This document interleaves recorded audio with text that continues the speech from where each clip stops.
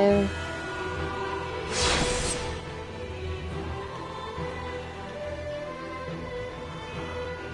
Excuse me.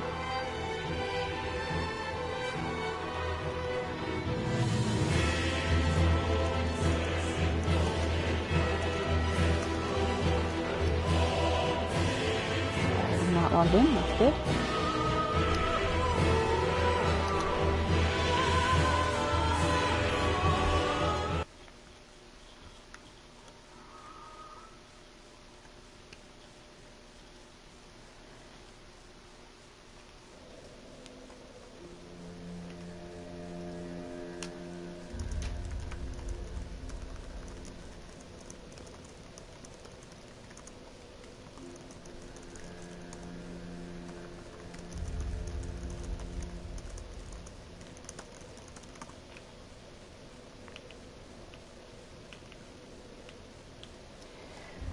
We're just gonna chill here, listen to the less bombastic, but still pretty music, while we wait for people to get settled.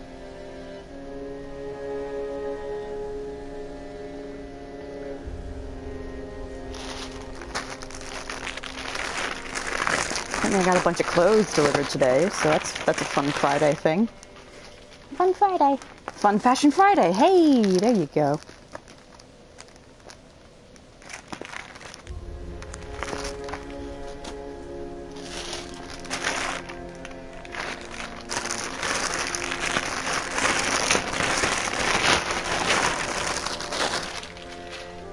Oh, these are really nice. They're like long, flowy, kind of witchy dress shirts. Interesting.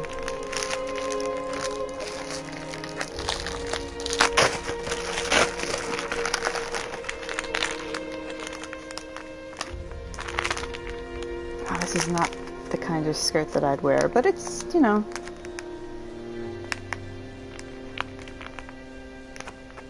It's interesting. I typically go for monochrome clothes. This is like a... Oh, yeah, this is... Honestly, it looks like a... As weird as it sounds, it looks like a layered floral bruise because it's like dark blue and purple. So, that's interesting.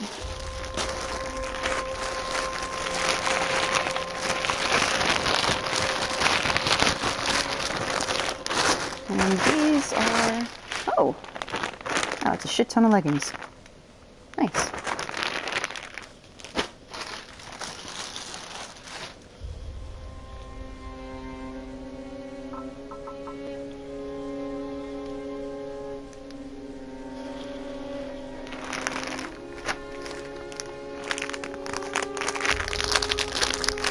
Morbidly fascinated by the skirt. And then we're going to get into the actual gameplay. Oh, it's actually really nice. See, never judge a skirt before you look at it, folks. Oh, this is very pretty. Aww. Aww. Yeah, my dumbass was super wrong. This is nice. Okay. Yay. Yay. Right. Let me send my thanks. And then we begin.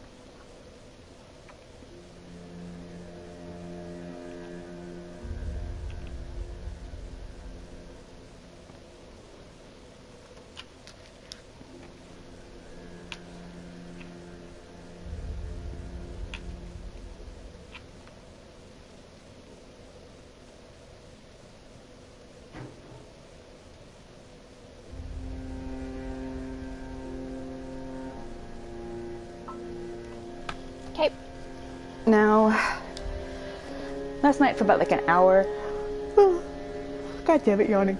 I went around, I got a little bit more souls, so I could get a couple more pyromancy spells, but just one that's going to be really useful in an upcoming boss fight. And since I was farming for stuff, I ended up getting the Corvian Great Knife, which is what I've wanted all along. It's not as strong as the one I'm wielding right now, the Mailbreaker. I do really like it though. So I'm probably going to switch to that and then level it up as much as I can.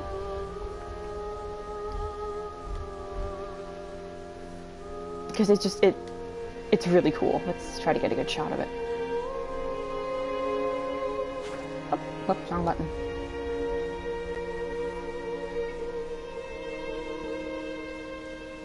It's just, yeah.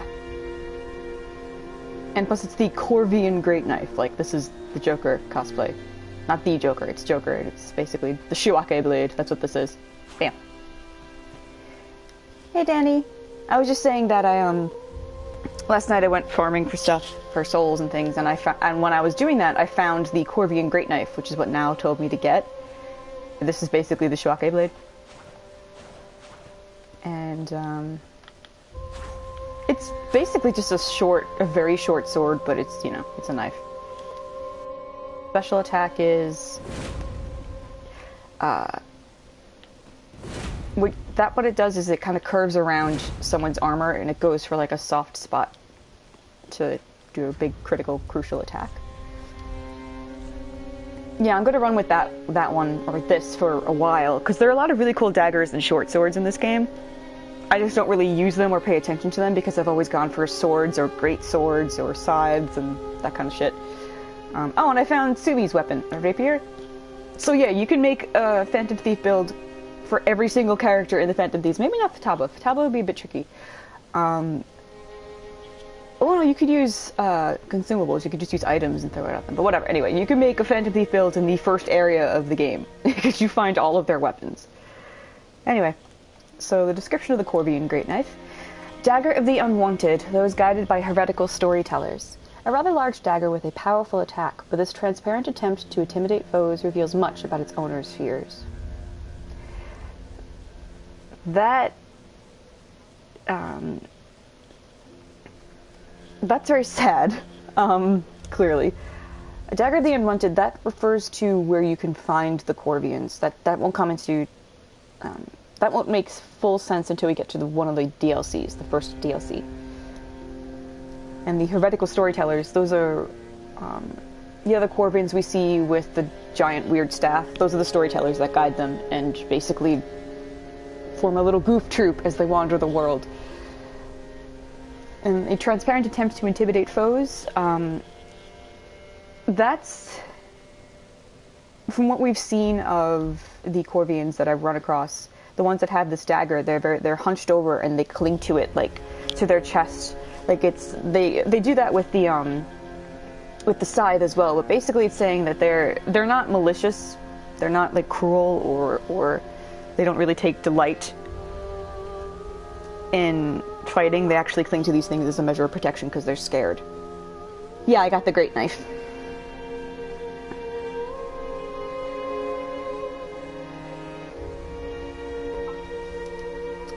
And I don't need the Kestis. That's just for other things. You're not gone. It's late. You know, it's late and you're tired. So, you know, I fully endorse and encourage you not being here. It's very cool. Its moveset is just like the other dagger. And you can two-hand it. Let me get my stamina back.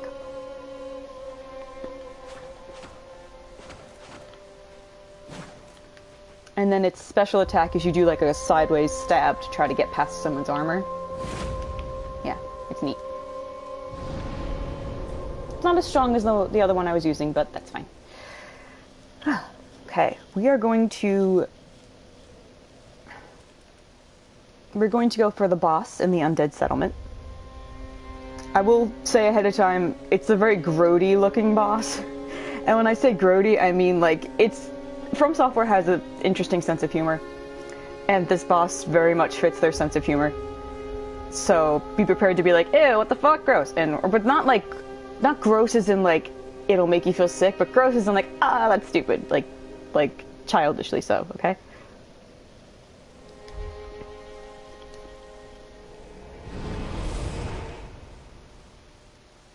Oh wait, no, I should have kept the case just on. I might need it.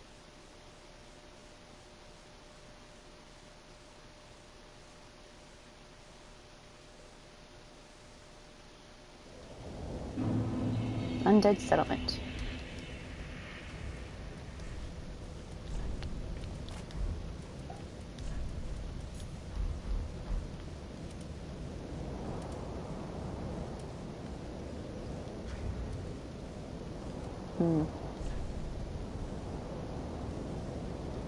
Okay. Oh, wait. Before I take another step. Oh, shit! I took a step. Is he here?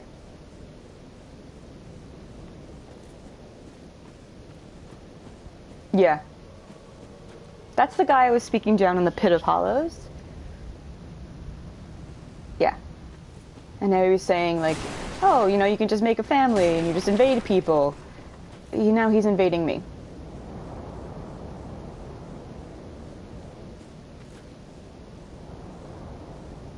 Sometimes you can trick him into falling or running off the cliff.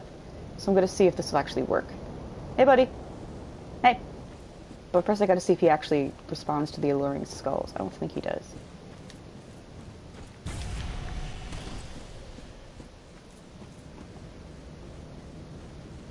Oh, he does. Oh, no, he's after me. Okay. Good to know, good to know, good to know. He's tricky, so...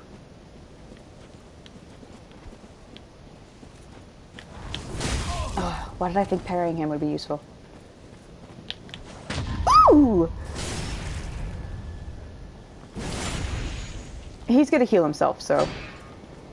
I should be careful. Ooh! I forgot he does it too. Okay, okay, okay, okay. Nope. Nope. Ooh.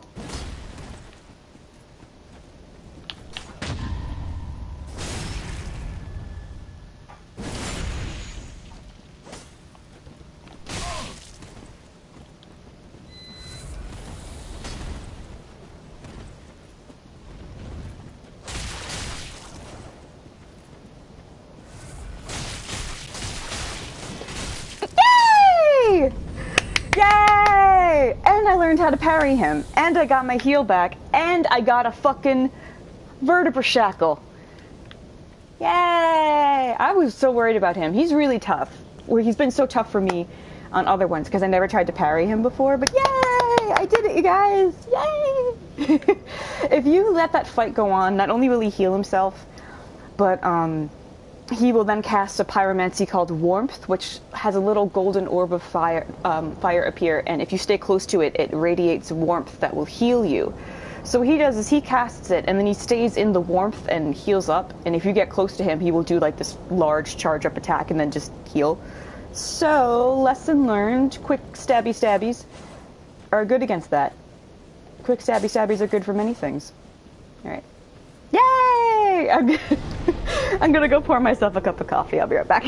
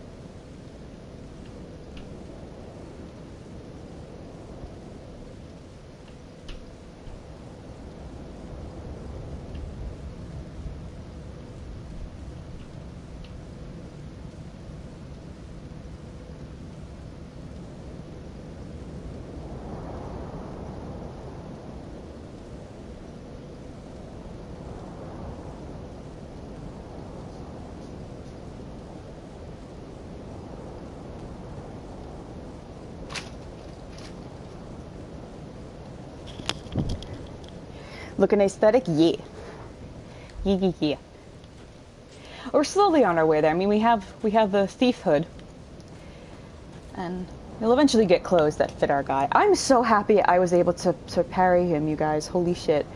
I am so happy. Oh, and there's blood on the knife now, too. Look, can I see? Fucking rad. Fucking rad, my dudes. Okay. Now, before we do all that, there is an item I want to get, because I didn't actually clean up properly down here when we were running through it the first time.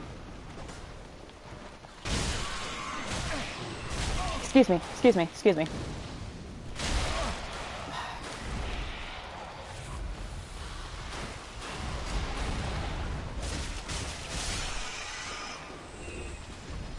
Parrying God. No, I am definitely not. However, I want to get better at parries because I want to play Sekiro, which is the game after this. Doesn't have any online thing. It's not connected to Dark Souls at all. But that, if you're good at parries, you will be very good at Sekiro because it's just like it's a similar timing effect. Oh, you're welcome, Pika. Irina's great. You know what? You're all going to be very happy with how Irina's quest goes. She's good lass. Also, I'll probably do Sekiro, obviously well after Royal. Because there's, you know how, like, I was saying how Arturius is a husband, and there's some husbands in this game? Sekiro is full of husbands. Like, they introduce you to 2 husbands right away. It's great. And in the English version, the guy who voices the husband that I like the most is actually a Persona 5 voice actor. And he's on Loud Annoying. Ray Chase, I think? Yeah, he does the English voice of Genichiro. Genichiro is my absolute favorite. I like his Japanese voice a little better just because it's hot, but the fact that he does Genichiro's English voice too, I'm just like, yo, they made Genichiro a fucking husband. Like, no matter what form you hear him in. Oh, Lord. But I gotta get better at Sekiro to do that. And that won't be until after Royal. Because my brother got me the game... Ouchies. My brother got me the game last year because we love the Soulsborne series. He bought me a Persona 4 for my birthday 5 years ago so we could play Bloodborne. And then he got me Sekiro just apropos of nothing. It's just like, I know you like it, so here, we can play it. And I never fully got into it, and he's been wanting me to, so I shall. Oh, they fell down. That happens sometimes, since they're walking on the bridge, their pathing will get messed up. So I have to be careful. Because I want to get that crystal lizard.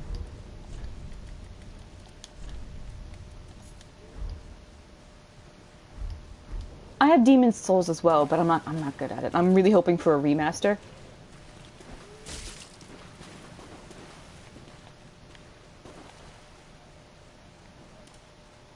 Sekiro looks like it's a lot of fun. It's like a slightly dark fantasy alternate history of the, I think, Tokugawa era of Japan.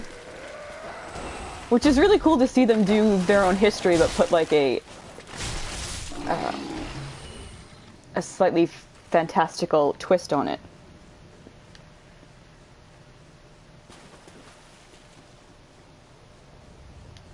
Okay.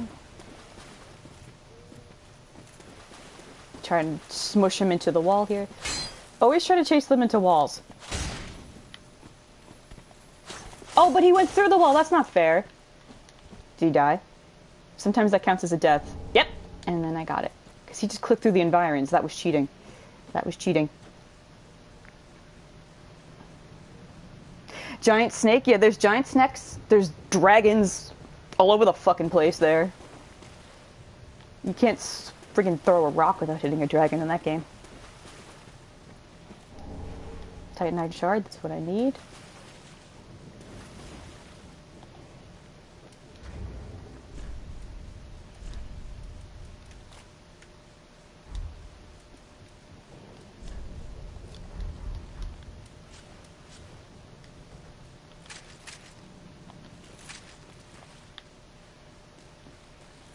I sees you.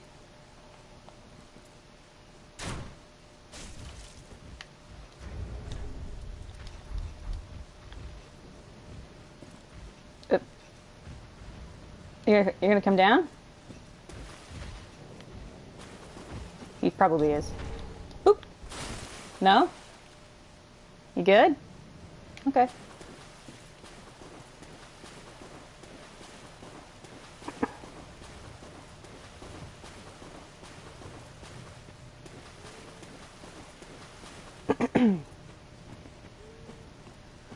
Yeah, I honestly, if I would recommend a Dark Souls game for anyone to get into, for like as their first, it would. I think honestly it would be 3, because 3 is less clunky than 1 or 2. 3, it's a bit more modern and has much more fluid controls.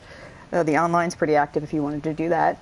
There's tons of weapons, tons of upgrades, things. You, even if you don't know what you're doing and you feel so in over your head, they give you so much materials or so many materials and so many ways to upgrade your stuff so that you can't technically mess it up. The DLCs are great. Like the music's great. There's a lot of characters. There's tons of replay ability there. Dark Souls 1 doesn't really have it. It's just you get the one ending or the other ending. Okay, and then if you'd like doing New Game Plus challenges with things that are more difficult, then you go with that. Dark Souls 2 probably also has a replay ability. Not probably, it does, because the build, you can make so many different builds, like mix and match them with all these different weapons. And it has 3 DLC, which are pretty fucking good. But Dark Souls 3 has like 4 different endings. There's 2 DLC, which are really fantastic. It has dozens and dozens and dozens of weapons, and they all have a different moveset because they have those things called weapon arts, which you can basically just change the moveset of the weapon entirely. They do have sorceries. I'm not going to be able to show off much because this isn't a sorcery build, but they have tons of really cool spells. You will actually be very happy with that, Pika. They have great spells. And one of the bosses we're going to fight today actually is a mage.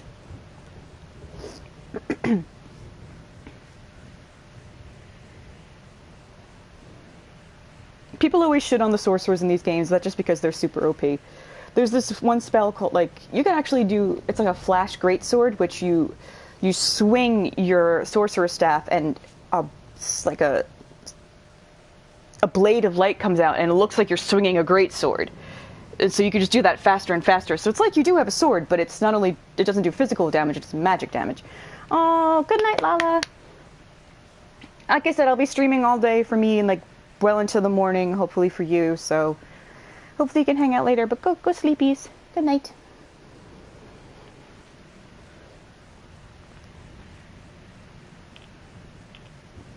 Okay, what the hell was I doing? Oh, alright, I wanted to...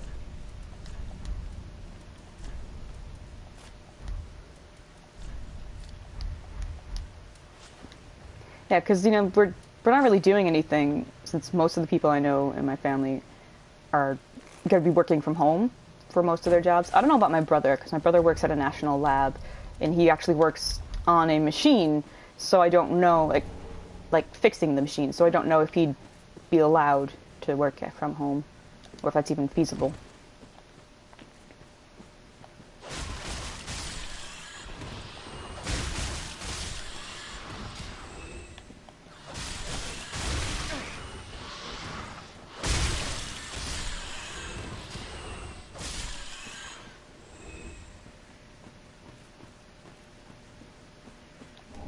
Saint's Talisman.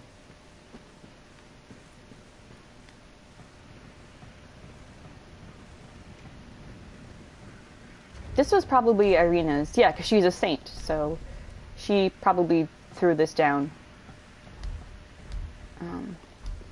when she was renouncing both being a firekeeper and a nun. And it doesn't seem we can use it yet, because I don't have enough faith! Ha! I need 1 more point in faith. Medium for casting miracles of the gods. Ivory talismans are given only to women clerics, and faith greatly affects their effectiveness. There's a certain frailty to this talisman which undermines the steadfastness granted by its skill. Its skill is unfaltering prayer. It increases the poise while casting miracles, preventing enemy attacks from interrupting the prayer. That's pretty cool. Most talismans, if you two-hand it... wait a minute, let me see. Two-hand it...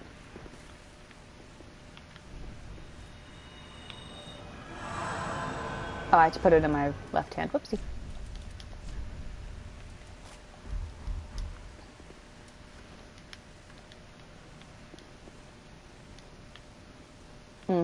Oh, this one doesn't seem to have what... Okay. Sometimes in talismans, they will have a side thing of... You can cast like a regen spell on you very, very slowly.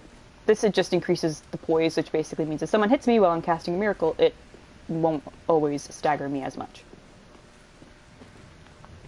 While we're going around shooting things down and collecting items that I missed, let's see if this will actually work. I really hope it does, because I don't feel like going all the way up there again. Oops. Oops. Oops.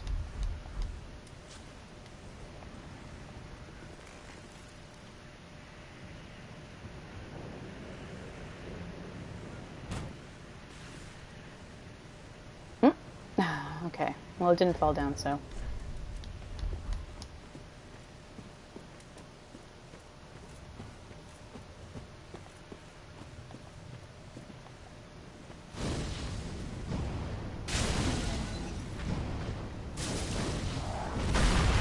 Hello, Mr. Soup.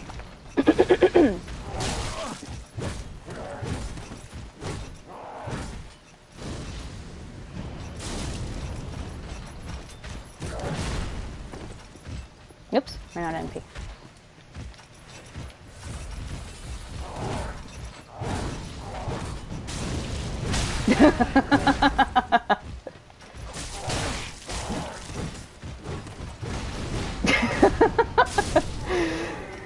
I love that because it's like they have a little tantrum. It's just like, meh. I mean, I don't like when I get hit with it because it just smushes you into the ground, but... And they can't really be staggered like the other ones I fight, so there's no point in hitting them more than once or twice. Hello? Nope, nope. Okay. No? Oh, where are you going? What? Oh, his pathing. Oh, I love watching their pathing get all screwed up. It's so cute. Hello?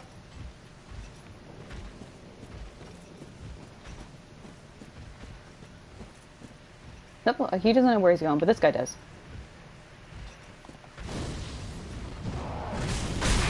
Ow!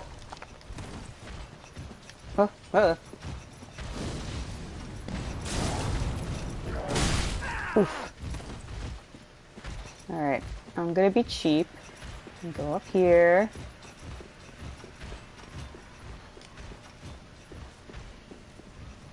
No?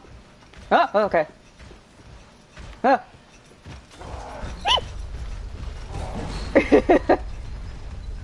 Oh, right. Well, I did kind of want to be here too. We're not doing this in any semblance of order, by the way. No one can tell me what to do. I mean, you probably should, though.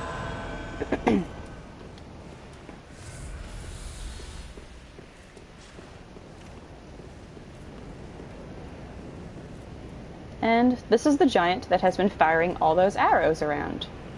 And we can get a clearer shot of other places we can go to here. That castle-y place in the distance, we're going to go there. Again, that's Lothric. That forest down below, we're going to go to. Yeah. I help anytime. Thank you. Because we have the white birch branch, he sees us as a friend. So he will defend us anytime we're near a white birch tree. If you come up here and you don't have that branch, he's just like, who are you? And then you can make peace with him, and basically you just make a little contract, and then he gives you a white birch branch and then says, I help anytime. So, to take out the middleman of that step, I just always take the branch.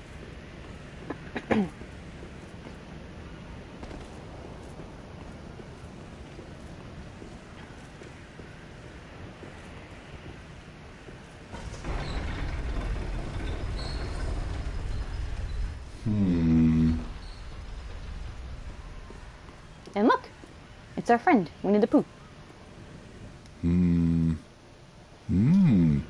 Ah, oh, don't disappear like that. You had me downright worried. But thanks to you, an epiphany has struck me square in the head. Texture's freaking I've out. unraveled the riddle of this inscrutable lift.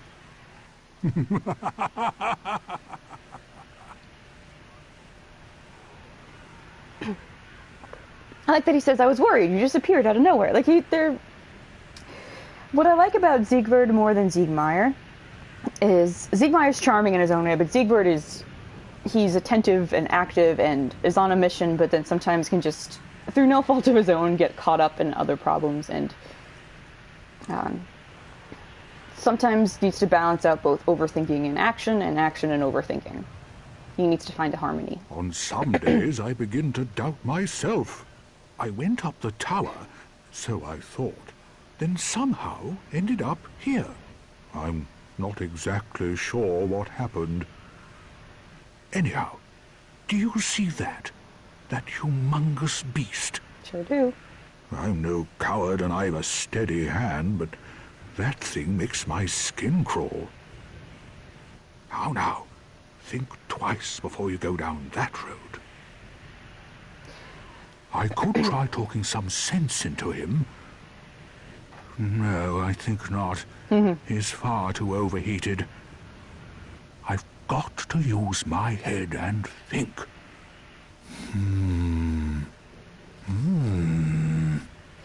The answer's right in front of him. He tells us to go back. We actually can't. The lift went down, and it's a death drop if we try to go back down. The only thing we can do is go forward towards that guy. Now, I don't feel particularly prepared for this,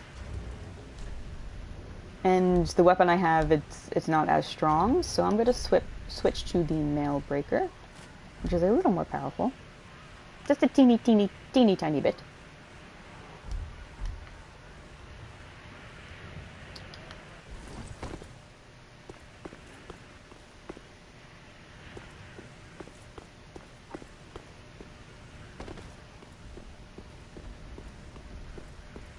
Nope. Oh, I thought there was land there. Whew. Homeward Bone. That's a... You can take this and be like, if you're not ready for this fight, take this and just go home. I'm going to... try it. You should have waited. Well, it's too late now. I, Siegward of the Knights of Katarina, fight by your side. Ah!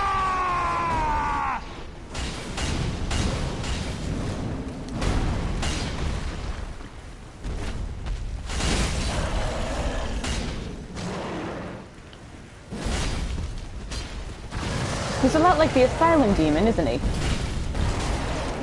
But he's also a lot like the Bed of Chaos, in that he's tree-based and is on fire.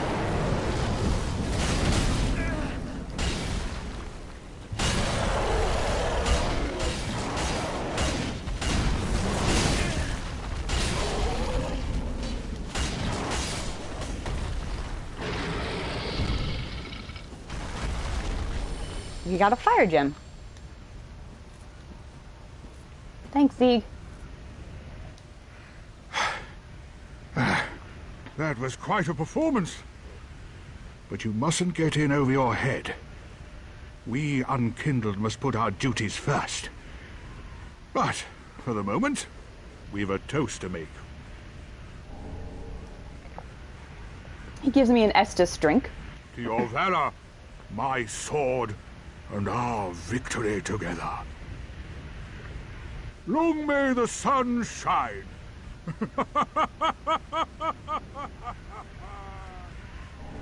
And we learned the Jester toast.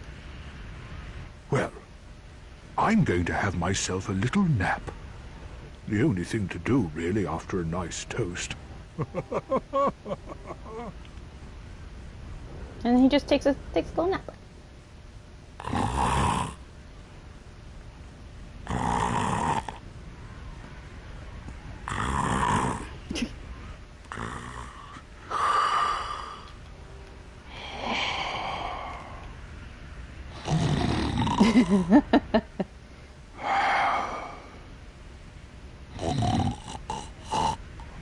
Like, he's just sleeping in full armor, and then he taught us the sleep gesture.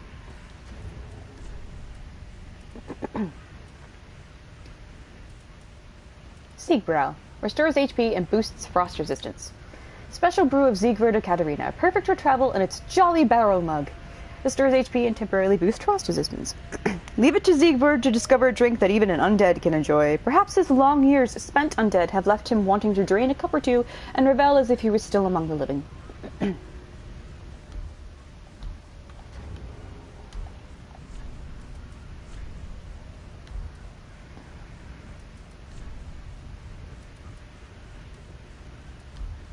This is what we can do now. So if you want to greet someone, if you summon someone in, you could just sit down and toast them. The bonfire, the firekeeper, she reacts to this one as well. It's really cute. But yeah, this place is pretty fucking grimy. A lot more people, a lot more bodies strung up on trees, on poles, on wheels. It's Berserk Town in here. Nothing's going well for anybody.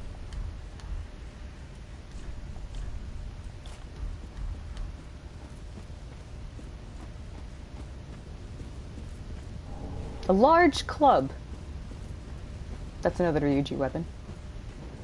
Ryuji-esque, I should say.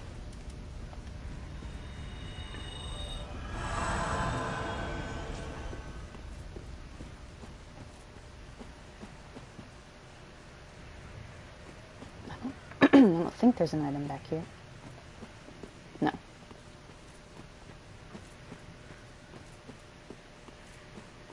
Glad the Impalerville. You know what? It is very Vlad the Impalerville. Don't mind the textures popping in. PS4 version's a little whippy.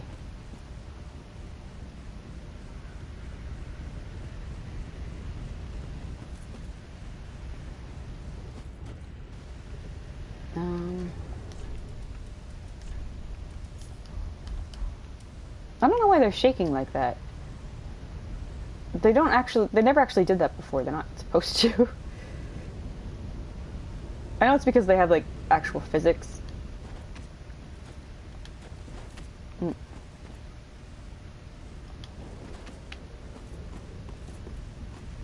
Oh, I'm silly.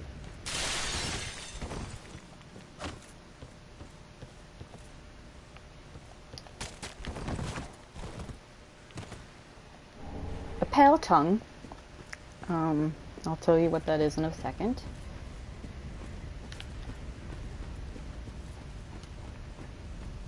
Oh, I have to look at the vertebra shackle that we got too. And we have new clothes, if you want to wear them. The vertebra shackle that we got from killing Hodrick, that jovial fellow who invaded us and tried to kill us.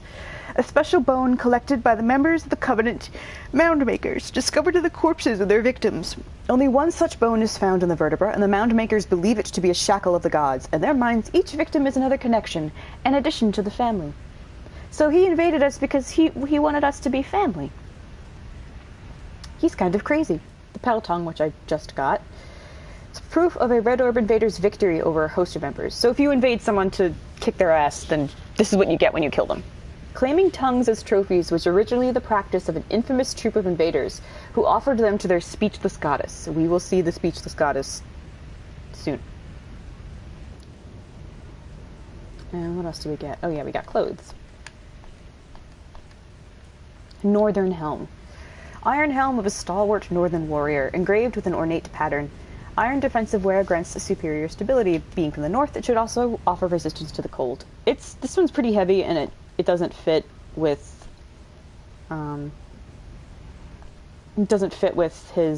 with my idea for Joker, so we're not wearing these. Hopefully we'll find proper clothes for him soon.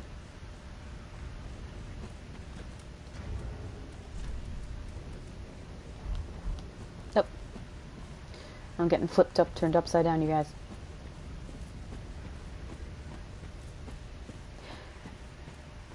I really like the way the houses are designed.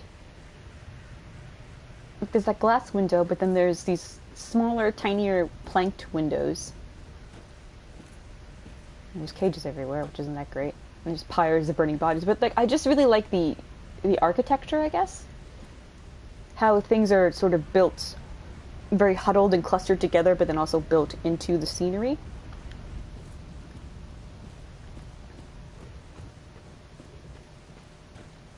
And then I feel really bad that the undead curse is obviously such a tremendous problem that not only did the undead...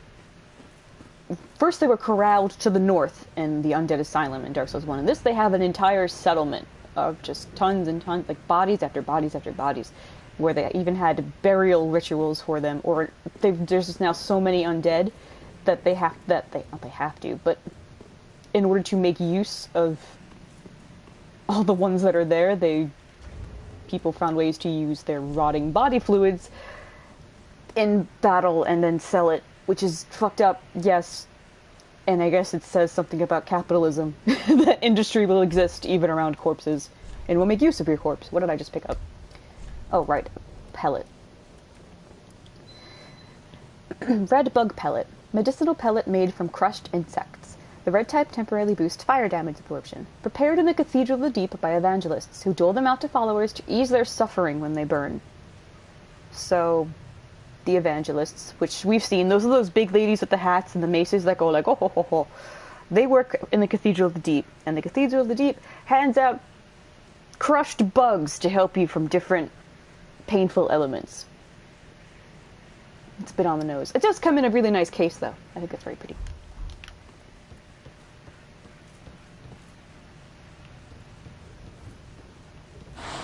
Oh, that startled me. That actually got me.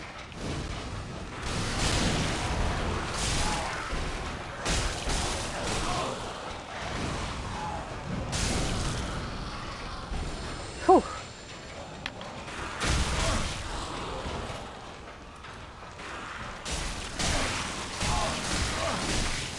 Oh my god, it's actually throwing literal shit at me.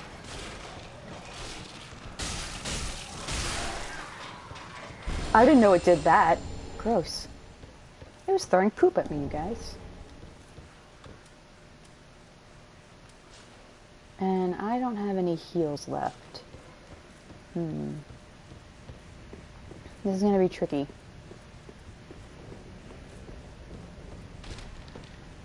More treeple, just sitting in the sunlight. More dogs. God, I hate dogs.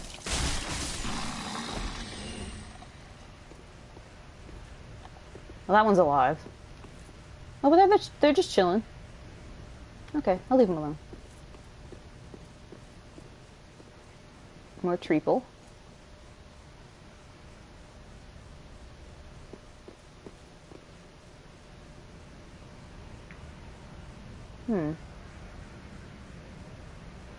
I've always wondered what turns people undead and then what turns them into treeple. Because when we went down through the cemetery, not the cemetery, the hidden graves where they found this statue of Velko, we did see skellies that had tree roots growing out of them. So I'm like, is it just certain people get this?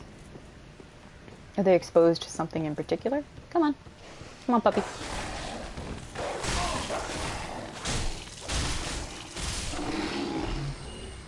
God, I have like no health.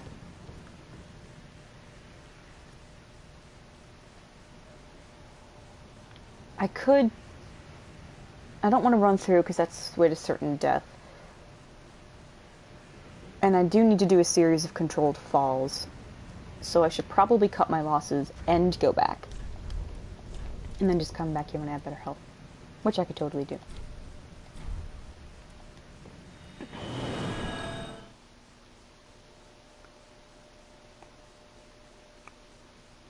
Think of the homeward bone as like the go home. Because that's essentially exactly what it is.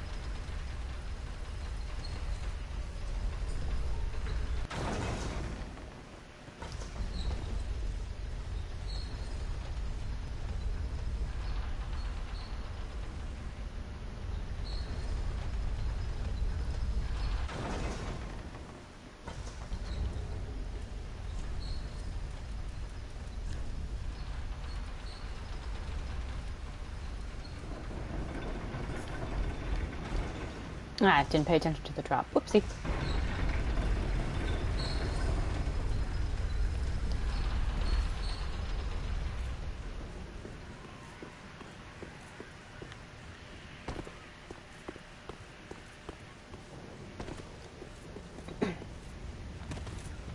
Okay, now we can keep going.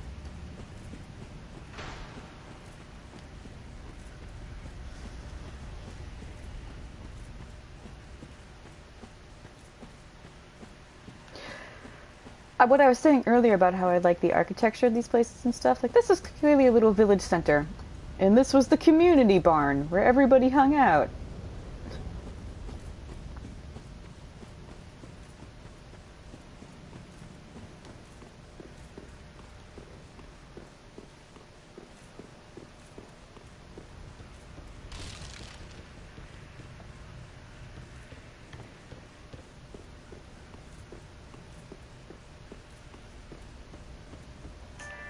Nope. Medication alarm, okay. Hey, puppy. Come on, puppy.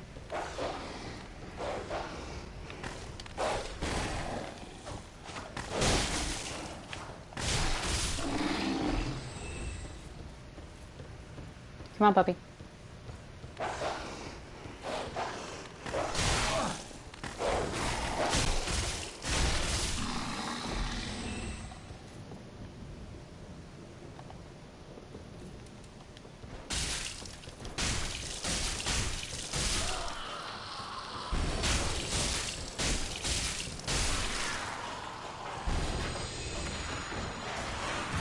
Ah, crap.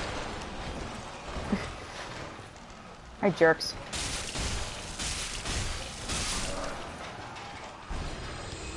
Oh, I don't have any more. Shit. Okay.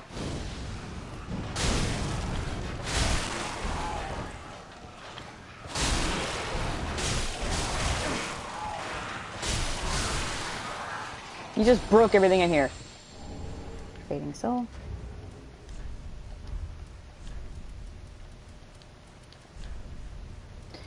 Human pine resin, yeah, that's resin rotted with human body fluids. Normally used preservation in burials. Yeah, gross. I do want to see if I can actually buff one of my weapons with this, though. I can, okay. So now my weapon does dark damage. And they're just staring face to face. Let's see how it works. Not very well. Okay. Oh, I didn't mean to do that again, actually. Oh well, we can end up buying it later, so it's fine.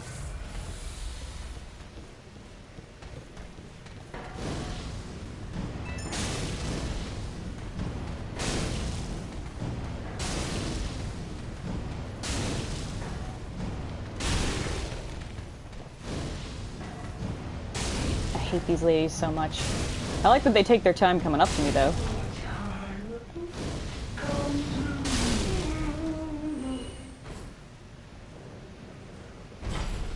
And since their attacks have such a long wind-up, I panic and normally, like, dodge too early.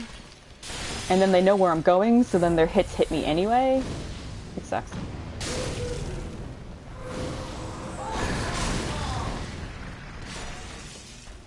Shit.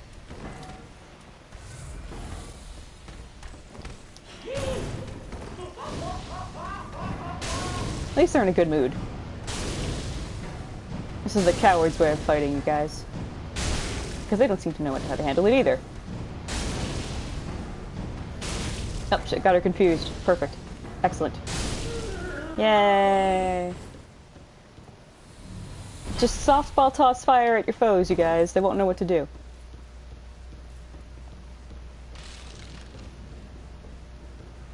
Nope. Almost walked off to my death. That would have sucked.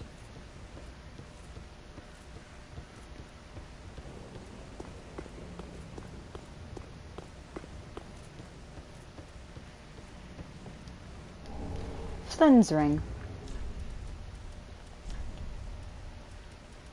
Lowering equip load increases attack. Ring of Flynn, the eulogized thief. Flynn fought with the wind on his side, was a hero among the weak and poor, yet even his admirers knew that it was little more than an idyllic fable. So Flynn's basically just the Robin Hood of this. Or, what was the name of the... What was Eugene's real name in what was Eugene's fake name in Tangled? Was it Flynn Rider? Because I feel like this is a reference to Tangled. I know it's probably not true, but it says that, like, you know, Flynn was known as this great thief and he helped the hero among the weak and poor. But even his admirers knew that's just a story. That wasn't true at all. And this basically means the less your weight ratio, the lower it is, the more damage you will do. So if basically you run around almost naked, you're gonna do a lot of damage against people. I don't feel like running around naked, so I'm not gonna wear that.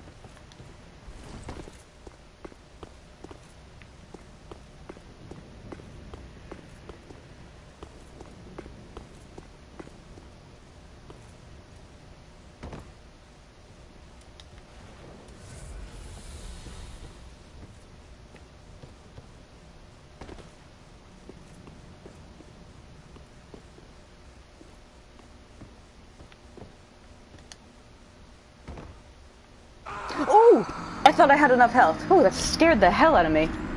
Also, I thought I landed on that ledge. Oh well. That's why you heal before you do a drop, folks. Sometimes fall damage in this one surprises me.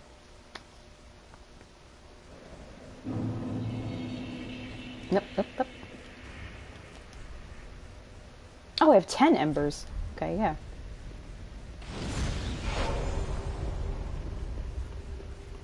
Now, technically I should have waited to do that till I really needed to do it. Oh, that's annoying.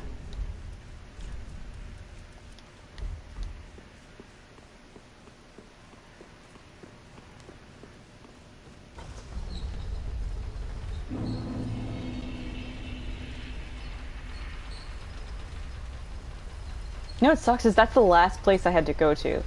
If I had survived that fall, I would have been exactly where I needed to be, and we could have continued, but alas.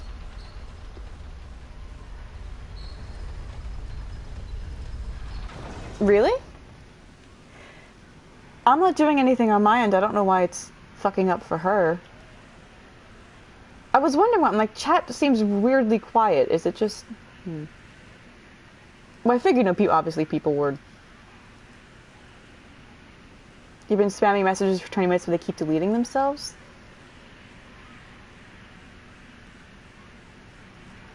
That's really weird. I'm sorry, Star. Hasn't chat been weird for us all? Lately, like, this is not the first time I've heard of it. Hold on.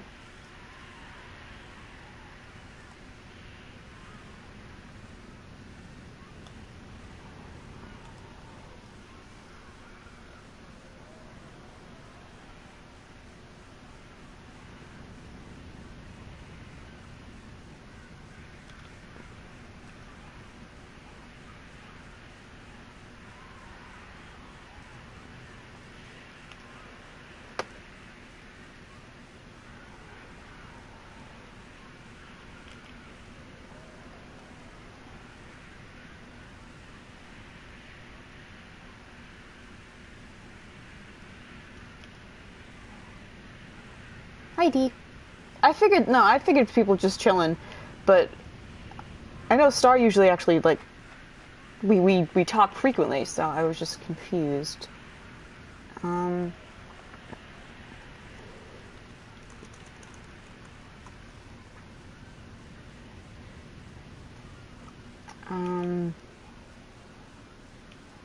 don't know if there's anything I can do about it on my end.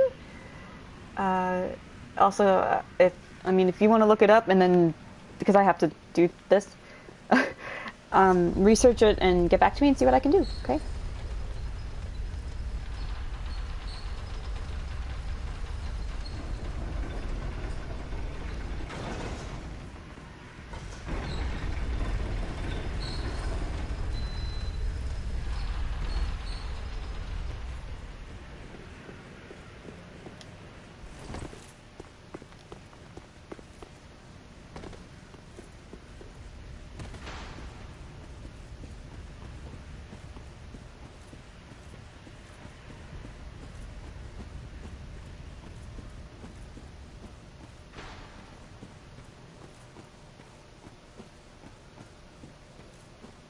I wonder, I don't know if restarting the stream would help.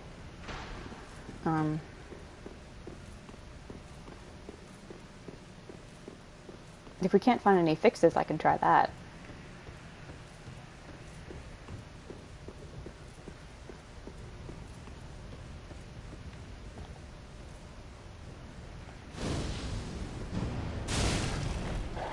No, come on. You horrible, horrible thing, get up.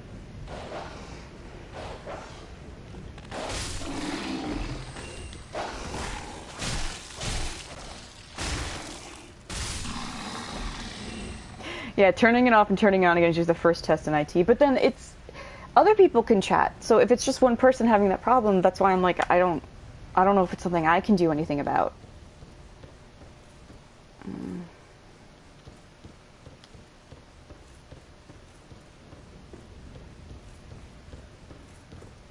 This is so weird. Like they're just having a staring contest with each other.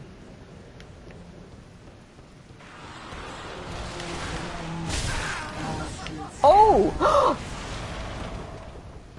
Oh, how am I not dead? Oh my god. That broke my fall. Oh my god, how am I not dead?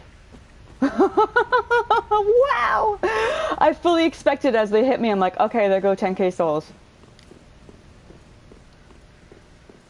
That's why you don't rush past enemies that have a long range hit. But you know what Ren doesn't do? Take good advice.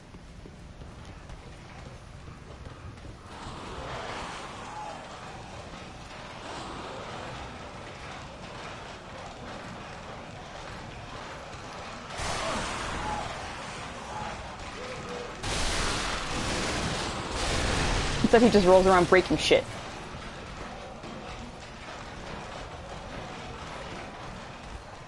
I'm gonna corral them up here.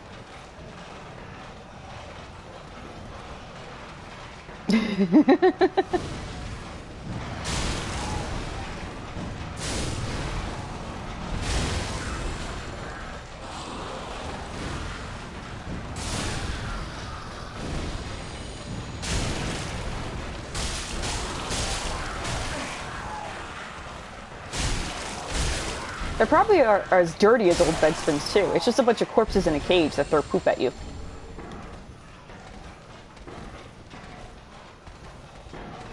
Oh, up. She's gritzing. She's getting messed up. Okay.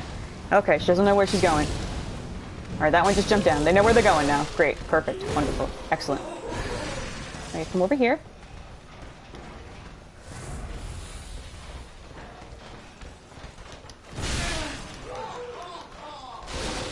That's fine. You can laugh.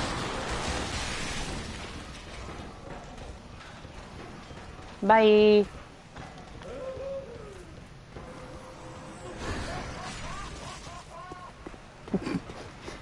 I do like how happy they are. Throwing weird things at me, beating me to a pulp, you know, they're living the life. They're happy with themselves. They're also right behind me.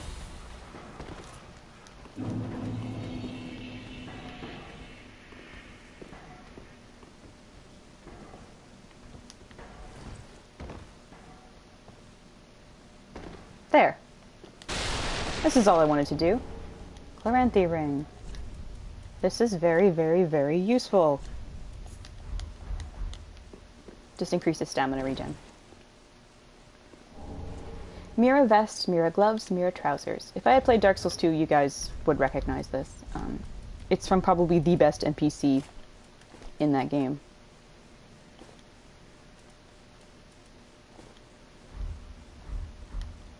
Her clothes are so cool. We don't have her mask yet, but yeah, these are her clothes. Garb worn by Mira knights set on journeys. This hard leather vest is bestowed only upon proven knights. Knights travel afar to fulfill their sacred duties, but few are ever able to deliver on their vows. This is... since we didn't play 2, I'm going to explain to you Lucatiel's story. Lucatiel came from Mira. She always wanted to be a knight, and she was basically had sworn to her service, and she came to the land in Dark Souls 2. She kind of forgets, but she, because she's slowly going hollow, so she doesn't fully remember much about her past or even about herself, and then she always wanted to be like her brother, who was a knight. And the further you go along in the game, you will run into her more, and the further her hollowing condition worsens, and then to the point where the last time you see her, she's sort of collapsed near a bonfire, and she barely recognizes you. And then when she does remember you, she says, "I beg of you, remember my name, Lucatiel." And you can... She basically doesn't think she ever becomes a knight or ever fulfills her goal. And this garb is telling you that it's given to knights on journeys, and the leather vest is bestowed only upon proven knights. So she did fulfill her goal. She was exactly what she wanted to be all along. And so saying that knights travel afar to fulfill sacred duties, but few are ever able to deliver on their vows. That, I think, is a gentler way of saying she did fulfill a vow. She did do what she wanted to do. And since she asked of the player character in 2, "I beg of you, remember my name," she's basically telling you, person playing the game, remember me. And by looking at this is a bit meta, but by the player looking at this, recognizing it's Lucatiel's outfit, we are then delivering on our sacred vow of remembering her. So, I think I'll run with it for a little bit. It's a bit more dramatic than what we had on. The colors are at least closer to Joker's stuff. And I do have hard leather. Yeah. Let's see, let's go in the sunlight. Oh, the pants don't fit at all. Okay, gotta go back to the other set. I like the little flourishing skirt on the side there.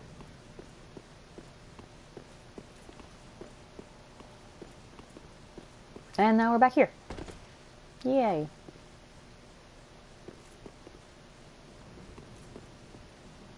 With these horrible, horrible murder puppies.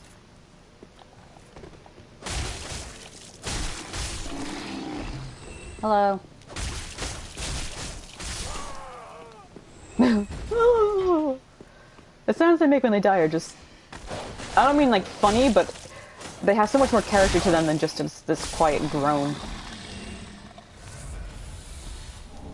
An ember. Okay, great.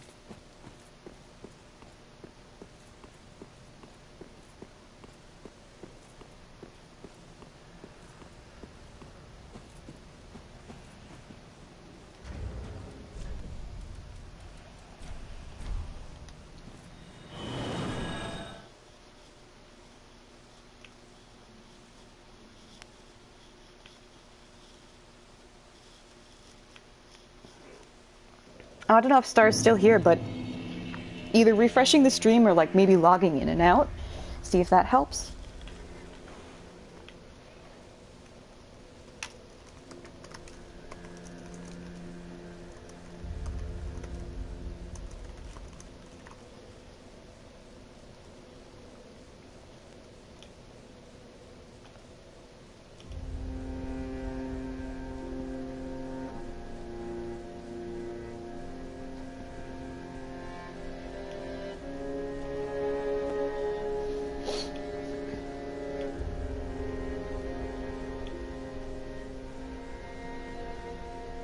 Let me see if Maybe it's in, I could adjust chat settings. Just listen to the pretty music, and then we will resume.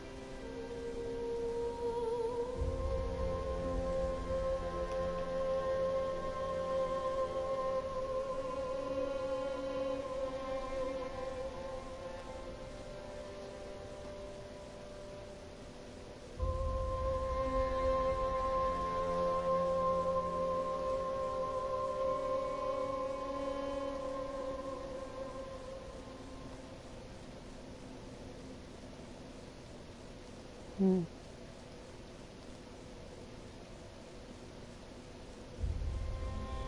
Oh!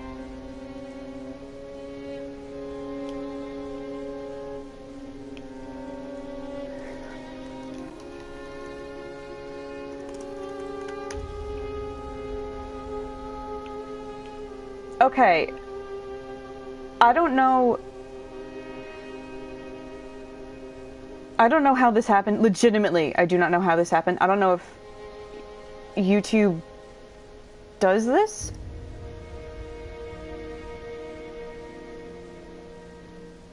Because I legitimately did not add you as hidden, but I went to the filters or like the community thing here, and you were under hidden user. I have no idea how that happened. But I changed that. So hopefully, Star, if you're still here, you could message, and then I just fixed it. I don't know if it like auto adds people to a hidden thing if they send a certain amount of messages in a certain time. But that sounds like a bot thing, so I don't know. I legitimately don't know what happened. I'm very sorry that it did happen. It is a bit like the Velvet Room, I agree. Only you have a lot more friends in here, really. And there's no shitty twin fucking lollies to bother you. God, I don't like them at all. Welcome home, Ashen One. Speak thine heart's desire. Very well. Then touch the darkness within me. Take nourishment from these sovereignless souls. Ren's friend room? Yeah, because I am sending all my friends back here. You're completely right. Okay.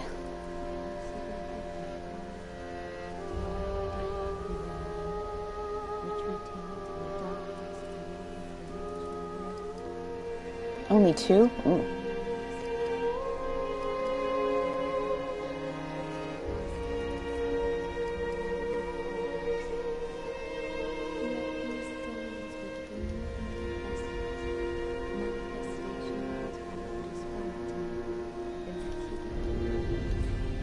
Farewell, Ashen One.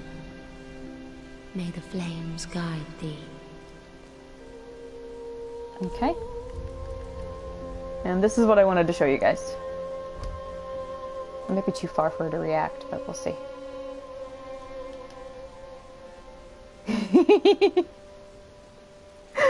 I think that's the cutest goddamn thing in the world.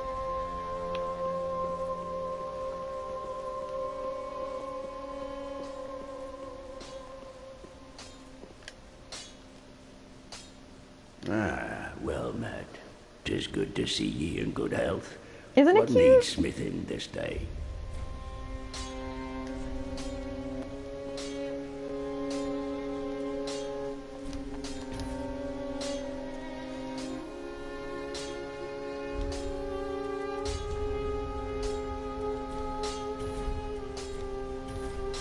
Prithee, be careful. I don't want to see my work squandered.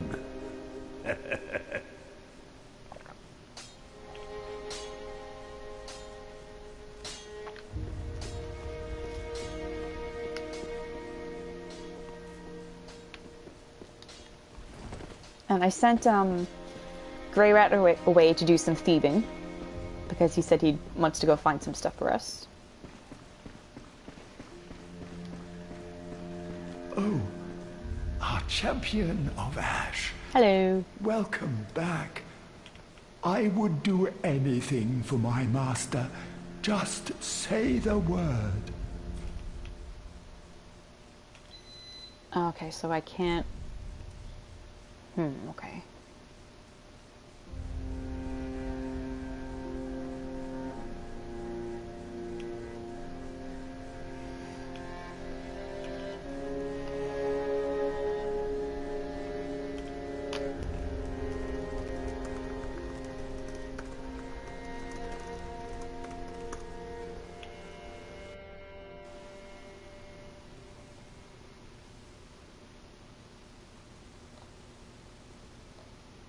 Yeah, I don't know how that happened.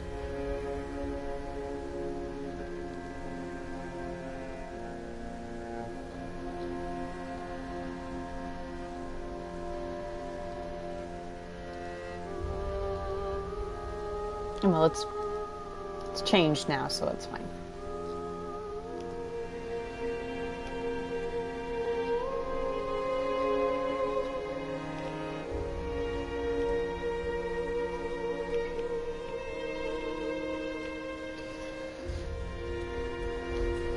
Be safe, champion of Ash. I thought I'd be able to level up with him, but I can't.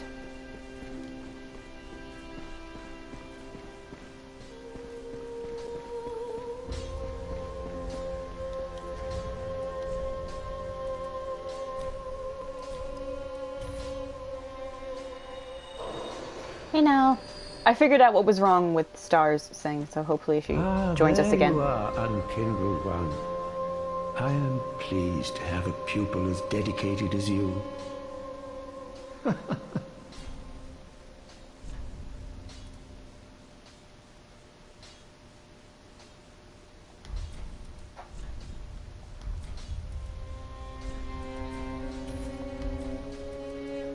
Oh, we'll need a pyromancy tome to learn more advanced pyromancies. Though unorthodox, that would be the most expedient way to make progress. If this were the Great Swamp, and you had the luxury of time, we could have trained you the hard way. Yeah, I like this place a lot too, Pika. I like that, again, like I had said yesterday, you bring books for your teachers to read, and you go over it together, and so sometimes you both learn new things as you study it. And so that's what he's saying. He's like, well, if you want to learn more than what I have here, we're going to need a tome for that. Because we don't have the luxury of time. He's cool. I like him. Do not be gone for long. What is a teacher without a pupil?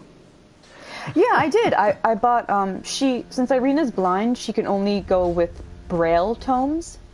There's 2. Well, there's technically 3 in the whole game, but one of them you should not let her read. And I brought a divine Braille tome to her last night, and she taught me a few more miracles.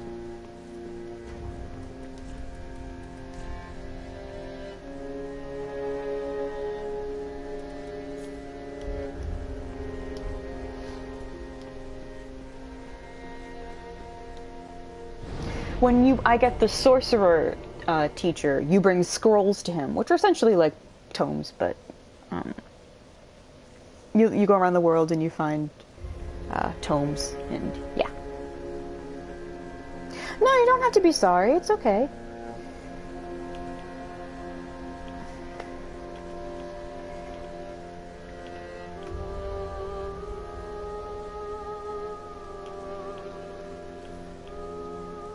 Yeah, Star, I have no idea what the fuck happened, and I'm really sorry.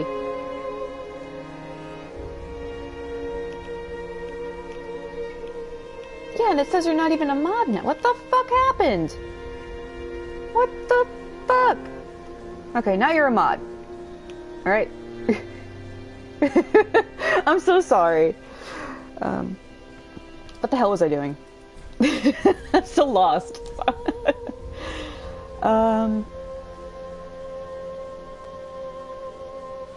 Oh, right, I wanted to see if I had anything in storage.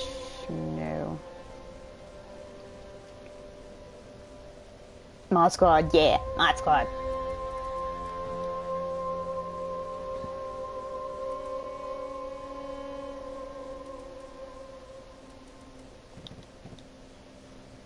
Anarchy!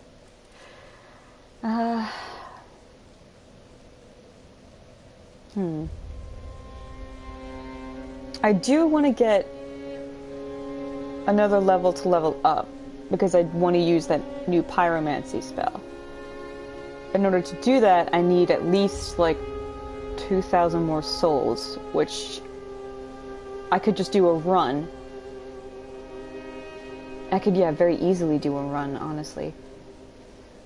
But then part of me wants to use the soul that I have, Vort's soul, but no. Alright, whatever. We're just gonna kill a few things and then come back.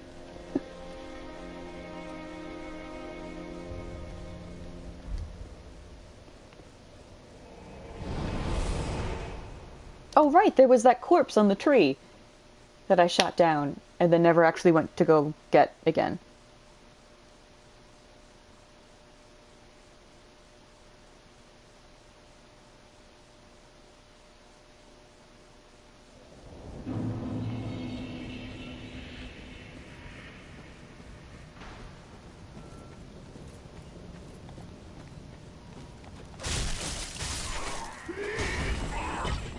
Hello. Oh? Trousers. God deleted you from existence. Yeah, seems like it. These are probably filthy and horrible. Yep.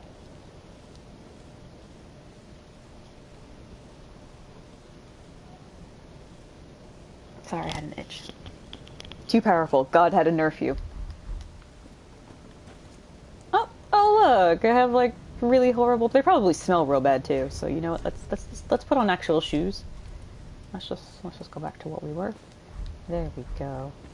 And I put this on just because it's something different than the Herald clothes. It's a bit more showy, like what Joker would wear. And I'm still determined to find clothes that would work the best for him. It's gonna take a bit.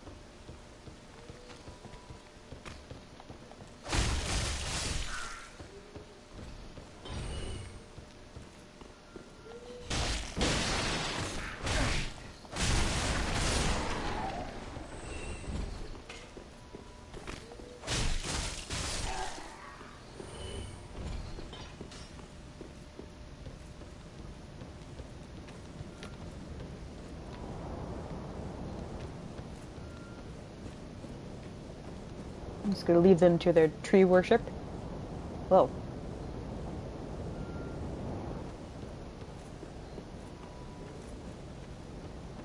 That's kind of like, before one feeds on death, one must pray to it. Huh, okay, that's why they're doing what they're doing. A seize.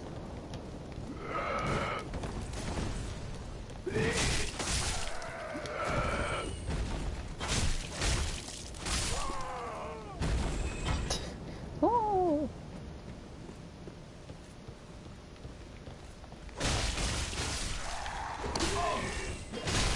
Ouchies.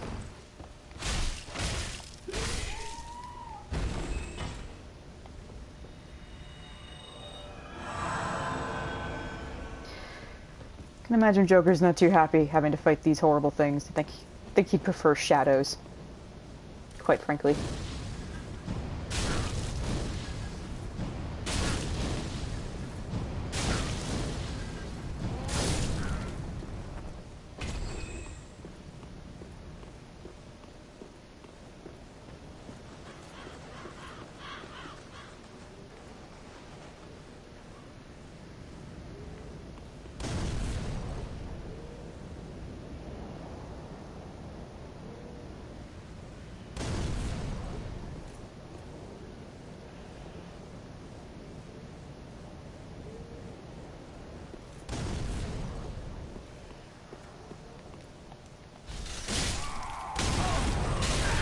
Excuse me.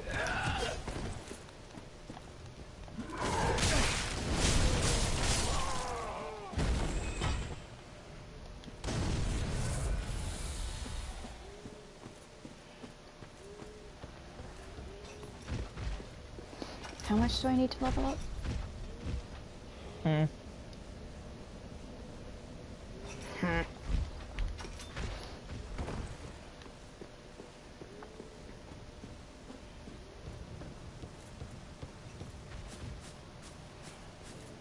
I could be cheap and just stand up there and lob it at him.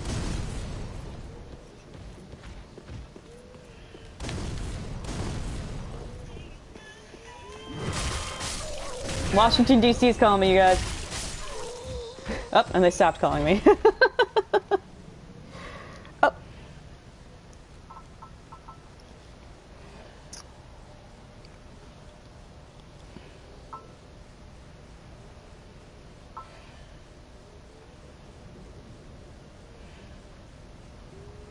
Sorry. All these texts from my family. Don't want to talk to me unless I'm doing stuff.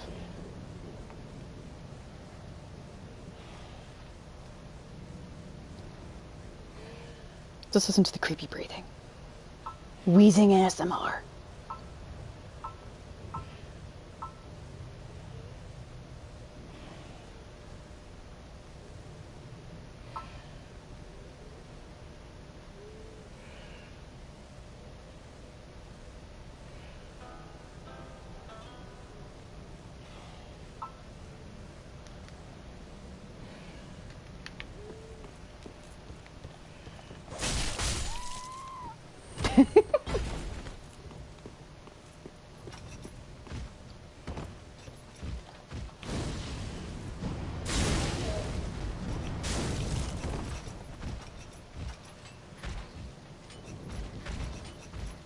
Good?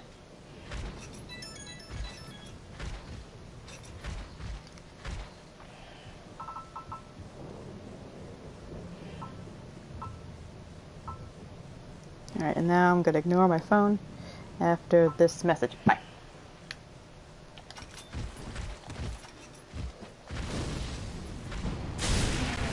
Up.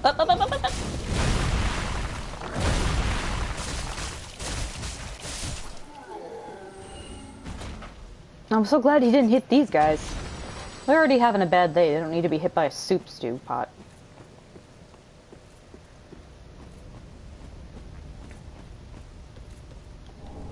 Soul of an unknown traveler.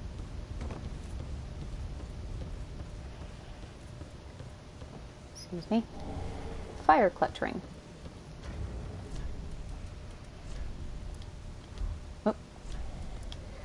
Ring depicting a hand grasping a red stone. Increases fire attack, but compromises damage absorption. So it means if I cast fire, if I use pyromancies, that attack will increase, but I take more damage from fire.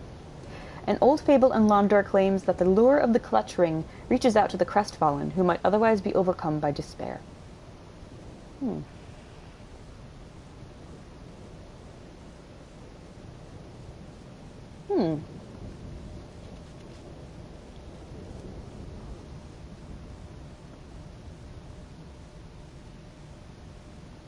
I'll have to mull over that a bit. That's an interesting thing.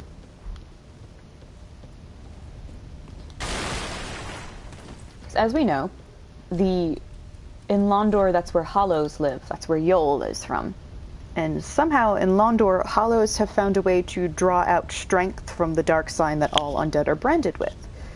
Which means Hollows have found a way to turn their weakness, or this thing that is a corruption within them, into a strength.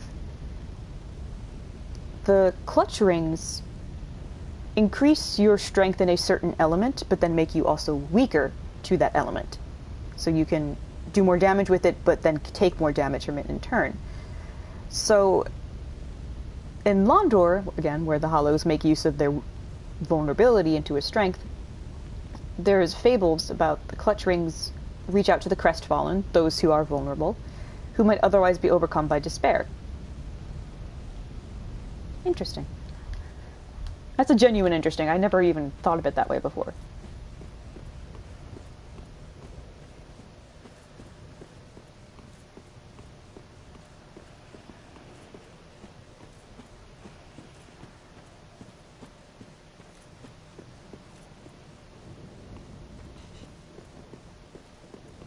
Hello.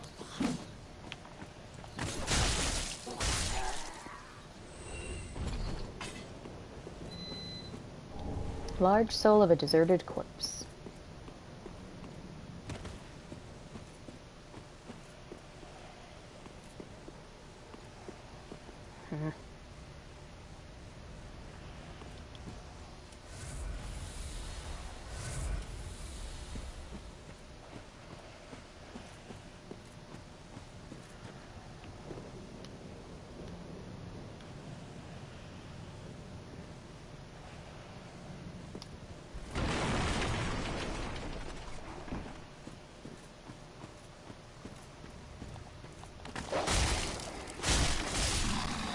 That puppy.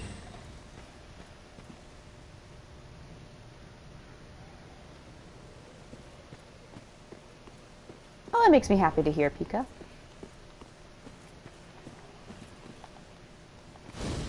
And then if you have PS Plus, we can co-op if you need help on anything. Look for gloves. Did she fall down?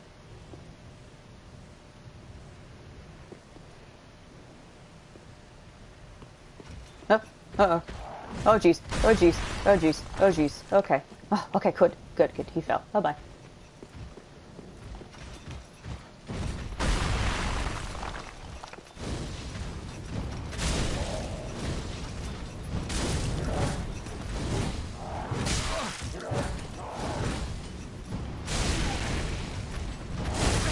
Ouch.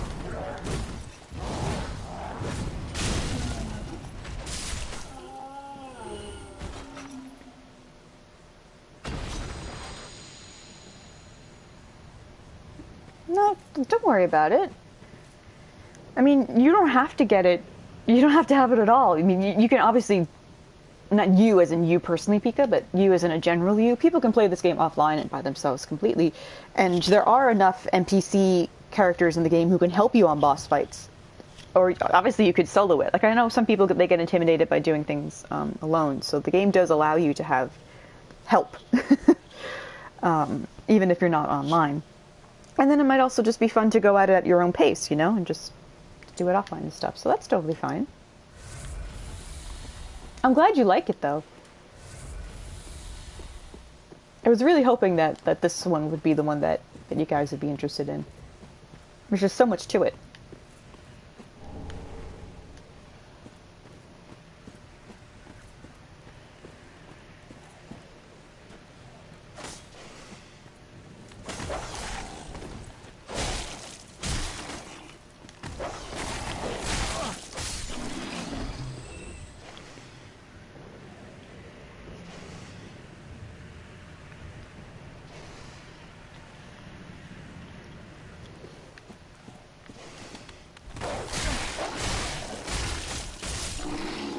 I think for my next run of the game, I'm just going to do a slow walk. I'm just going to do this.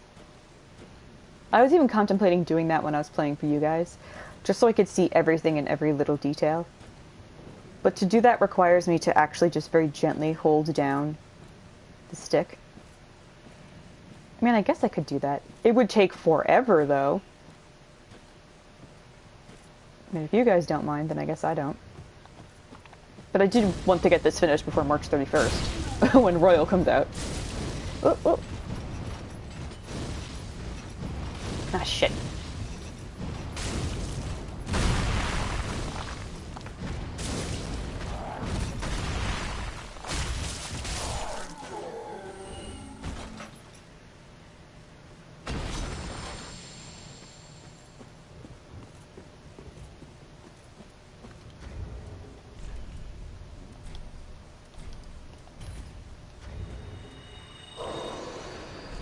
I don't know if that'll be enough. No. I just want to get one more point. Just one more.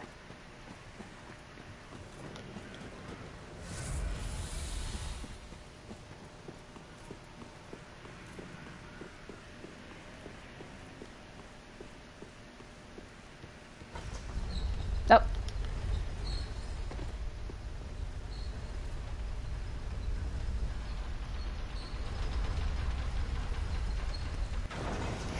not a coward. You're just, honestly, playing games on easy mode, you just want to enjoy the friggin' story. That's it. I usually play, if I have the option to in video games, I will play a game on easy the first time through. So I'm like, I'm not here to, like, go buck wild with the fucking combat, you know? I'm just here to enjoy myself. I think, for the English release of Royal, I might do hard mode, just because I want to give myself some kind of a challenge. But that's just me.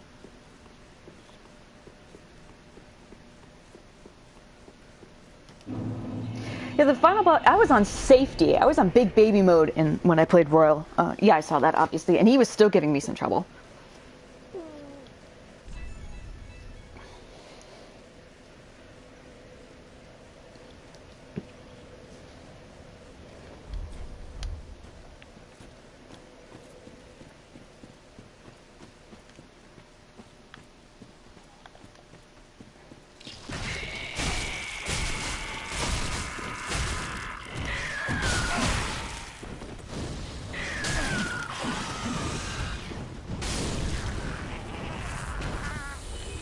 Sorry.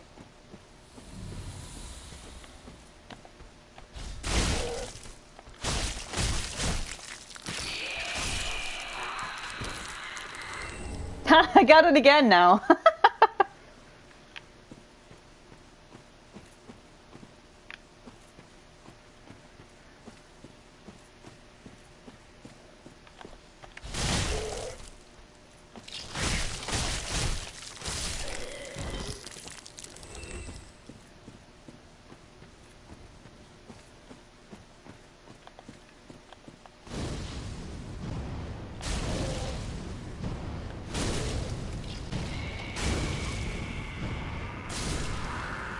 Is that enough?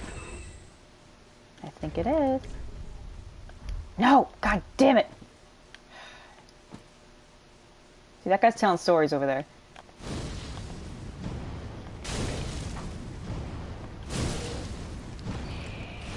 Uh-oh, uh-oh, uh-oh. I feel so bad for them. I'm sorry, I'm sorry. I just needed souls. I'm sorry. It's nothing personal, I promise. I'm very sorry. I'm leaving now. Bye. I wish we could be buddies.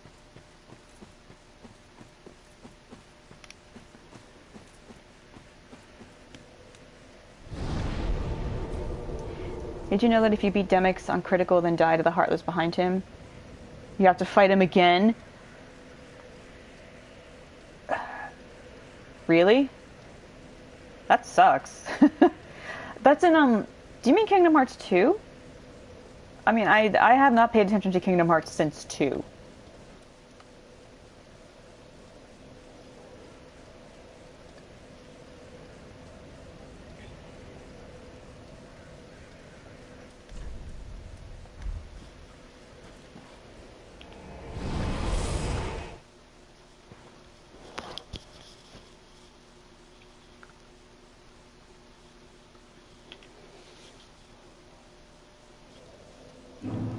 Ooh. Hello again. Welcome home, Ashen One. Speak thine heart's desire. Very well. Then touch the darkness within me. Take nourishment from these sovereignless souls. Okay.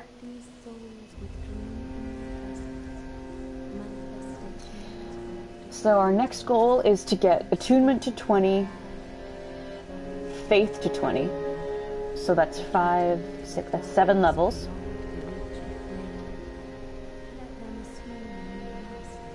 And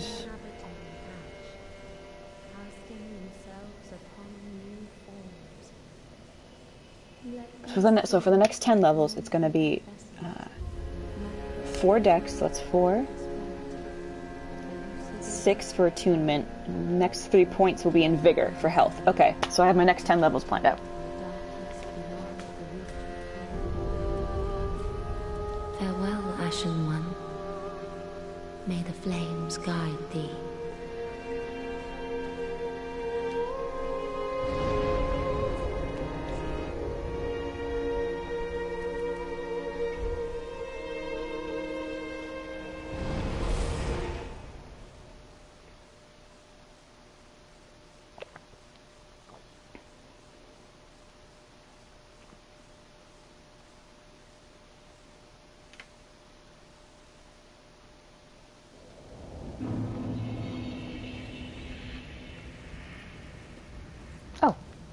Oh, God.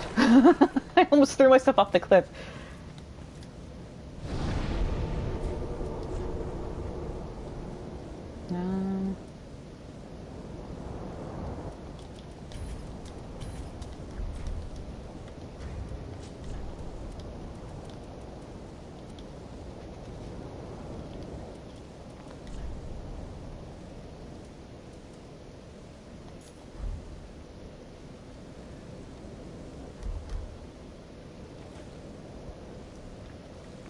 Critical mode just lets almost enemy 1 to 2 shot you. Only gets fun when you unlock dodge rolling and the ability to endure combos. That sounds like a lot of, have any of you ever played Devil May Cry? There's a difficulty mode on that. I think either in the remake or the reimagining that was like Dante Must Die. No, I think it's in all of them, I'm sorry. But there's one where you can get killed in one hit, and enemies can also get killed in one hit. So you basically just have to be super duper careful. Honestly, Devil May Cry was a game I was considering playing for you guys too. Specifically Devil May Cry 5. I don't really have fun playing. I mean, the other ones are fun and good, but I think you guys would really like 5 just because it's charmingly silly, and also there's a bunch of husbands in it. And wives, because there's pretty ladies in it too. It's actually, if you're bisexual, that game is a feast for the eyes. Now if you're queer in any way, and even straight people, I guess. No, whatever. DMC5 is a feast for your eyes. Because I'm trying to think of other games I could play just to... Because I know you guys like hanging out on stream, and I'm like, well, DMC5 I could try. I'm not particularly good at it, but it's tons of fun to play.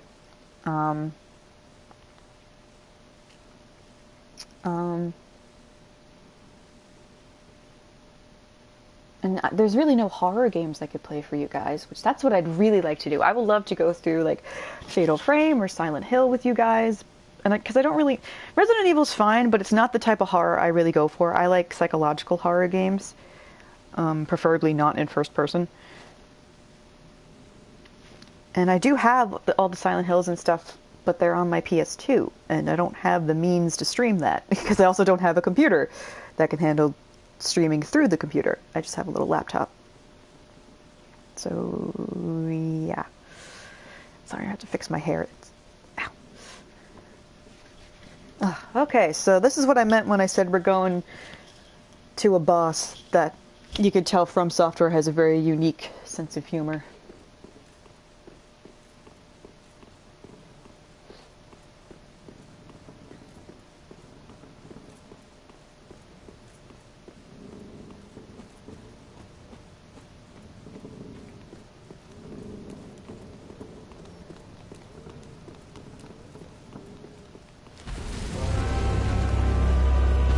It's a Deku tree and it's pissed.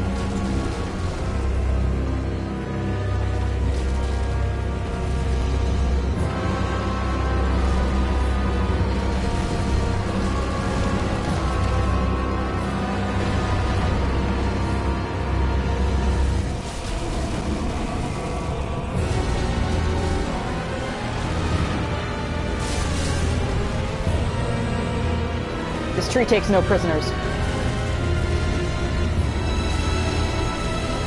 Trying to let it kill all these guys so I can get a shot at it. Come on, stop.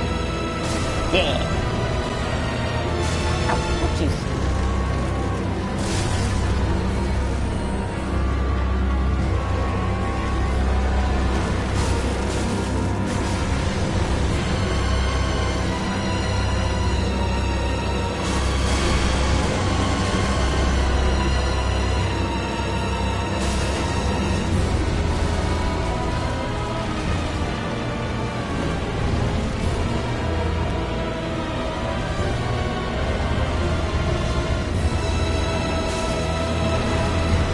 Very gross.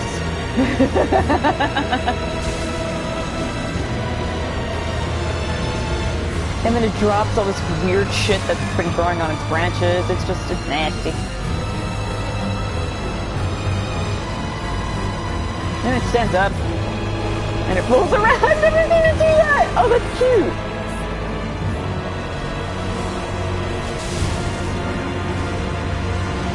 Oh god, it's gonna land on me, it's gonna land on me, it's gonna land on me. Bye!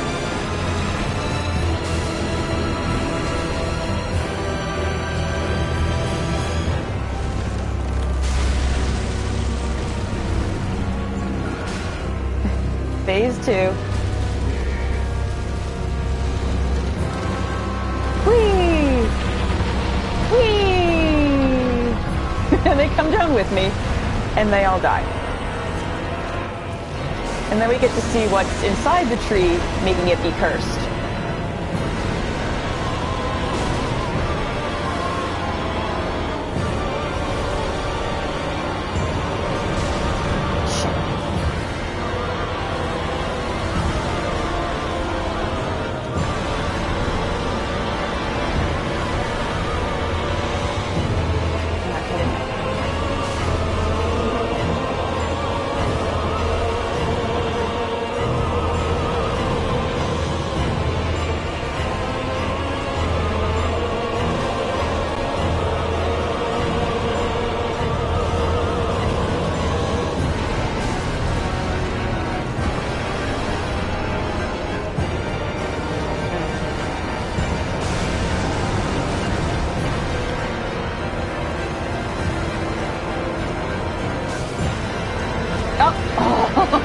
That's a grab.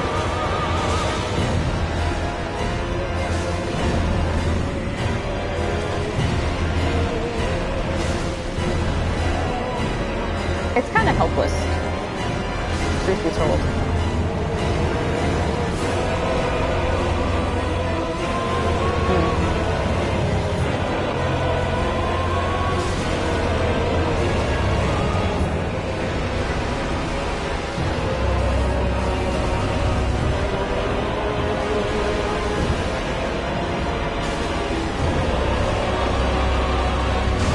Would you believe me if I said even this has a sad origin story?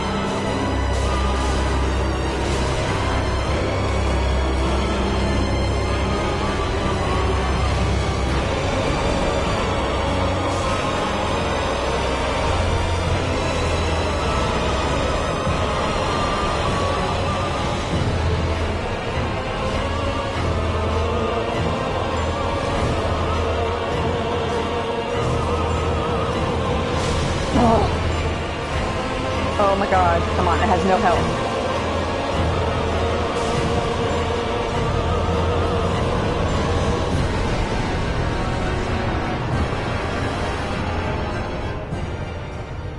Cursed Rotted Greatwood. Destroyed. Soul of the Rotted Greatwood. Even its soul looks like it's corrosive. Ever since its establishment, all manner of curses have managed to seep into the undead settlement. The worst of them were sealed away inside a spirit tree, but eventually the curses took their toll. So, Cursed Rotted Greatwood. Greatwood was once just a normal tree, a spirit tree. This is a very Shinto-inspired bit of Dark Souls culture.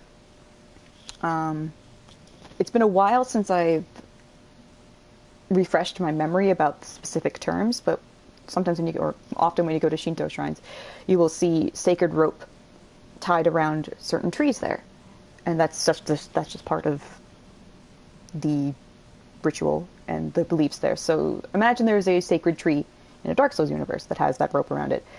The undead settlement, all manner of curses, it says, because all the undead are there, so all this horrible shit is like just gross, grody stuff is gathering where they are. So the worst of the curses they've had to deal with, they put them inside the spirit tree. Maybe to think like, oh, okay, maybe this will cleanse it, or it just get it away from us. But that actually corrupted the spirit tree and turned it into what we just saw, which looked like a human. And not only that, it had like a weird human thing growing inside of it. So interesting. And then we also got this, the transposing kiln. An old transposing kiln from Corland, crafted with stitched crystal lizard hide. Gift to Ludleth, Lord of Cinder, to conduct soul transposition. This kiln can transpose twisted souls to craft special items with their concentrated essence, deemed forbidden by those unable to make proper use of it. This thing allows you to turn a boss soul into an item or a weapon, and Ludleth knows how to do it. So that boss isn't technically optional. Like, if you want to use the boss souls that you get and get cool items and weapons out of it, You do have to fight him, but you can progress through the game without him. And since we're down in the Pit of Hollows where we met Hodrick, Hodrick is dead because the Deku tree landed on him and smushed him. So it's a good thing we did his quest before, you know, we killed him with the tree.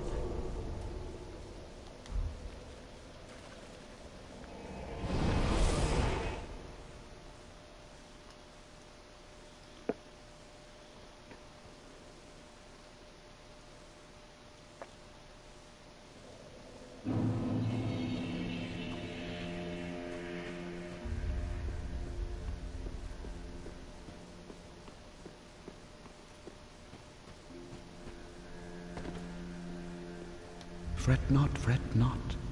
My feet are here firmly planted.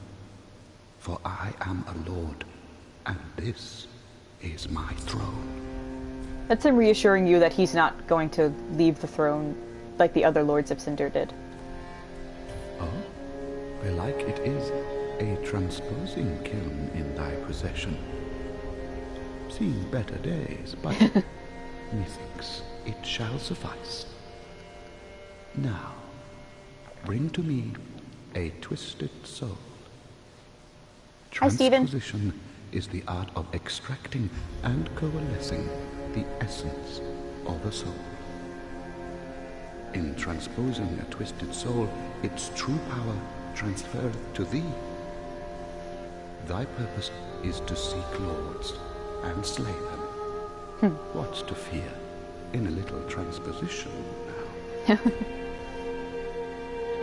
I think that implies soul transposition is seen as pretty barbaric, because if you think of it, you kill someone, you take their essence, and then you turn that essence into either a weapon or a spell or some other item to make use of it for you.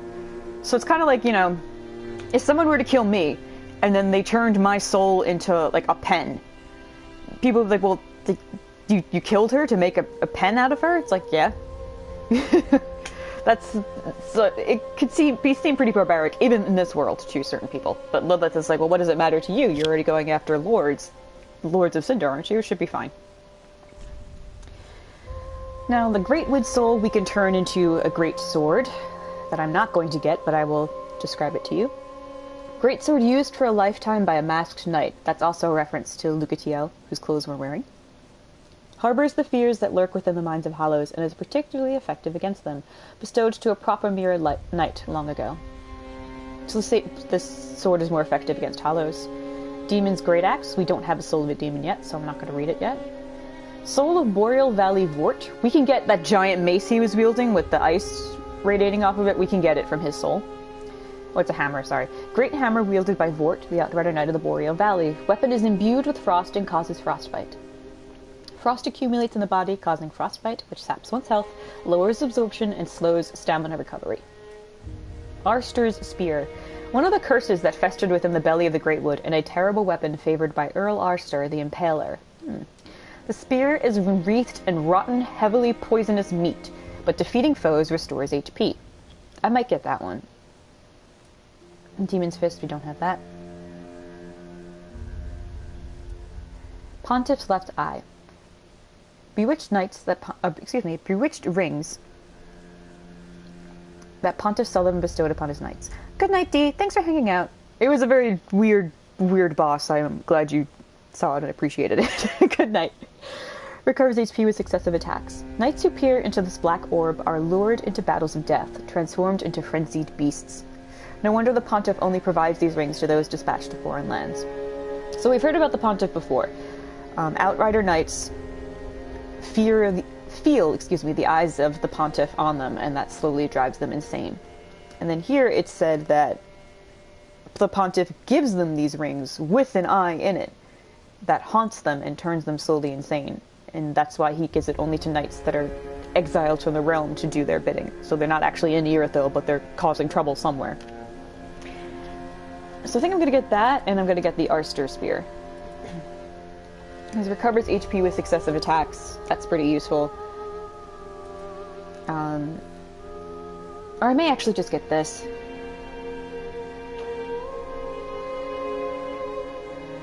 Yeah, I think I'm gonna get both, because if I'm playing with the dagger build, short and quick stabs, I'm gonna get hit, and I'll need to make use of that. Knowest thou of our purpose? 5 thrones will take 5 lords as kindling for the linking of the fire. The fast-fading flame must be linked to preserve this world. A reenactment of the first linking of the fire. So it is, I became a lord of Cinder. I may be but small, but I will die a colossus. Now, do not be away over long. I love that line. I may be but small, but I will die a colossus.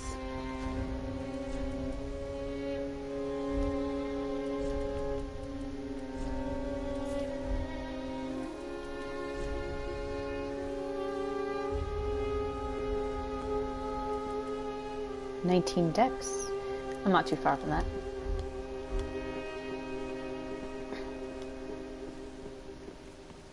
And Grey Rat's back. Oh, hello. You've come at a good time. It took some prowling, but I finally made a score. Go on, have a gander.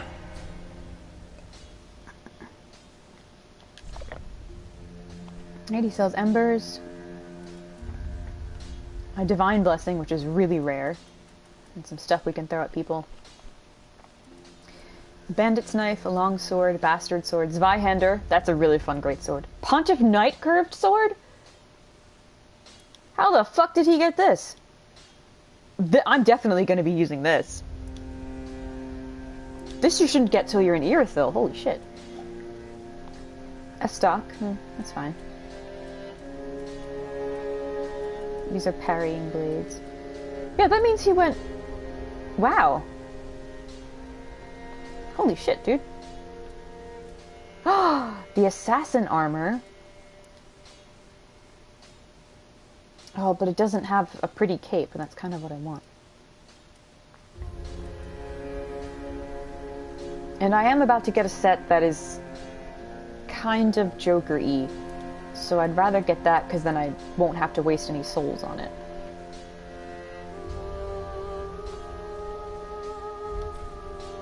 You can keep the ring. Oh, okay. As... Aww. Well, a little trinket of thanks, I suppose. Goodbye. And stay safe. Oh, this... He's still bored. He wants to go out theming again. Let's see. Will you let me level up with you?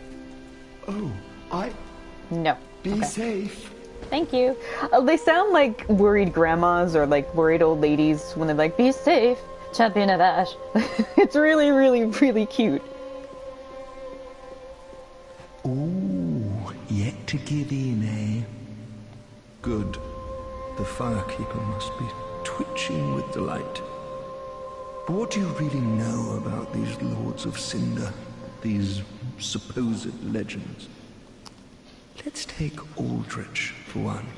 Okay. A right and proper cleric. Only he developed a habit of devouring men. Okay. He ate so many that he bloated like a drowned pig. Ooh. Then softened into sludge. So they stuck him in the Cathedral of the Deep. And they made him a Lord of Cinder, not for virtue, but for might. Such as a lord, I suppose.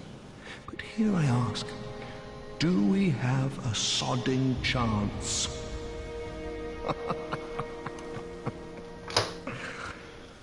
He brings up many good points. At the foot of Lothric Castle, an old path still runs below the tower in the undead settlement. It was used to transport sacrifices to the Cathedral of the Deep. You should see where it leads. If you've the stones for it. Alright, two important things. He's telling us about one of the Lords of Cinder, Aldrich, who turned into a freaking cannibal and was so corrupted by that appetite. This is one of the things I love about Dark Souls, is if you have some sort of vice and it's a particularly horrible habit that you have, like, say, eating people, you will just turn into this disgusting, sludgy, like this big primordial ooze, because that's how fucking horrible you are. So, in this universe, Trump would be primordial ooze that we, get to fight. That would be fine. And he said Aldrich was turned into a Lord of Cinder not for virtue, but might, meaning he wasn't a Lord of Cinder because people respected him. They turned him into a Lord of Cinder, aka a sacrifice, because they were afraid of him. And they basically just covered him in a tarp and then just shoved him into the first flame. Just like, we gotta get rid of him. Like, he's powerful and just fuck him, just burn him. And now he's back, which isn't good for us. Our friend over there was then describing, well, if that's what it takes to be a Lord of Cinder, then they can't actually be all that good people. Or they're not always just heroes. And then he tells us, okay, well, the Road of Sacrifices will take you to the Cathedral of the Deep. That's why it's called the Road of Sacrifices, is people who are going to be fed to Aldrich, or perhaps experimented on by the Way of White, were carried or were brought along these roads. That's why you find empty carriages along the way. Those were where people were held. That's why you see a bunch of cages in the undead settlement. That's why you see evangelists roaming the undead settlement and kind of worshipping with people there. They've completely infiltrated the settlement, which technically should be a part of Lothric, but it's not anymore, and would bring them to the cathedral. So ostensibly that should be our next location, the Cathedral of the Deep. So we're going to head that way. But the area we're going to next splits into two major hubs, so we're going to go to the cathedral side first. You haven't given up yet? Then you're a brasher lad than I thought. You can make better use of this. Well, thank you. I don't need it. Not now I've flown the coop.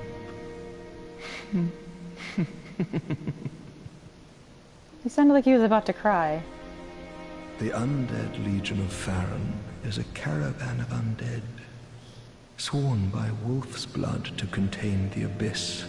The Legion will bury a kingdom at the first sign of exposure. Joyous bunch, really.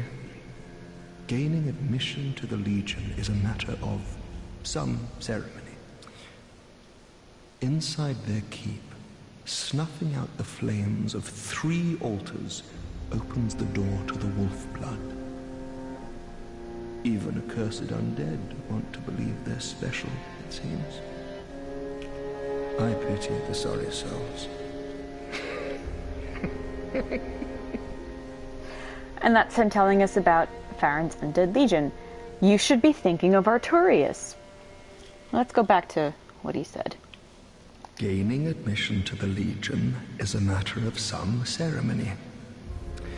Inside their keep, snuffing out the flames of 3 altars opens the door to the wolf blood.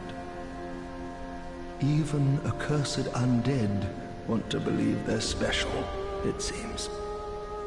I pity the sorry souls. So, Farron's Undead Legion are a group, think of them as Arturius fanboys and fangirls. Arturius stands are what the Farron's Undead Legion are. They admire Arturius' legend of being the Abyss Walker, and instead of being an Abyss Walker, they're Abyss Watchers. So they look for any signs of the Abyss taking over a city, like what it did with Ulasil, and the Legion will descend on a kingdom or any land with any hint of the Abyss and destroy it. They created this legion and made promises through the wolf's blood. The wolf is Great Grey Wolf Sif, by the way. So I really wish that more of the people who watch my Arturius stream were in this so they could see this and be comforted by what I'm telling them. So hopefully they watch it later. But we're not going to go see the Undead Legion for a while yet. So yeah, the legacy of Artorias, which is the legacy of the Chosen Undead, by the way, persists throughout time. Even though the names of, like, Gwyn and Guinevere and Gwyndolin are long forgotten, except by only a small few, it's Artorias' legend that persists. It's the legend of what he did to conquer the Abyss that still exists now. And I find that very heartwarming.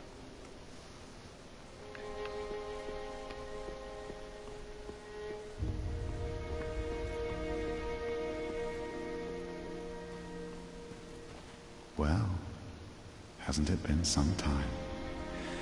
I'm Leonard, the Ringfinger. Remember me? I slipped you those red eyes some time ago. You're making quite an effort of it, so I thought you might like to know. If you yearn for a proper red-eye orb, one that is uncracked, then kill the Dark Wraith, survivor of the land swallowed by darkness. He has been a prisoner for many ages in the deepest cell in all Lothric. I can see it in your eyes. If you didn't invade, didn't pillage, whatever would you do?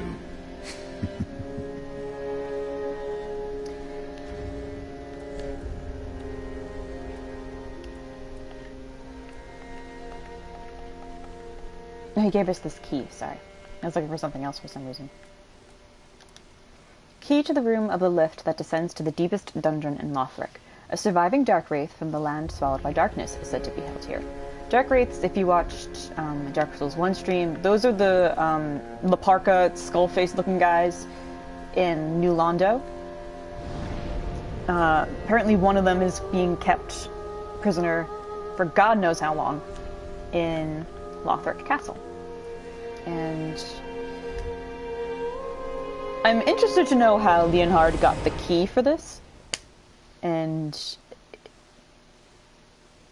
he's saying, okay, well, if you want to invade people properly and not have to rely on these small broken stones that I gave you, you need a proper red-eye orb that allows you to do it, to invade constantly on your own without relying on something else. I think you should always be a bit mistrustful of people who want you to go invade into other people's worlds and kick their ass. They don't seem to have your best interests at heart.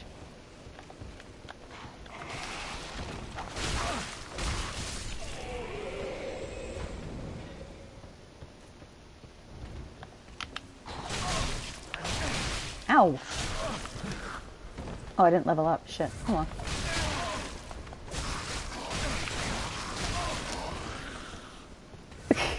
He's kicking my ass. This is a surprise.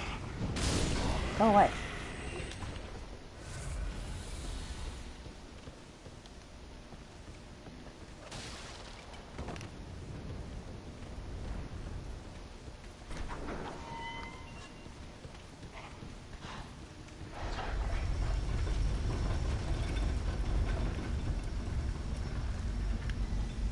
That's kind of annoying.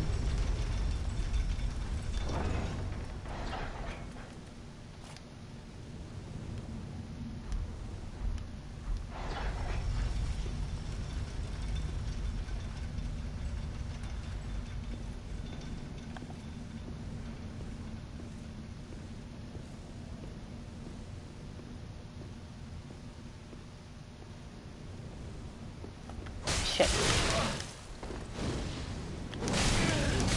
Okay, he's got me.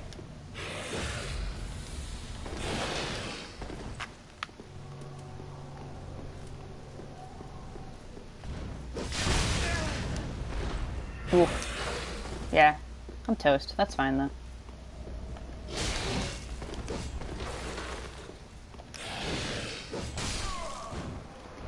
Ah, I should try to parry him. That's why I put the cases on. Oh well. We can do it.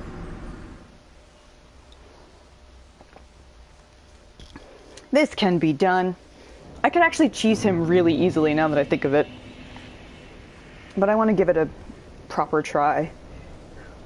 Do I? Kind of.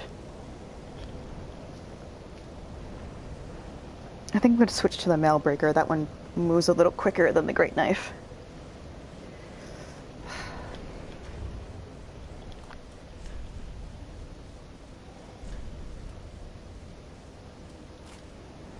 Actually, can I use this yet? I can. Let's try this.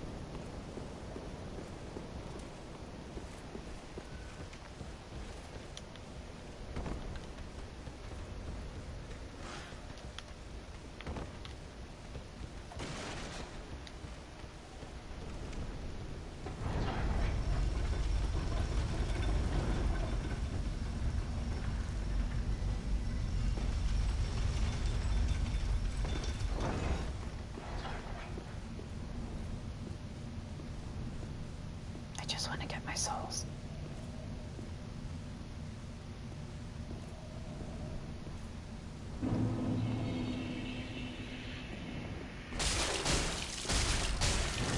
Ooh.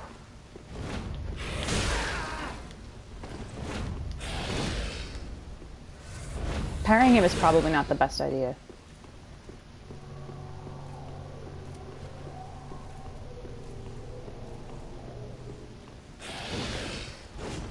He does have long windups. No, okay.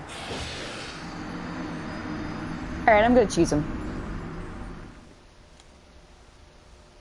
That was just an instant death. I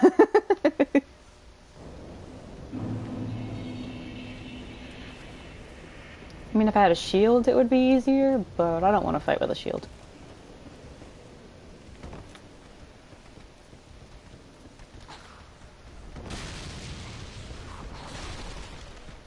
Ah, shit.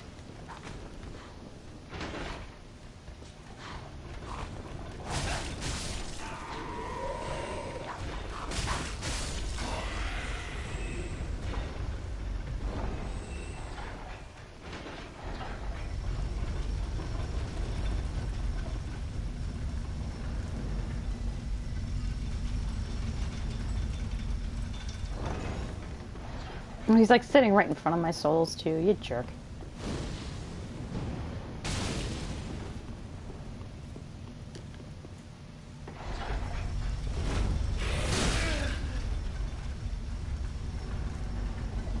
He didn't fall.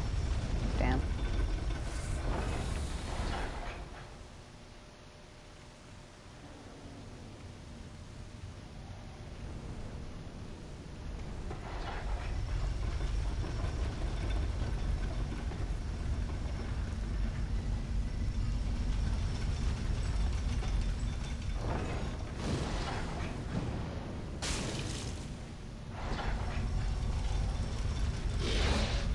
Yep. There he goes.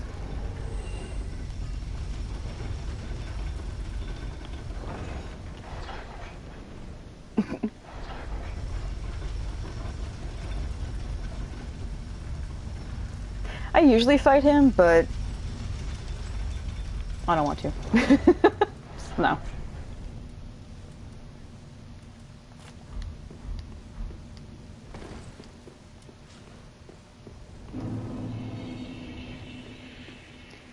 Are these flowers?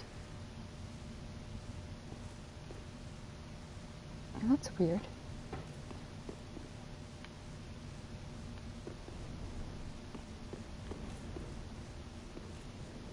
Sorry, I don't have to say sorry, I'm like examining these little things. They're weird.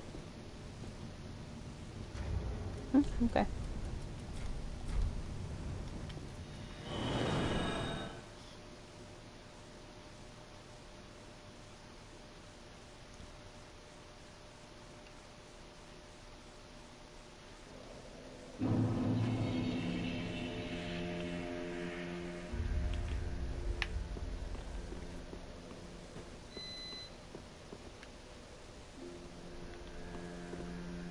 Ah.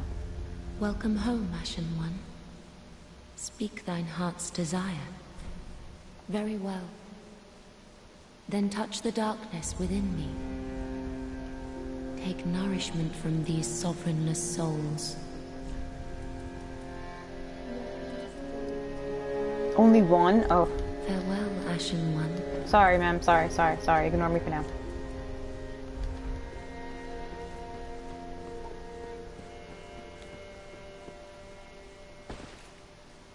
Oh, then shall we bet? Okay.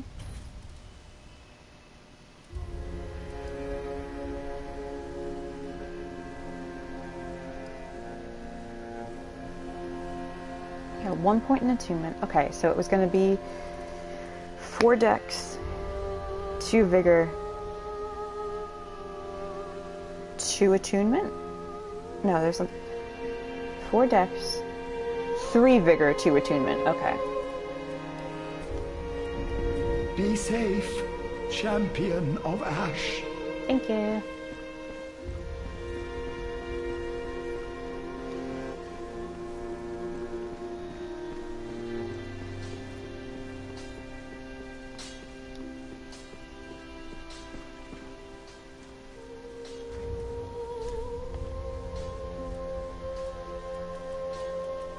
Okay.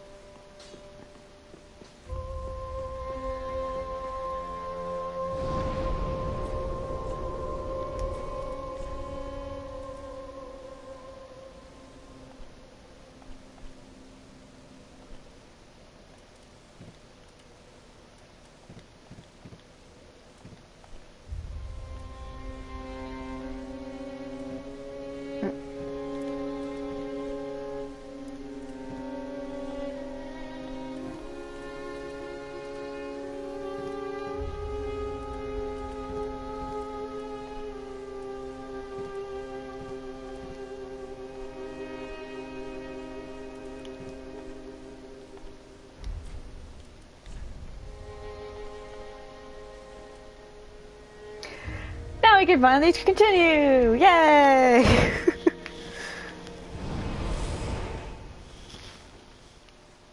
Remember our friends Henri and Horace? Well, Henri said it. Horace can't talk, so we can say it. Henri said that they're headed to the Cathedral of the Deep as well. So we may see them again.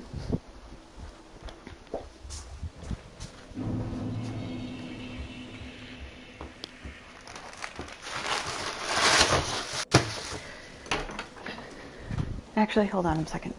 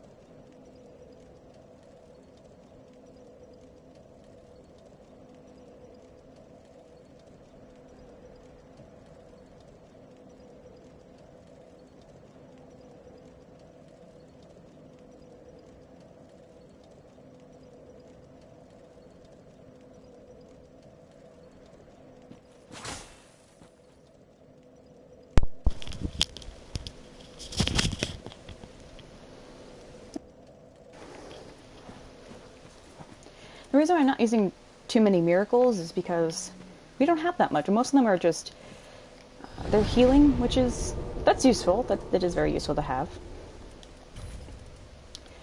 I guess, you know what, I'm better at pyromancies, but it couldn't hurt to get better at miracles, you know?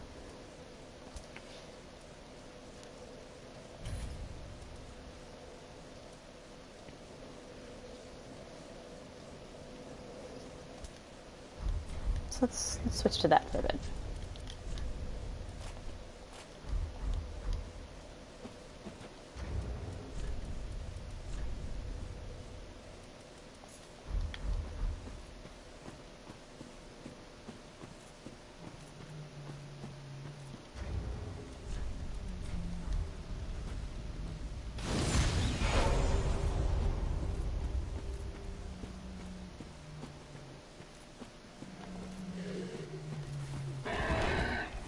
No, these guys suck.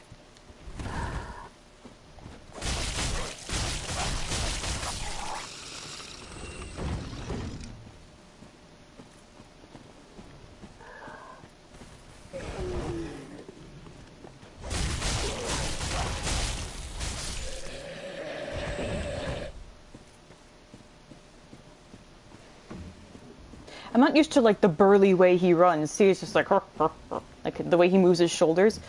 When you play as a female character, they're not dainty, but they have a much lighter sprint, and they don't feel so, like, hulking.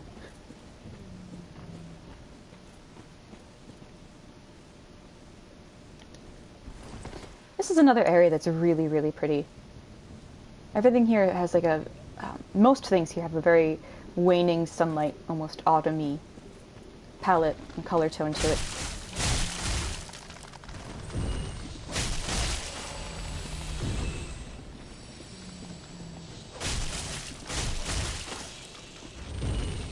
Oh, I'm silly. I'm not wearing... Oh, I am wearing it. Okay.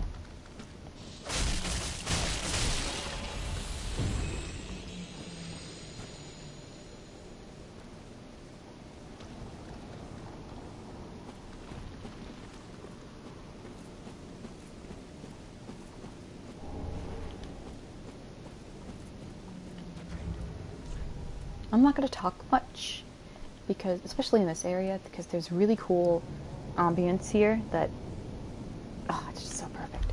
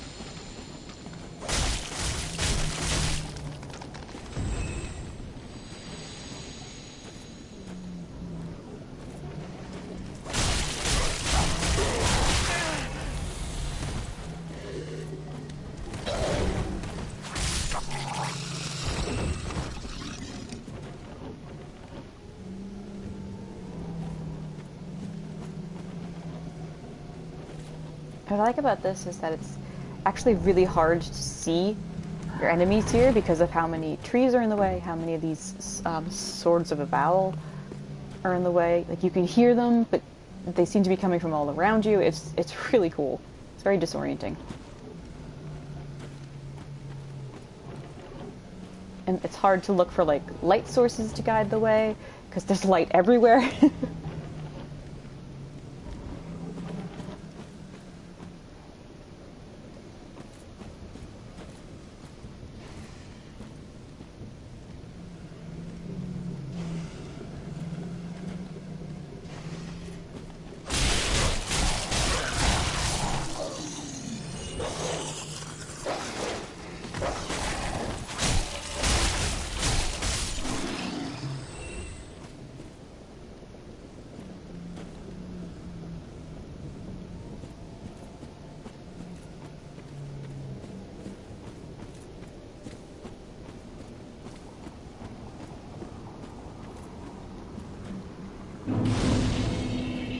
Now we're not going to sit at it, lest all our hard work be wasted.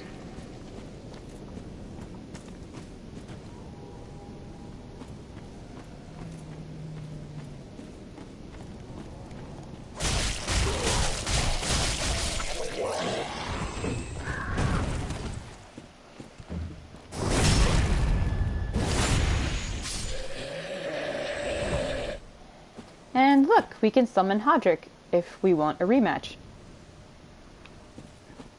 I don't think there's any point in summoning him. I could try it again, especially since there's the bonfire right there. Hi, Star!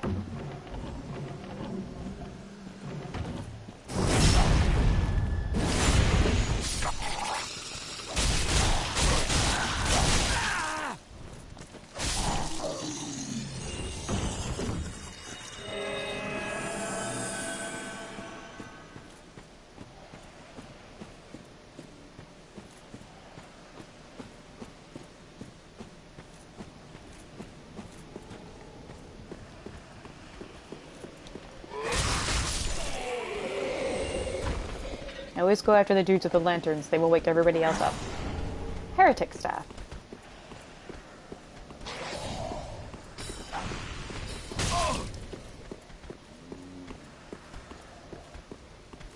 These guys have very familiar big hats.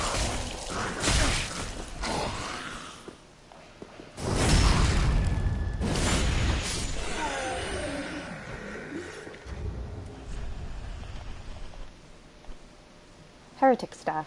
Catalyst used by generations of heretic sorcerers. Sorcery is a logical academic discipline, and the power of sorceries depends heavily on the caster's intelligence. Witch Beatrice, the lady who helped us against the Four Kings boss fight and the Moonlight Butterfly fight, I believe this was her staff. And she was known as a... she learned her magic not through the Vinheim Dragon School. She learned it some other way, and... If it is her staff, I have to double check, but it looks just like it. Then she was considered a heretical witch.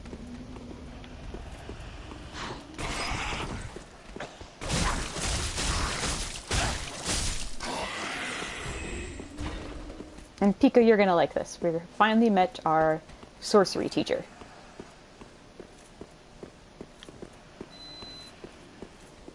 Got a little hideout here. Well, this is unexpected. I don't often have visitors. What do you want? This is my study that you've happened upon. If you haven't any business, I've reading to get back to. Ask to learn sorceries. How intriguing. Very well. Indeed, I am a sorcerer, with plenty to share. However, what champion demands service without recompense? Clearly you're not that sort of man. So you will make me a promise that in exchange for my teaching, you will bring me knowledge in the form of scrolls detailing sorcery's secrets. Well, can you assure me of this? Make a promise. Very well. You're no fool. I take it you understand the weight of a promise. I am Orbeck, of Vinheim, unkindled one. I shall teach you sorceries. We will learn together. It shall be like our very own school. If you don't have 10 intelligence, he won't teach you, because you're not smart enough for it. There is a ring down at the very bottom of this hideout that we're in that gives you enough intelligence points for him to come back with you. And what I like about him is he seems very grumpy, but his whole thing is, okay, like, you want to learn, okay, I'll teach you sorceries, but you're not the kind of person who asks for a favor without doing a favor in return, right? Like, okay, well, if you want that, then you're going to have to bring me scrolls, and we can learn together. And we'll learn together. It's like our very own school. He sounds very enthusiastic about that, doesn't he? But, the fact that he asks for a promise and then says, you understand the weight of a promise, he puts a lot of stock into you giving your word to him that you will bring him the stuff that he needs. And the fact that he's set up here reading scrolls and all these books while there's terrifying, monstrous, hollowed out sorcerers down below him says a lot about this guy's nerve. Or that he's a very sneaky person.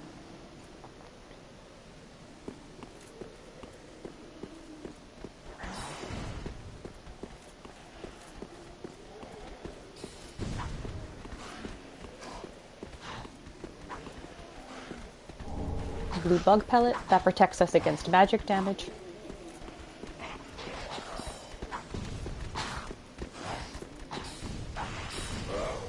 You see, they all know that we're here, so I'm surprised they didn't bother him when he was here. Ouchie.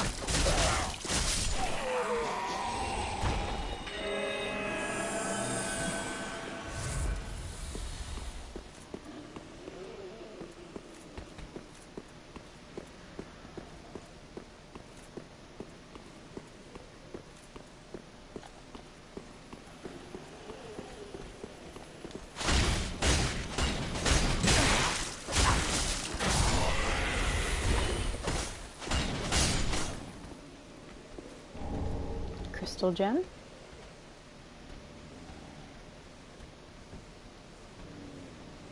I'm gonna let this regenerate for a little bit.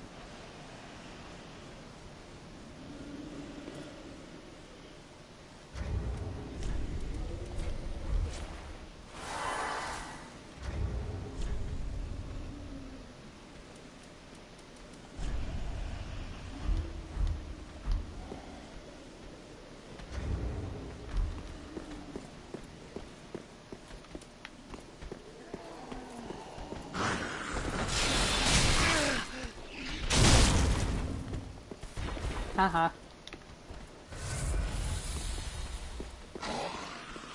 I have the upper hand here.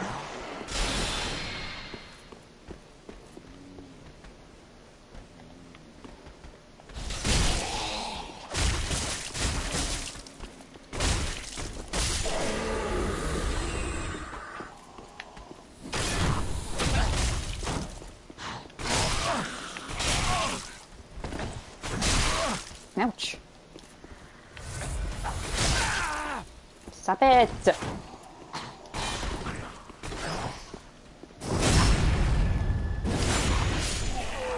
Jerk.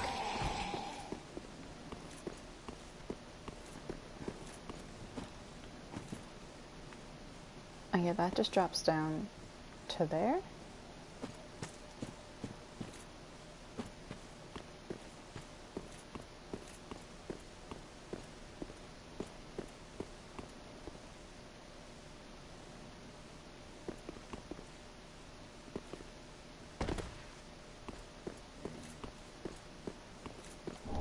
Ring of Sacrifice.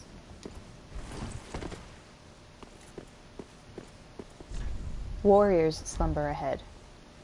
So through there is another part of the forest that we can go to, but we're not going to go there yet.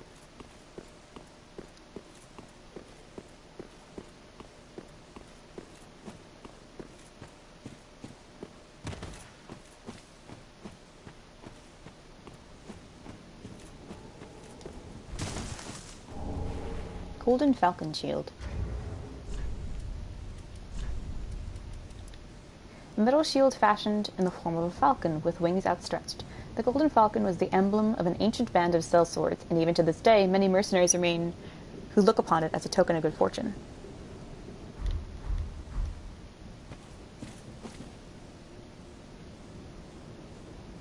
I'm trying to think of, like, Joker-related humor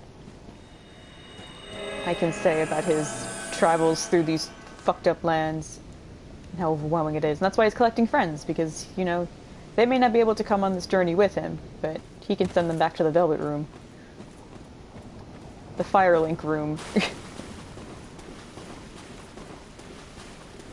Have any of you ever wondered why there's that screenshot of something that says time for crab? And why that's a note in this game? It's because of that guy. There is, for some reason, many large crabs throughout this game. I don't know what it is. I don't know if someone dared Miyazaki, like, hey, let's put a bunch of crabs in the game. He's like, okay. Because boy, did they. Yep. They hit like hell, too, so I'm not even fucking with this guy. I mean, I could try. But I'm also walking around with 12,000 souls. Can I, like, force him?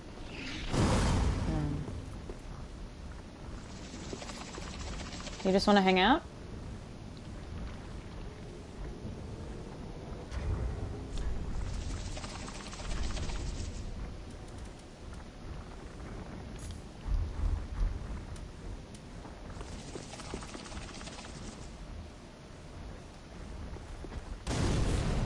Oh, wow.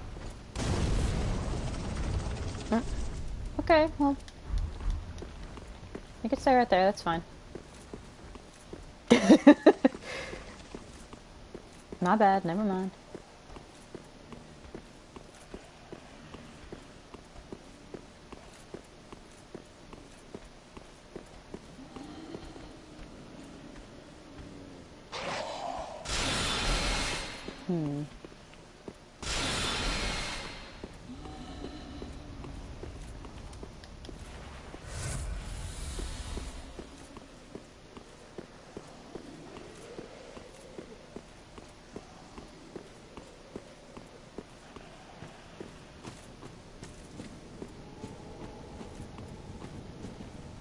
Yeah, he's still just hanging out over there.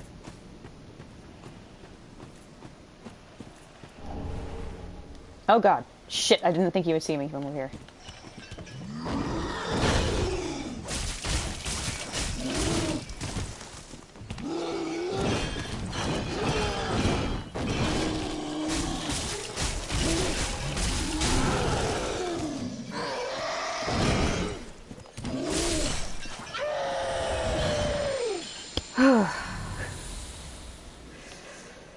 Those guys, they're called werewolves. I don't really understand why. They honestly look like they should be in Bloodborne. So sometimes I think they're just a holdover design of that. And I feel quite bad for them, but they're obviously chained to those things, which is some form of punishment. But they're not very nice. They're loud and they're scary. Nestus shard. Perfect.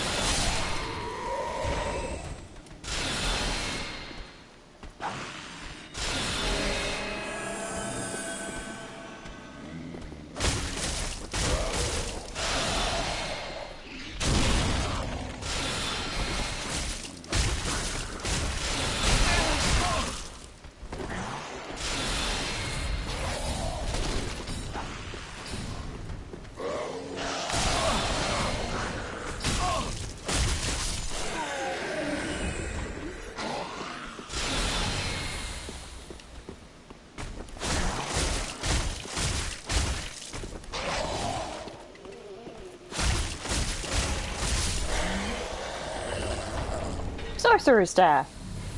Yeah, and I got all my Estus back for that. Which is good, because we're going up against a boss, so... And Egon, the Cinder Knight that wants us to take care of Irina.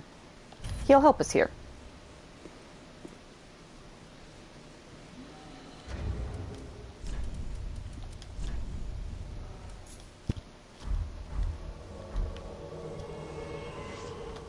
Thanks, Aegon.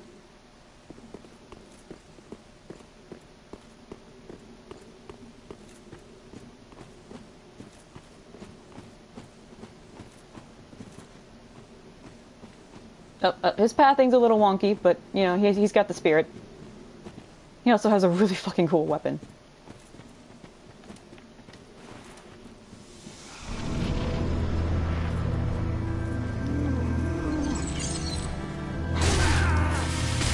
Ooh. Ooh, I'm not doing well at all.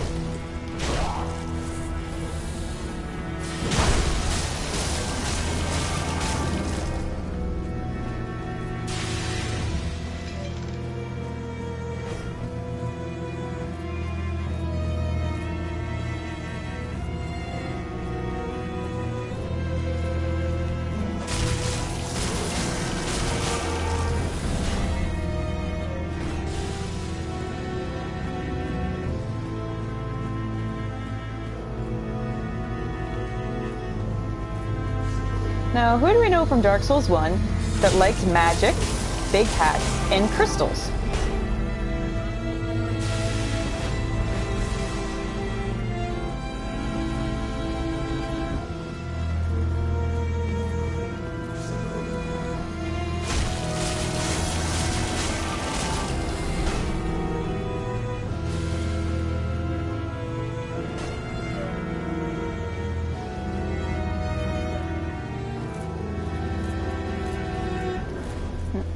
Missed him.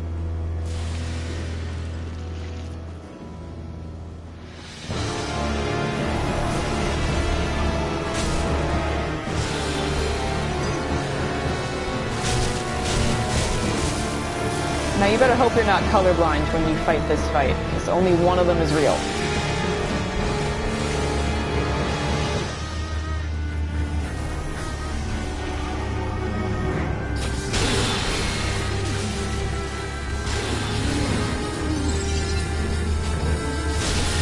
And that's why I bring Aegon.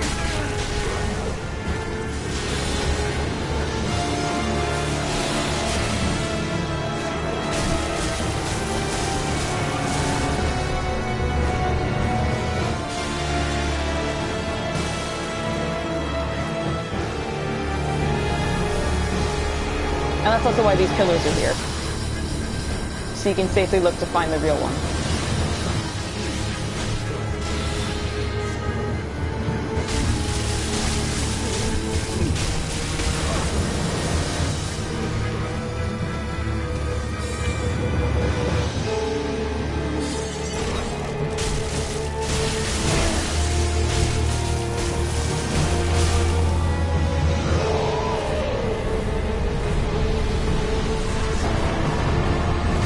Yeah, he's really cool. And look, his soul is even crystallized. Thank you, Aegon.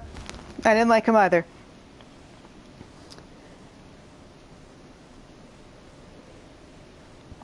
You can get his mask, the Sage's mask, later in the game.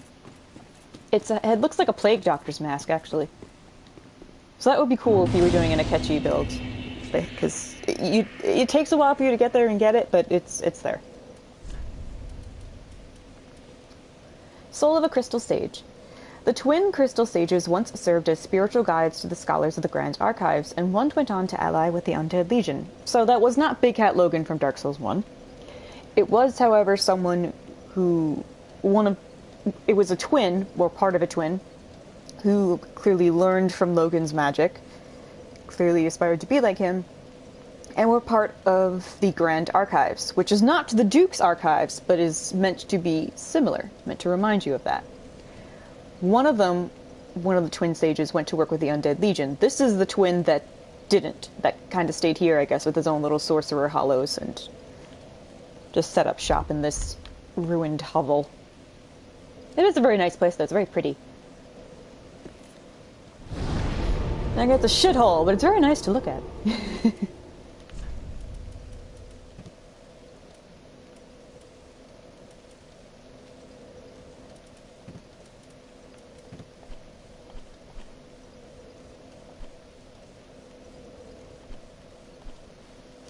A sorcerer's staff.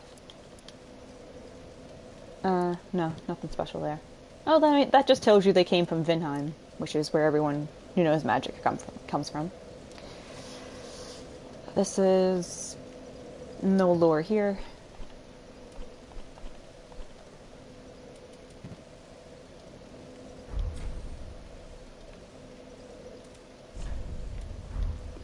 I think I could get 2 levels with this. And there's still more of that swamp area to explore. There's just tons and tons of crabs. So I may go through all of it, and I'll obviously get a bunch of souls for that. There's a pyromancy tome there, I know that. Welcome home, Ashen One. Speak thine heart's desire. Miracles is tricky because that build doesn't really get... To me, that build doesn't get useful in offenses until you get to probably like mid-game, mid to late. So playing as like a dex miracle is... It's basically just going to be you use a little stabby knife and then you heal yourself. So it's miracles won't be as flashy as pyromancies are, so be patient. They'll be fun though. Very well. Then touch the darkness within me. Take nourishment from these sovereignless souls.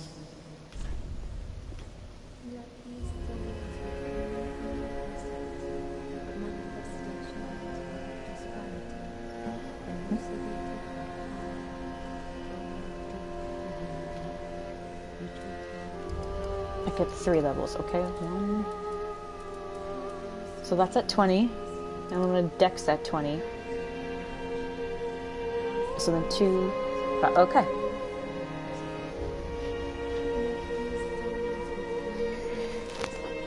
Alright, is that what I want?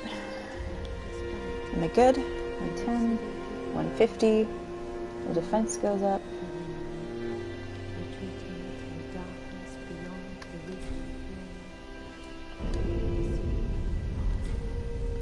Farewell, Ashen One. May the flames guide thee.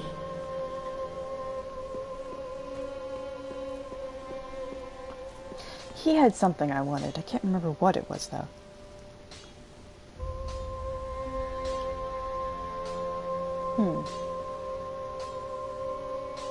What the hell was it? He had... Oh, he had the Pontiff sword. Pontiff Knight sword, excuse me. Oh, hello, you're back. And in one piece.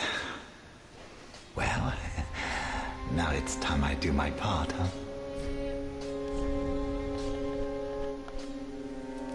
Oh, it's 6,000. Ugh. Did he just jack the price up, or am I nuts? No, it was always 6.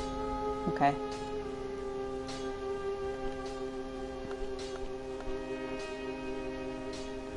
Alright, well, I'll be back eventually. Goodbye.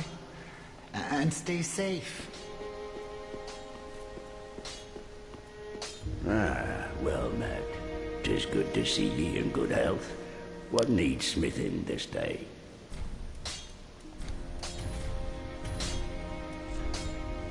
5 to 2, sounds good. Actually, it should be more like 4 to 3, since I'm going to be using magic a bit more. Prithee, be careful. I don't want to see my work squandered.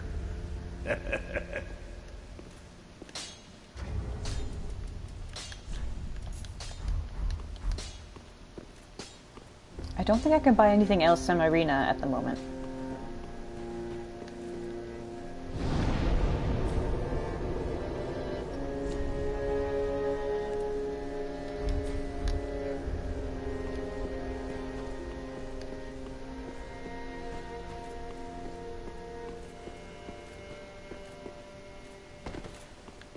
Aha, thou art returned, and a fine day it is.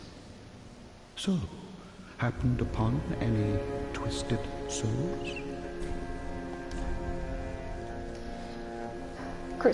Crystal hair. We can use this Crystal Sage's soul for this. I can't, unfortunately, I can't cast this spell, Pika, so I can't show it to you. But you cast a cascade of small crystal soul masses from the sky. I think we're using that in the boss fight. Unique sorcery developed by extraordinary preacher twins known as the Crystal Sages.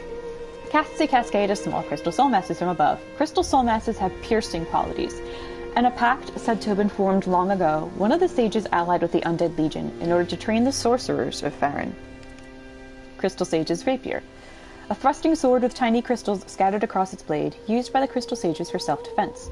The crystals boost the magic damage inflicted by the sword and the item discovery of its wielder, fruits of the lifetime of research conducted by the sages.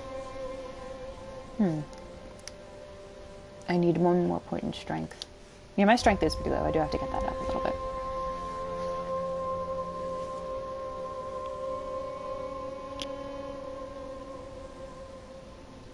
Yeah, okay. It's a rapier, but it's any small-ish stabby sword would be useful to me. Now. Do not be away over long.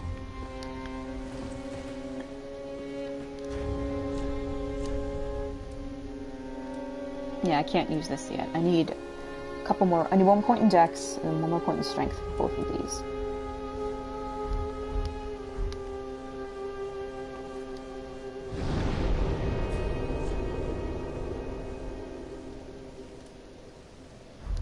Crucifixion Woods. Sounds so cheery, doesn't it?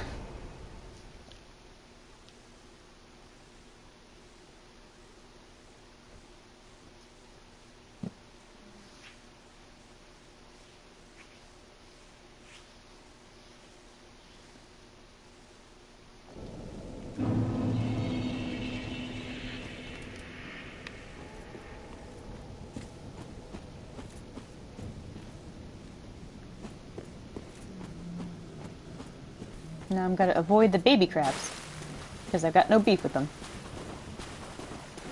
Nor do they have any beef. I think the big crabs will still mess with you if you attack them anyway, but, you know.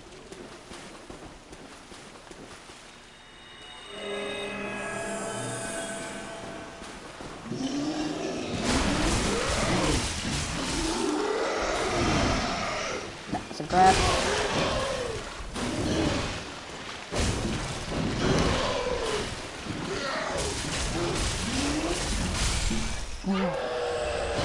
They're so much easier to stagger if you have a quick weapon. Holy shit. I'm so used to fighting with slower weapons. Ooh. That's where the sorcerer made it. They're a lot more terrifying to me. A sage ring. Shortens spellcasting time. A ring given to Farron's Undead Legion by one of the Preacher Twins, known more commonly as the Crystal Sages, and it shortens the spellcasting time.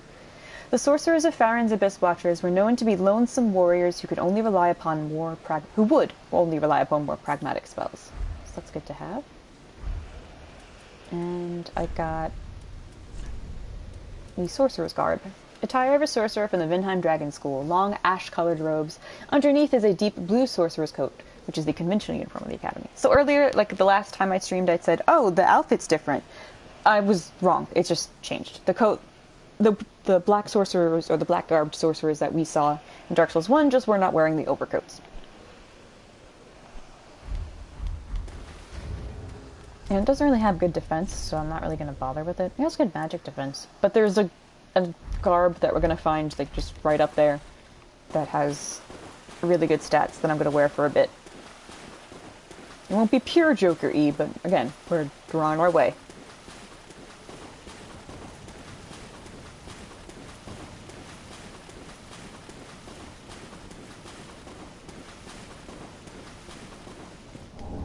Here we go.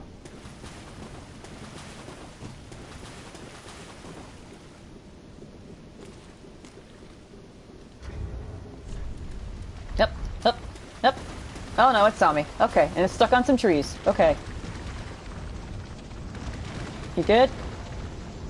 I mean, I'll get out of the water if you want me out of the water. Okay. I'll get out of the water. Okay, yeah, alright. No, you're good? Okay, cool. Fallen Knight Helm. Helm of an order of fallen knights who disbanded and fled but met untimely deaths. The drab, tattered hood conceals tough black metal, which provides dependable protection from fire. It is just possible to make out the majestic gold engravings on the surface. Huh. Oh yeah, I can see it. So we're gonna wear this.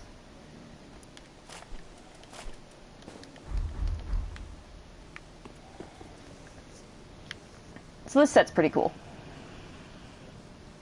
Oh, it has a little lantern on his hip, too. I actually really like the way this looks. The boots are... Huh. Like, the boots are tied down multiple times over with twine, it looks like, to keep it attached to the legs. What I like about the armor sets in this game is they all look like they've been through some tough shit. Like, there's holes and tears and wears in them, and things are faded, and rope is used to bind them together instead of it just being, like, normally fused with metal or thread. So yeah, this is gonna be Joker's outfit for a bit. Not as pretty and flashy as he would probably like, but whatever. Beggars can't be choosers, honey. Oh, I'm sorry, did I just Goomba stomp you?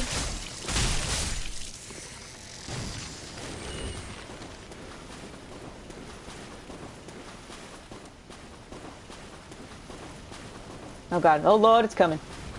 Oh,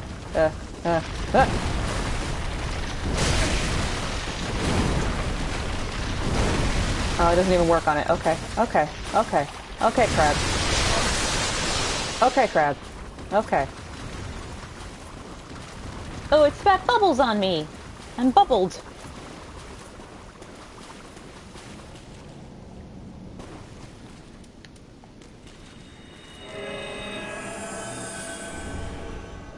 Oh. Oh, right. I forgot she does that.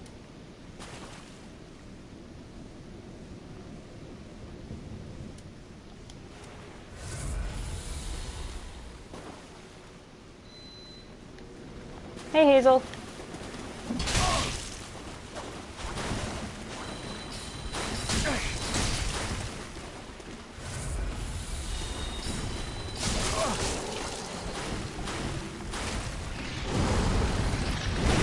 God damn it, Crabman! It's not your fight!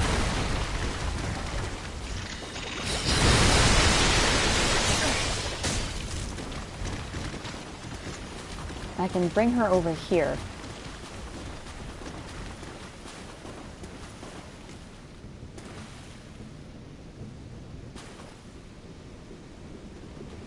Yeah, there we go. Come on, Hazel. Oh god, she's got a magic sword now. You bitch. Come on.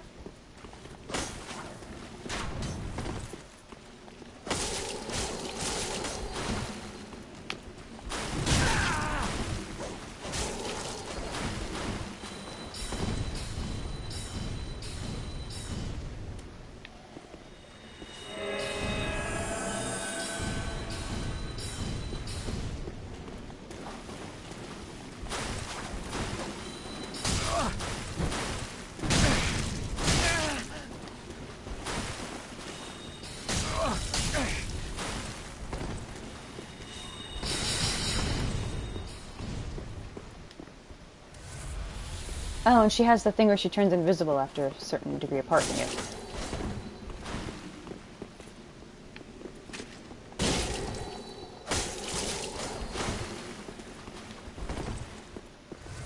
Oh, you bitch.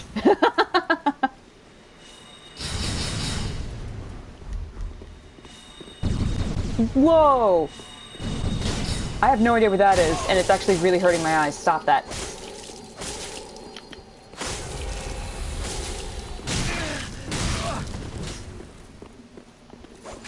And I can't even heal anymore. Great.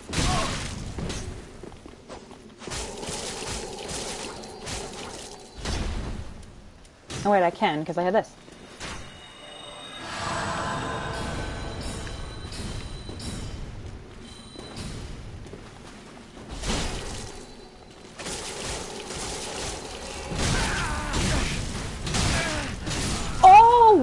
she had no health and she got me. Okay. Alright, I'll come for you, Hazel, don't worry. Oh, it's the pick. It has a... That's fine. Okay. Alright, Hazel.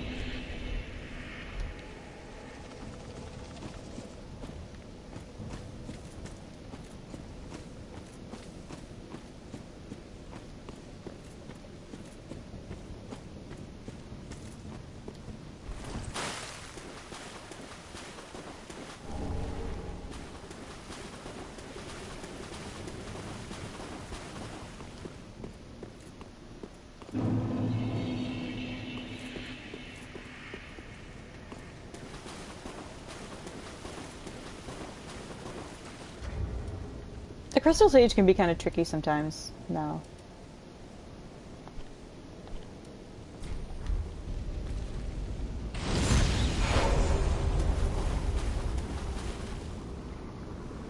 How does it fucking know I'm here?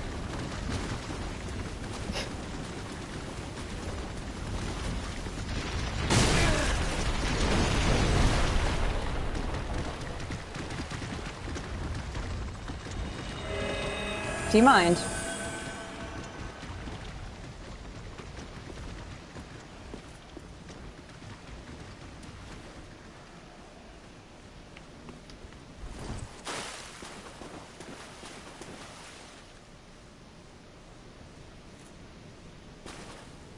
Oh, it knows I'm here again?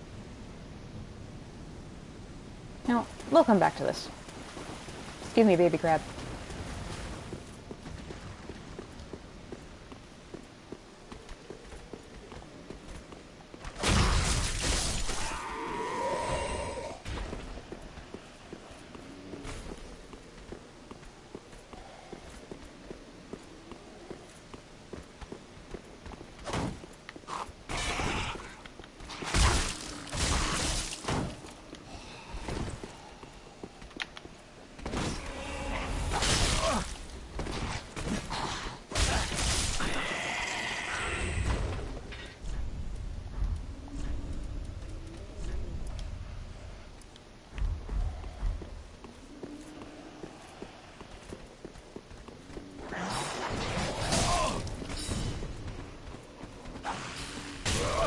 Excuse me, excuse me, excuse me, excuse me.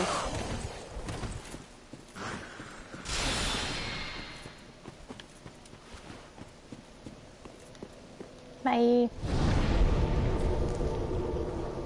I'm gonna be honest now, one of the things I was thinking for Joker to use is the Farron Greatsword. I feel like that's very Joker-y.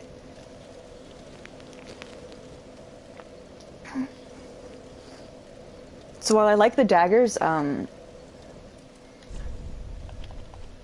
think I'm gonna focus on like strength for a tiny bit because I do need to get that up. Yeah. I mean, his level, like this is not like it's not a very well balanced build at all. I'm like level 31. My stuff is still kind of like low. I'm obviously going for like Dex Faith.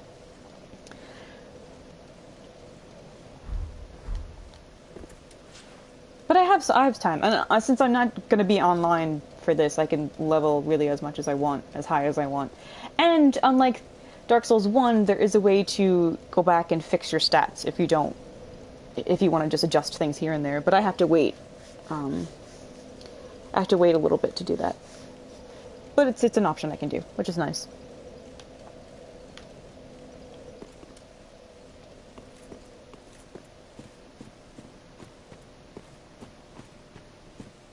So for now, we're going to be quick stabbies. And then we're going to shift towards the Farron Greatsword, eventually.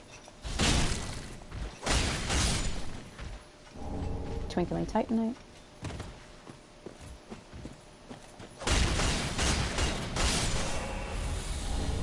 Twinkling Titanite.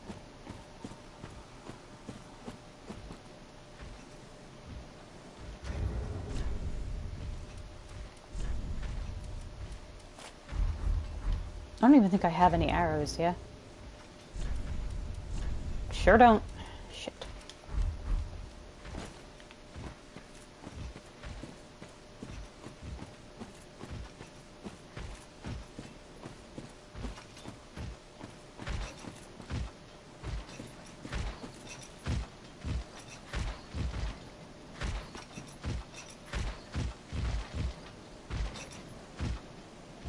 There should be another one. Yeah, there's two.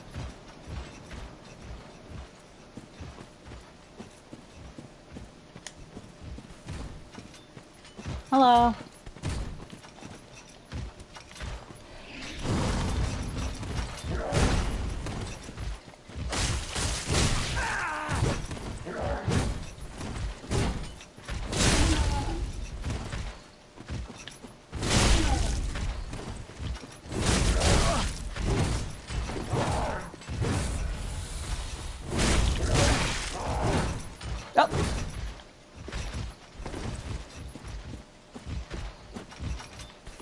Oh god, they're both coming. Oh lord. Oh lord, okay. Okay. Whee!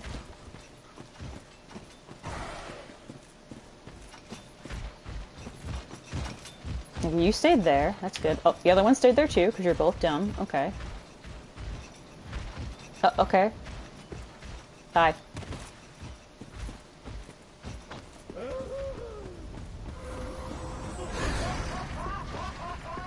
She saw me, but she can just hold on and wait. I have to say, I feel more satisfied being able to, like,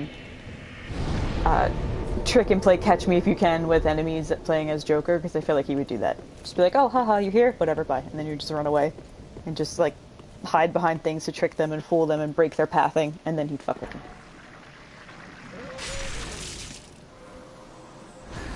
And she's still going at it, huh? And she's having the time of her life. I'll leave her alone.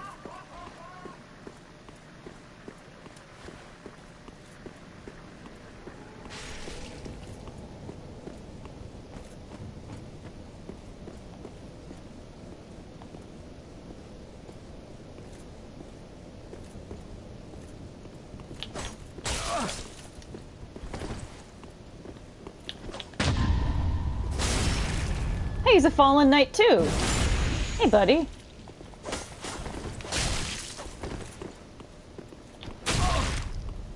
He's just like me.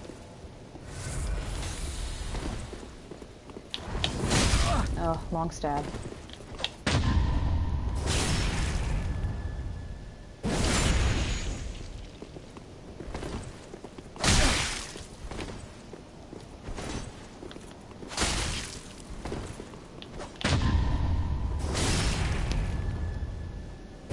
I'm actually getting a lot better at parrying.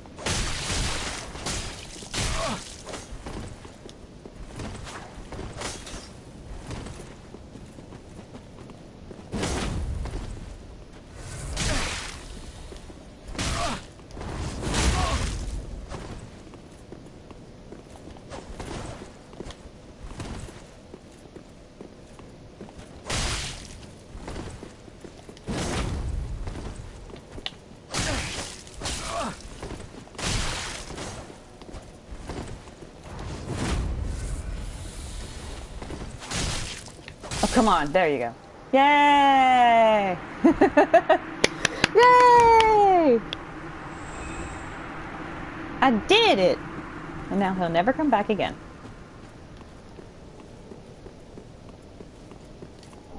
Paladin's ashes.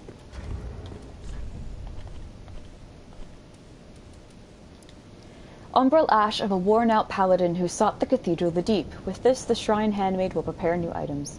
This paladin paid quite a price for his headstrong justice. Huh. So, that was probably a Way of White paladin, or... Because the only other paladins we know belongs to the Way of White, like Paladin Leroy. He was going to the Cathedral of the Deep, and not only did not survive that, but met in a very untimely end.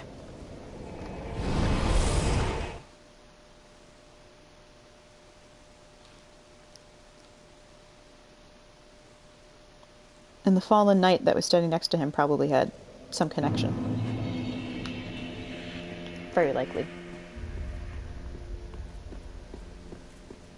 Ah, well met, Ashen One. How may I be of service? Gracious, passing fine ash thou'st given. Let this ash bestow nourishment. I only hope these new wares content thee.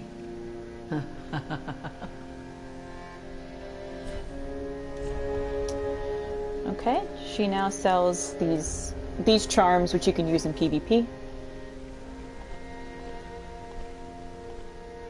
She sells a canvas talisman.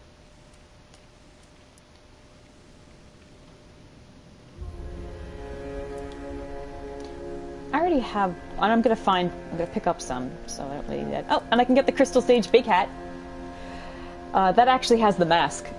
Enormous hat that completely obscures the face. Belonged to twin gurus known as the Crystal Sages. The pair are said to be successors to the Great Sage Logan, and this big hat is a symbol of their pedigree. Lloyd's Shield Ring. Yeah. Hey. Ring given to the Knights of the Way of White depicts Allfather Lloyd's shielded cast. Yeah, okay, so I was right. We got this, she sells this now because we gave her the Paladin's ashes. And so the Paladin probably had this ring. It boosts damage absorption when your HP is full. That's probably better when you have a shield. So, and I'm not going to play with a shield, so it doesn't really matter. Much time has passed since the worship of Lloyd was common in the Way of White. The clerics of Karim had always strongly asserted that Lloyd was a derivative fraud, and that the Allfather title was self-proclaimed. We know that that's probably not true, because in Dark Souls 1, when we find stuff about Lloyd, it's like, Allfather Lloyd, he's the uncle of Gwyn. And we're close enough in Dark Souls 1 to when Gwyn and his family were ruling over Lordran that it really wasn't that long ago that they left. Some of them were even still hanging around. So, as time has gone on, the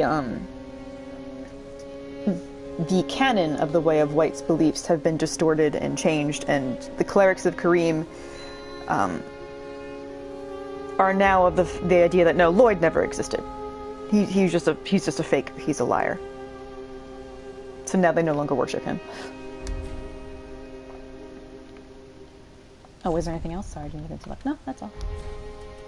Ashen One, be sure to bring more souls. Oh.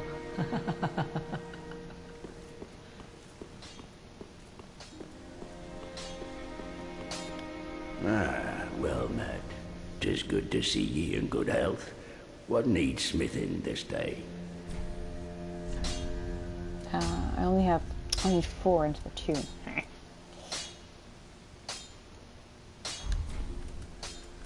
Prithee, be careful. I'll be fine, don't worry. Well, I'm not going to use pyromancy yet. Let's see if Yol will level me up.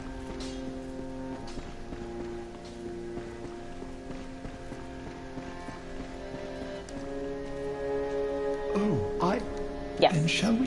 Yay. Okay, how many? Can I do 1? Okay, then since I'm not going to use souls, we're going to just get strength up a little bit. Ah, you have attained ample strength. All will soon be clear, my good lord. That means he won't do this for us anymore. We've reached a sufficient amount with him, and there's going to be a next step in our work together soon. Be safe, our lord. Note that he's not calling me Champion of Ash anymore. He's whispering now. He says, our lord. As if he's given me a new title. I like you, Yol. Bye.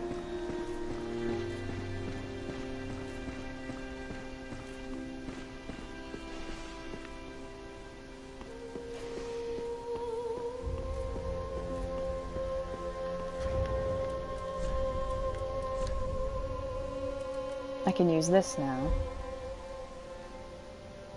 That's for item discovery and the like, and I needed Dex for the spear. Welcome home, Ashen One. Speak thine heart's desire. Oh. I can't tell if she trips or if she T-poses for a second. Very well. Because she's on Then like touch the uneven darkness ground. within me. Oh, I think she just Take trips a little. nourishment from these sovereignless souls. Ah, I can't level up at all. For some reason, I didn't think it was that low. Alright, sorry, man. Sorry, I'll be right back. No, I'll be right back. I'll be right back. Sorry.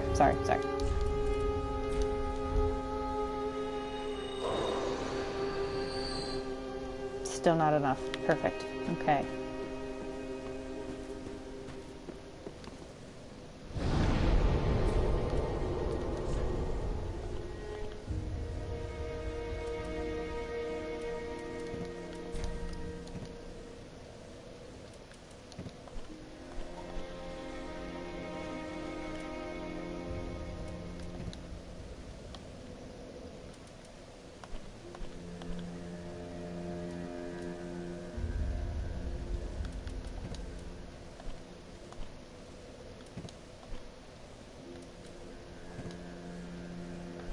Oh, this...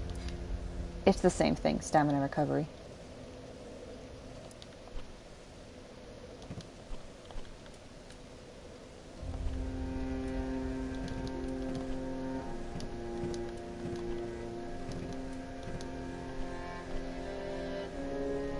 I guess it couldn't hurt to buy some ammo for the bow and stuff.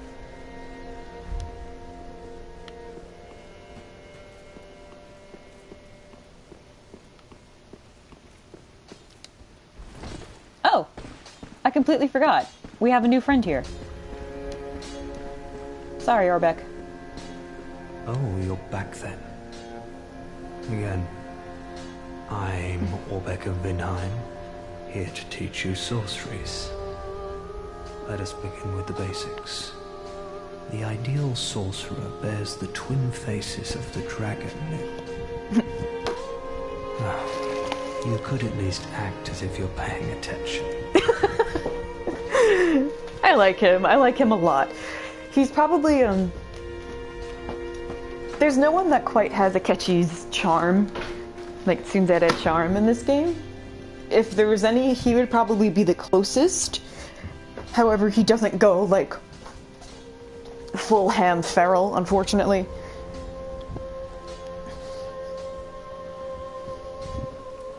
I don't mean to seem overbearing, but have you forgotten? In exchange for my sorceries, you are to bring me knowledge in the form of scrolls detailing the secrets of sorcery. I hope you're not one to break a promise. No, sir. Elementary sorcery fires a soul arrow. Okay. It's no lore here. None there. I'm sorry I didn't do a sorcery build, Pika, but I mean, I guess that's more incentive for if you get the game, rather. You can test them out and see what they're like, because they're pretty cool. I can use magic weapon. That's really useful. And so is this one. Prevents fall damage. This, yeah, both of these are really super useful. Come again.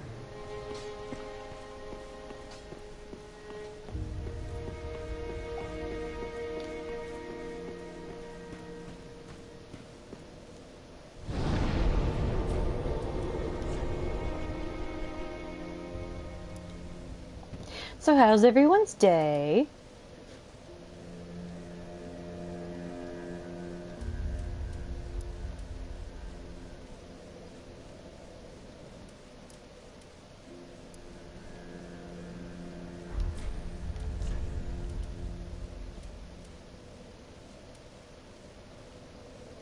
Oh, gotta go to the doctor real quick. Holy shit, I hope you're okay. Okay, I assure you I'm okay. Alright. Thank you, Star. I am one to worry, so thank you for reassuring me.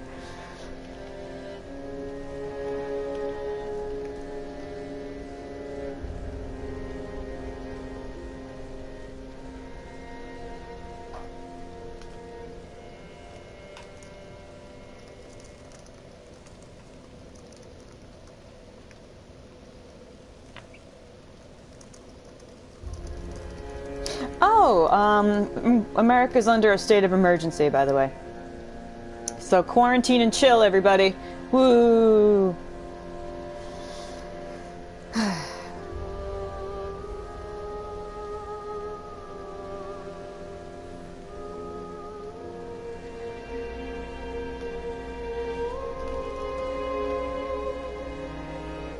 sinus infection. Ugh.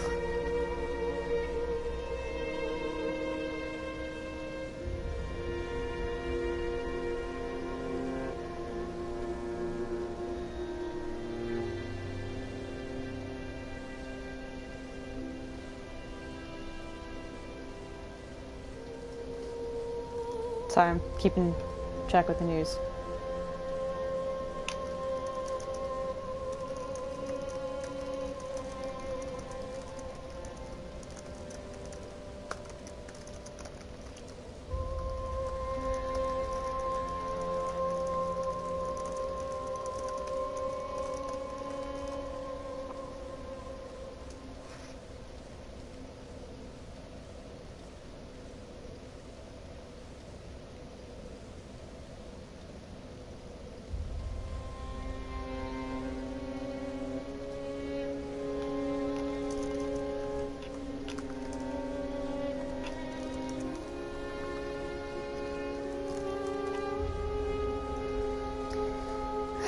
This is gonna be weird.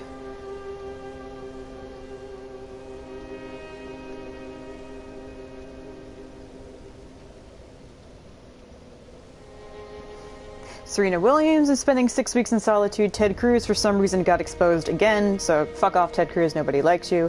Orlando Bloom is self-quarantining. Jesus wept.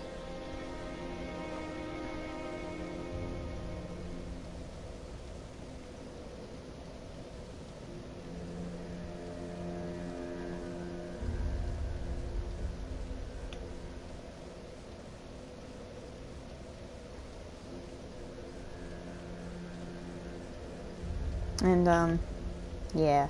The whole country? Yeah. State of emergency. Well, I mean, Italy locked itself down completely, but yeah.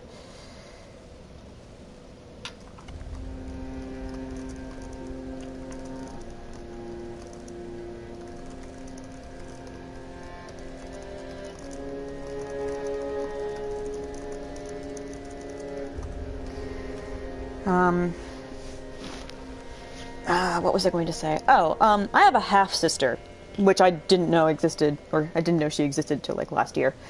And, God, I hope she never finds this. But, I was on Facebook yesterday for the first time in forever, like, just contacting my host family, and my friends overseas, making sure they're okay. As I'm scrolling down the feed, which is a bad idea, because it's Facebook, she had shared this thing that was like, you know, every year, like, they said the bird flu was gonna kill us, they said, other things are gonna kill us. Every year, like, everything is gonna kill us. It's like, don't listen to the hype. Don't listen to the media. They're brainwashing you. And I'm like, Dana, people are literally dying. Like, people are literally dying, and you work with children. You should probably take it a little seriously. Whatever. I mean, I don't have any relationship with her because, again, I didn't know she was alive or existed until last year, which was a weird surprise. Weird surprise. Your dad had another daughter with someone that you've never met. She's nice. Like, honestly, she's really quiet. She's really cool and subdued and relaxed. But there's this underthread of, like, a conservative mindset running through everyone's brain on Long Island. And it's very exhausting. Because, you know, there'll be decent people you're hanging out with and good times. And then they'll say some weird shit like that. And you're like, whoa. Or they'll call it the Chinese virus. And you're like, oh, okay, no. First of all, no. Yeah. I mean, I don't think pointing out people are dying from this virus, you need to be careful, is panic. And, like, an entire country shut itself down because it didn't prepare properly. Pointing that out and noticing that we're following the exact same trajectory as Italy is not, like, I'm not saying you're saying it's panic, but I just think people who are like, oh, it's just panic, don't worry about it. Like, no, dude.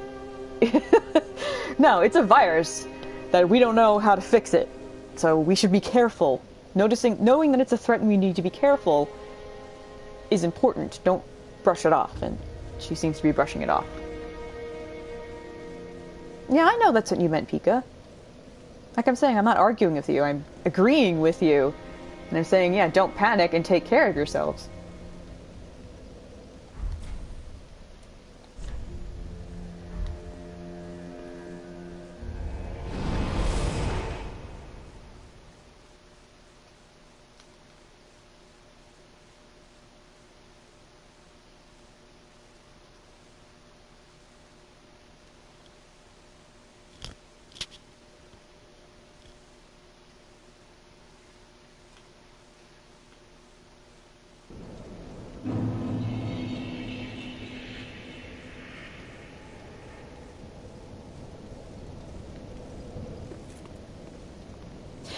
common sense is unfortunately not all that common.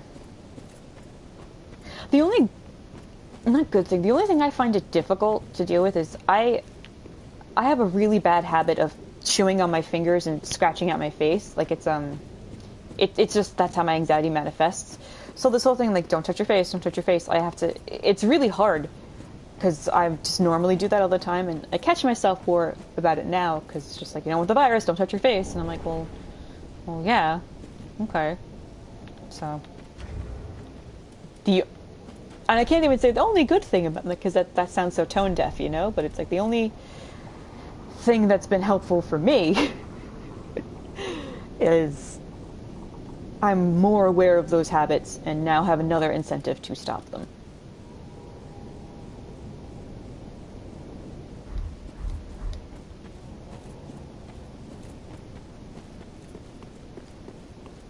Also, the fact that these many people need to be coerced by a deadly virus to wash their hands, especially men, is repulsive. Cis men specifically. It's repulsive.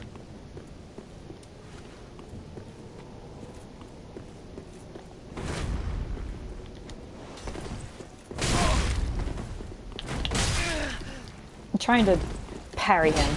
I don't think that'll work very well, but we can try. No, that's a long delay. Okay.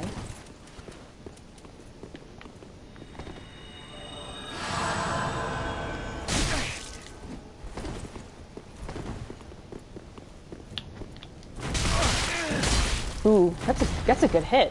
Okay.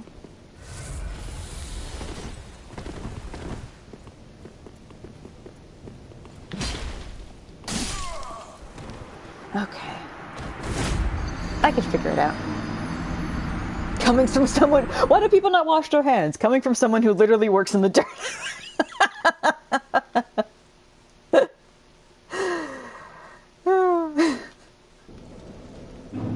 I feel obligated to tell you guys, when I was co-oping in Dark Souls 1 the other day, just to help people get some souls, someone's character name was Coronavirus.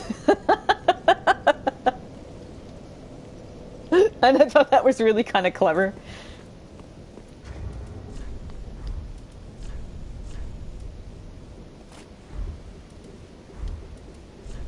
That's one of the reasons I'm kind of sad that we're not going online here, because some people have, like, they have the best names. So you know what? I think when we get to Irithyll, I'll do that. I'll do co-op streams, so you guys can see what helping others is like. And you'll see some of the really fucking funny names. Too late.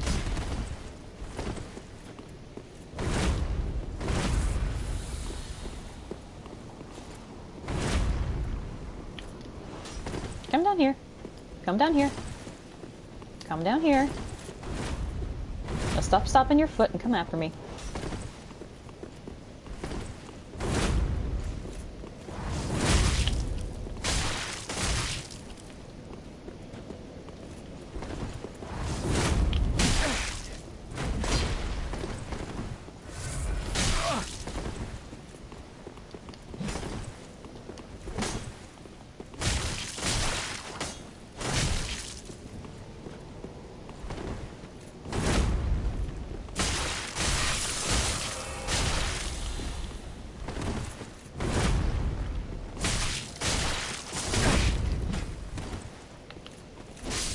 Hi. Oh, I haven't. It's just like spider shield. Okay. Animal Crossing in quarantine. Yay! Woo! I mean, I'm just gonna be playing this. I'm gonna be playing this, and since we're all gonna be quarantined, I'll be helping people in Dark Souls. Woo!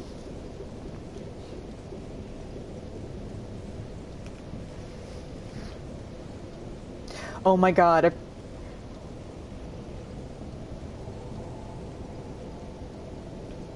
People are calling the coronavirus Boomer Remover.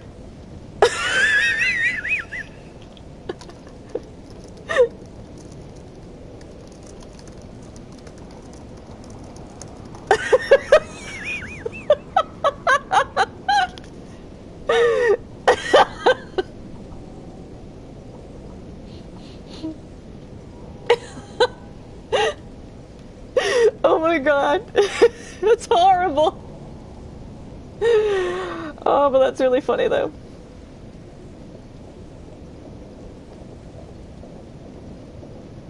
Watching an entire generation explode as insensitivity is thrown back at them is wild. COVID-19 being called the boomer doomer and boomer remover is both a coping mechanism and a little bit of schadenfreude. There might be repercussions for actions. Who'd have thought?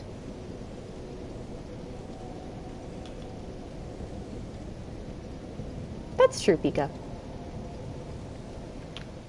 I will do my small part. I'm gonna go with this for a little bit.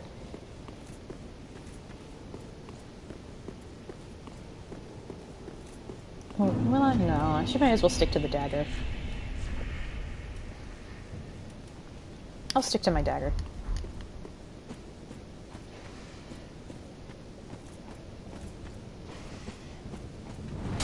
Ouch!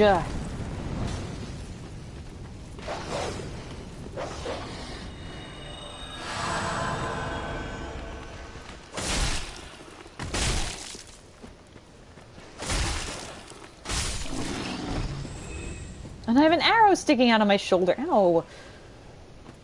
Poor Ren. He's gotten real fucked up here. He's on a long, arduous journey to get back to the boyfriend.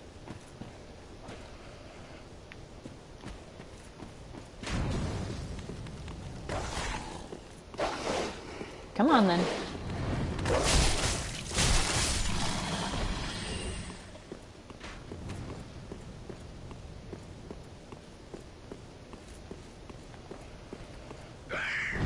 Suicide bomber, oh no! It's absolutely worth it to see Akechi again. He's going through some raw shit. Like, Akechi's in a nightmare realm.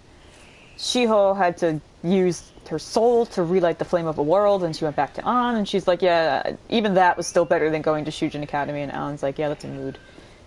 And then Ren has to do this because Maruki's a shit. Excuse me. Excuse me. Excuse me.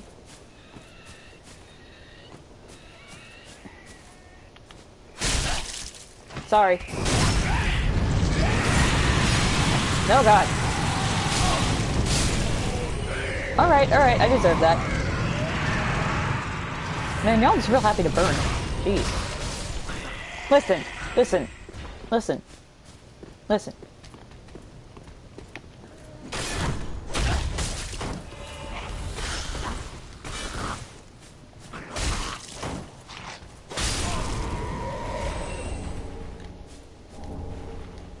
You just wouldn't move. And their blood's more red than the others that we've been seeing, so that's interesting. Yeah, okay. The blood of the people we fight in Lothric is all black. That means that they are infected by the pus of man. Now, when we go outside of Lothric and fight people, they have red blood. Dark, normal red blood. It's only in Lothric do we see black blood. Like dried, oozing black blood. Ren and Lothric and Goro and Yarnum, they'll have quite the stories to tell. Yep. We'll try to one-up each other in terms of weird shit that they saw. Because that's how they are. Notched whip. This is another An weapon. It's just a whip with thorns woven through it.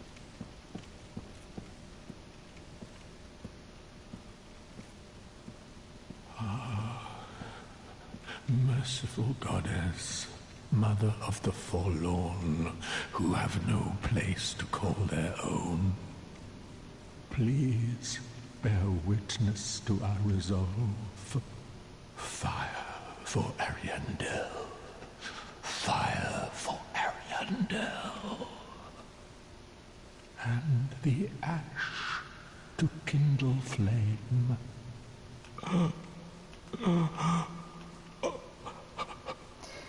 This is a very old, very sad man desperately praying to not this altar, to the weeping statue behind it, and that's Velka.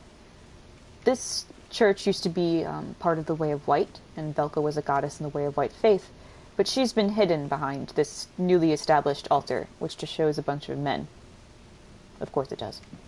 Specifically deacons. Now, I'm not going to talk to that man yet, because he's actually attached to the first DLC. They put him here so you have a much easier way to find the DLC, as opposed to, like, the Arturius one, where you have to do, like, 5 different things scattered around the world. Here, you just go and you talk to him, and you find a way in. I'm not actually going to talk to him, because I'm not ready to go into the DLC yet. So what that means, every time I come back here, we're going to hear him talk and say his spiel. So I'm probably going to mash through it. But he's a cool guy. We're going to eventually have a conversation with him.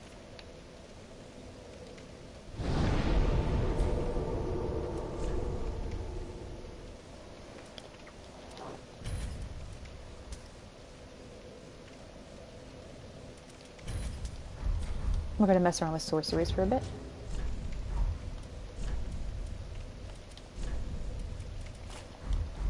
Yeah, so Pika, you get to see what sorceries and stuff look like. Not much, I'm just going to do this. And then this, which masks the sound of our footsteps.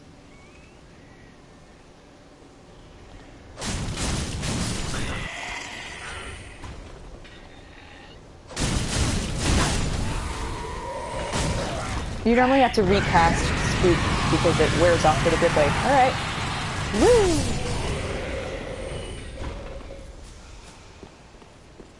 Yeah, see, it wore off already.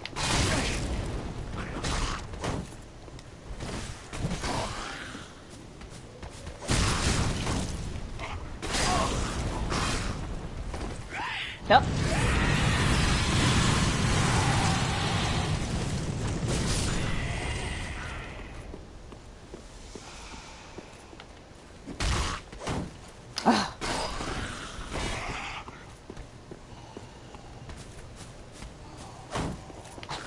What I hate is I can kick their shield, but they recover so quickly after I kick it, so there's no point in kicking open their guard. There. I'm most worried about your dad, and he's older. And he's a scientist. Aww. I hope he'll be okay. I mean, while we were just talking about being careful and not panicking, I remain hopeful that he'll be alright, if that's any consolation to you. Because I'm sure he knows how to take care of himself and how to take the proper precautions and stay safe. Like, these guys are really awful and gross. And you want to have a torch out when you fight them.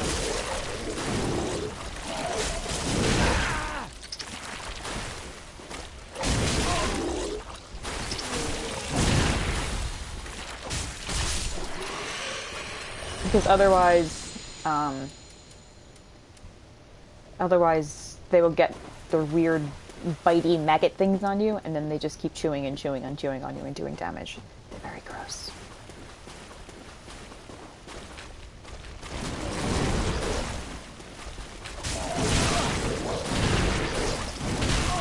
Ugh, I only have 1 health thing, right? Yeah.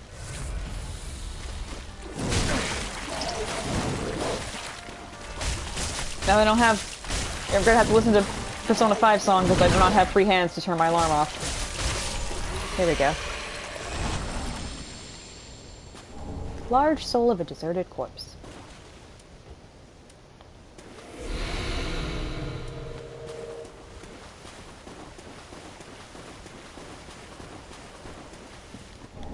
Saint Tree Bellvine. I'll look at that in a second.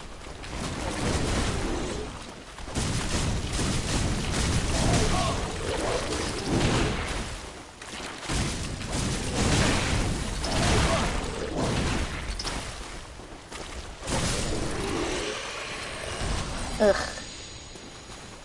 God, they're vile.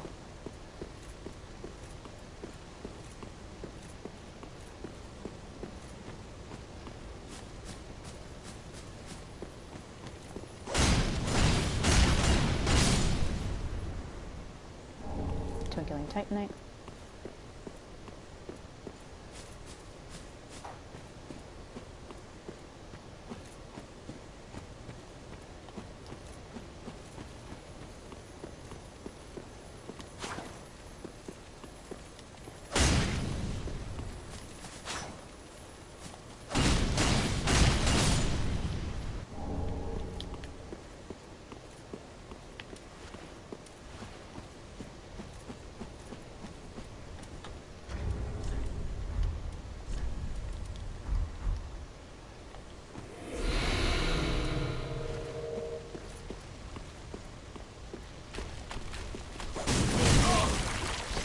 I need to be careful. Oh, you know what? Yeah, we're gonna be so careful, we're gonna run away, because without any healing, this is pointless, honestly.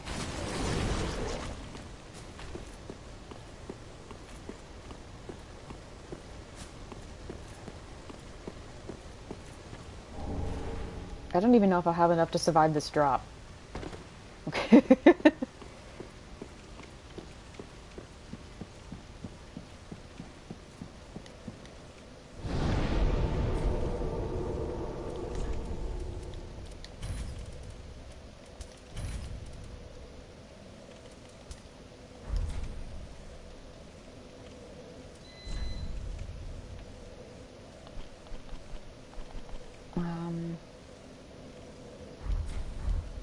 Oh, 5.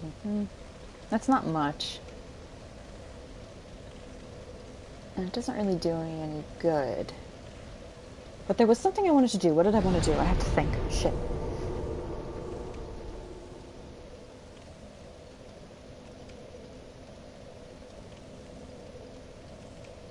Can't remember what it was. Oh well.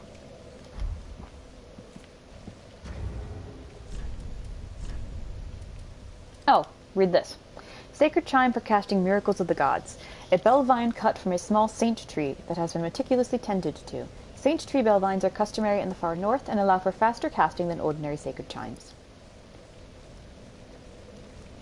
I'll probably be moving to that one as soon as I can.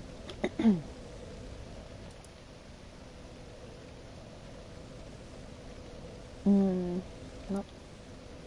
Nothing new there.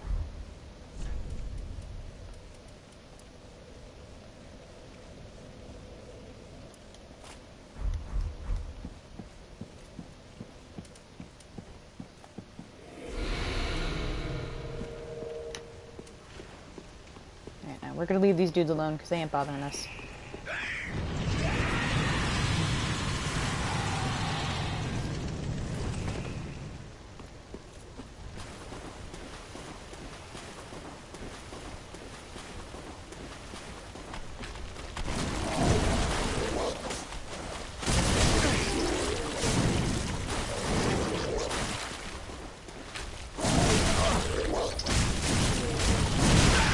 I forgot they don't stagger as much. And I should probably use an ember, honestly.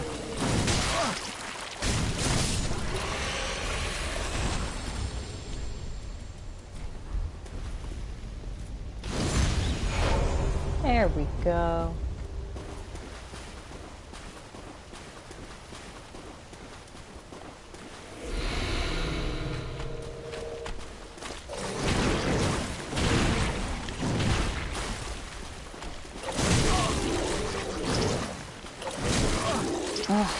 I don't know its moveset at all.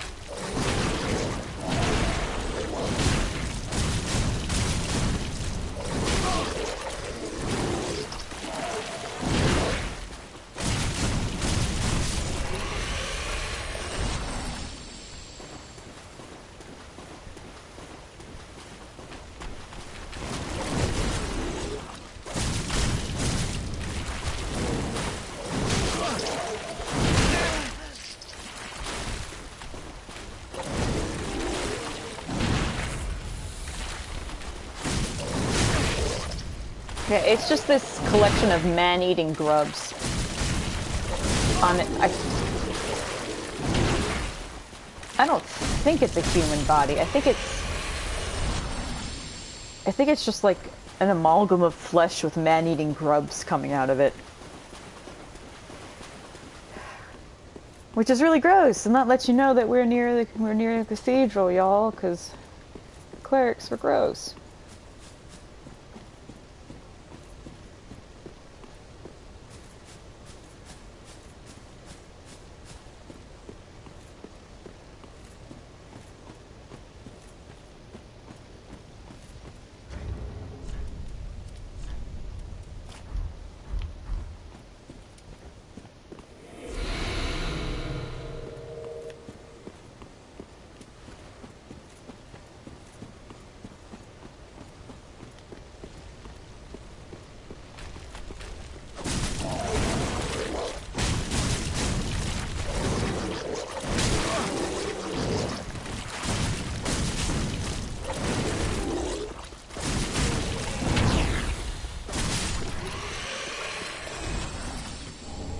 poison bite ring.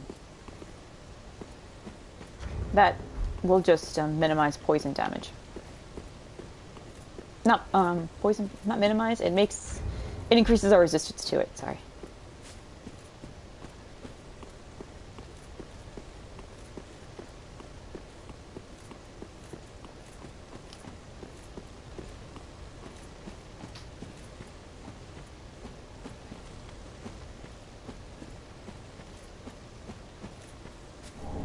Titanite shard. And there is a giant crystal lizard sleeping there. But I'm not going to mess with him because I'm definitely not strong enough. Also, he's just minding his own business.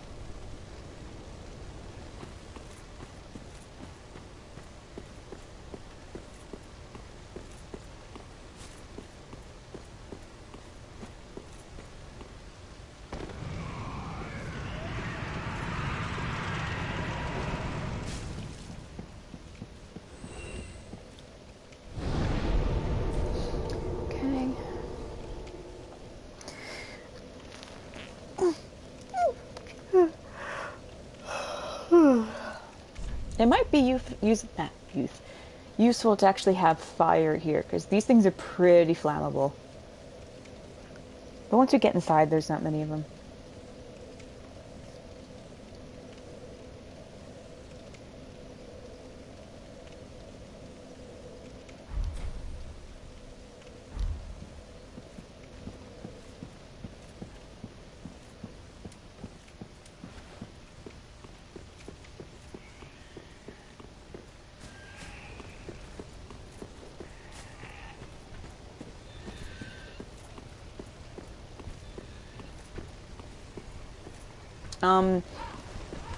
I don't know if any of you have emetophobia, or if you're grossed out by the sounds of, like, retching. If you are, just mute the stream until I get inside a building. Okay? I'm gonna rush through this area, but mute it until I'm in a building. And I'll type in chat when you can unmute it, just in case, okay?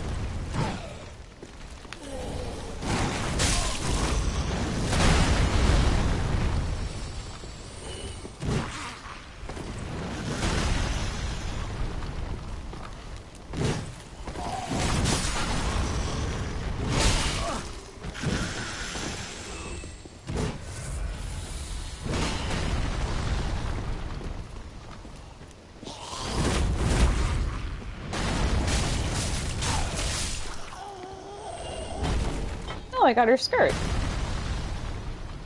God, she's a horrible thing, isn't she?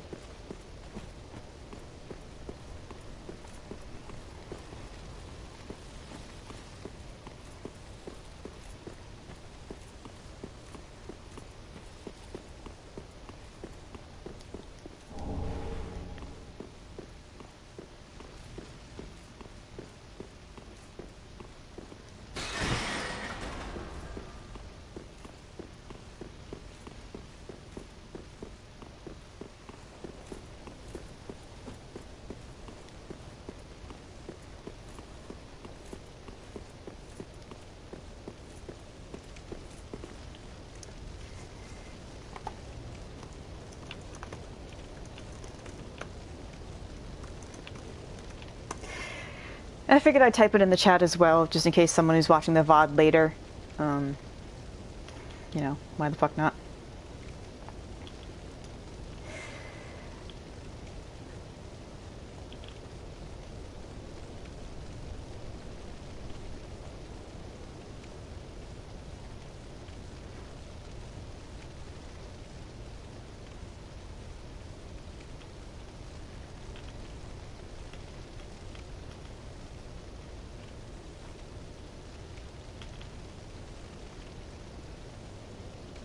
Yeah, they're, these are all the bodies, not just of people who, I guess, used to work for the Way of White, who perished over the years.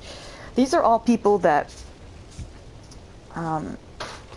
were corrupted by, this is what I'm assuming, Aldrich's transformation into a flesh-eating cannibal, because we will discover that he tried to convince as many of his other clerics to join him in his appetite. So they're all just these shambling horrors that have these man-eating grubs growing out of them, and can either completely overtake their body. Like we saw the one on the bridge, he had it growing out of his stomach. So they eventually seem to separate entirely from the host and become their own thing. Also, it doesn't matter how many I kill in that cemetery, they will keep coming back. So there's just like endless waves of them. There's no point in fighting them. But they do cluster together, so it's a bit of a bitch to have to run through them.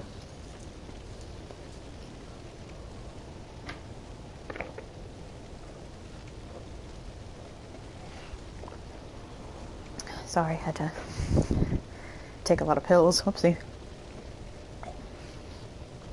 I am behind on all my medication. And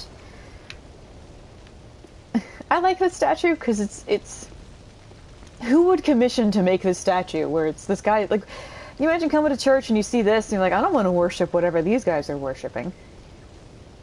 But this isn't necessarily a statue of worship.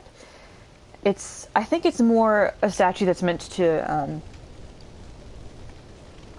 disparage and insult or demean another religion's iconic and holy symbol. Back in Lothric, which I didn't call attention to this, so I apologize, there's statues of men like this. They're winged and they have crowns on, so they look almost like angels, very small angels. And these ones look like they're meant to mock the angels of Lothric because they look absolutely miserable. So whoever runs this church thinks that the Lothric faith is a bunch of bunk. And these are also statues of Velka weeping into her hands.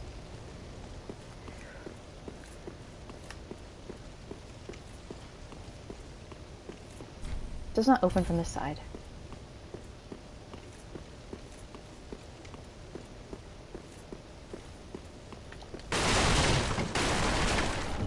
A rusted coin. That's quite pretty. This is the cathedral, way over there. That's the undead settlement. Way. That's the giant's tower. That's why his arrows were still able to hit, because he helps anytime. That's the undead settlement, and that's the bridge leading up to Lothric Castle.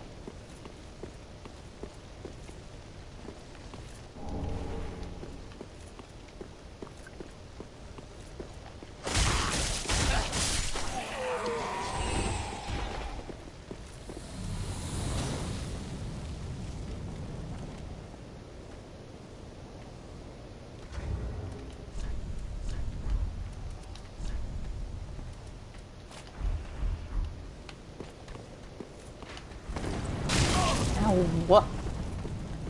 I back out to you first.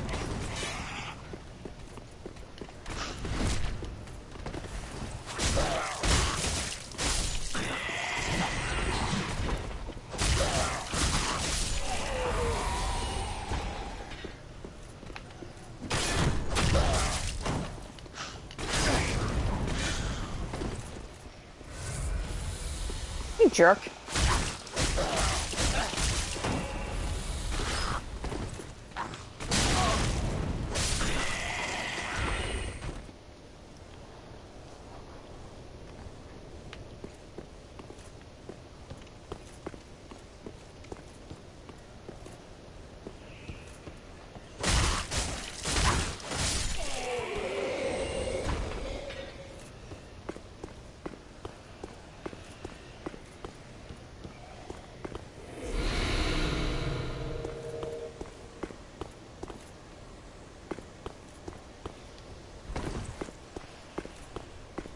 Come on, I know you're up there.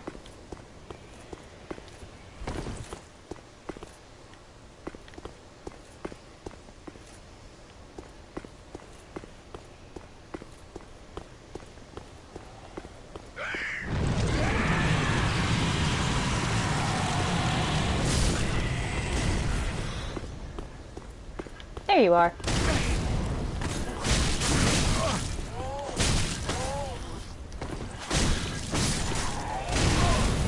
Uh-oh.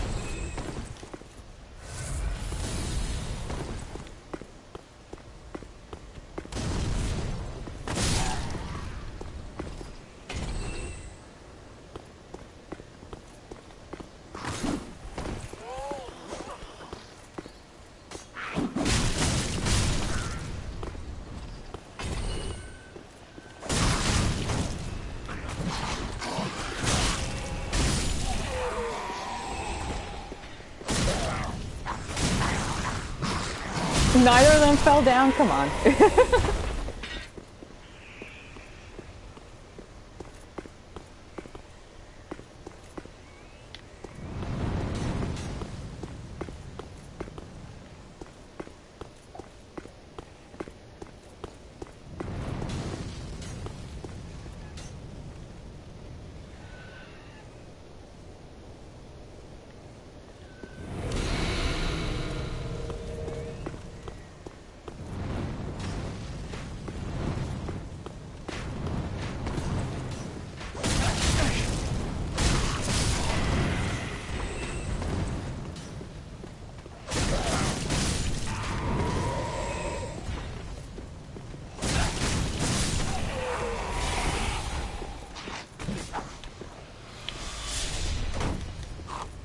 I actually didn't mean to do that.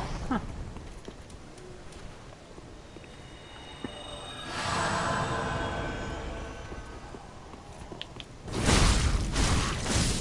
I forget that that's how I can get around shields.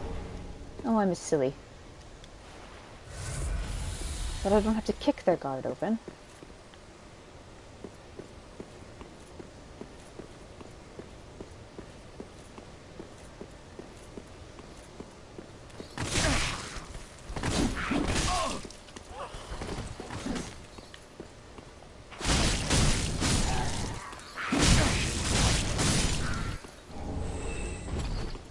More red bug pellets.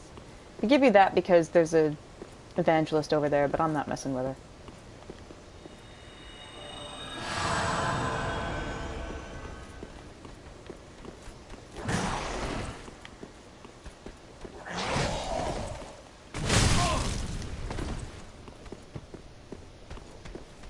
Backstab, backstab. There we go.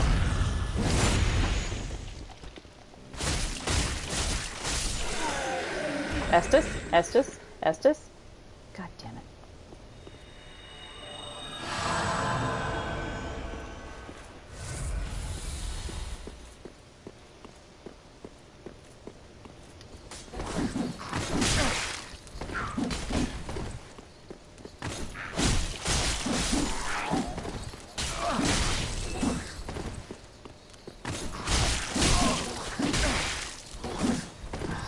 I hate them so much. Like, I think they're cute and they're weird, and I like their little, like, laugh when they fight, but boy, are they a pain in the ass.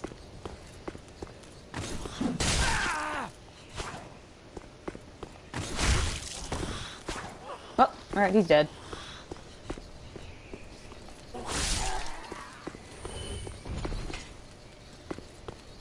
Hello.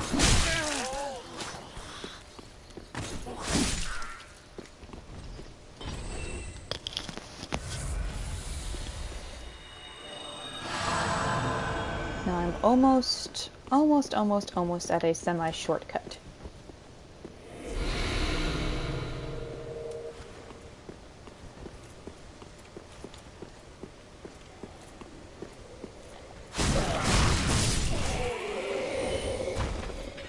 Alright, that guy's not messing with me.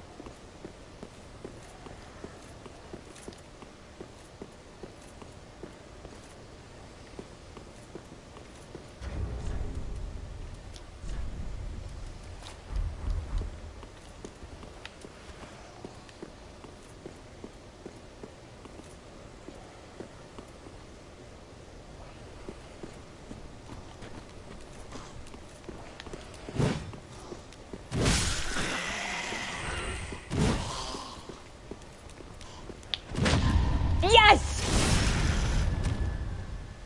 I didn't think I could parry it! Oh my god, okay. Too early.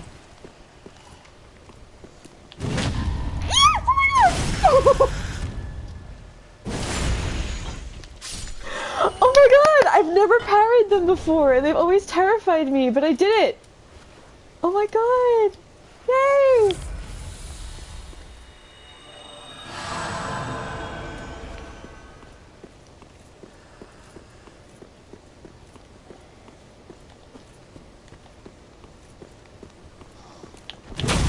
No, that was partial parry, I think. Oh, I didn't know you could do that. I have to be careful. One more hit and I'm dead. Nope. Yeah. That's okay. At least I know I can parry them. Oh, that makes me so happy!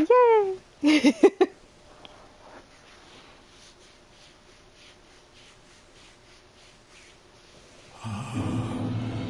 Alright, listen to Gale talk for a bit. Be right back, guys. Mother of the forlorn, who have no place to call their own, please bear witness to our resolve. Fire for Ariandel. Fire for Ariandel. And the ash to kindle flame.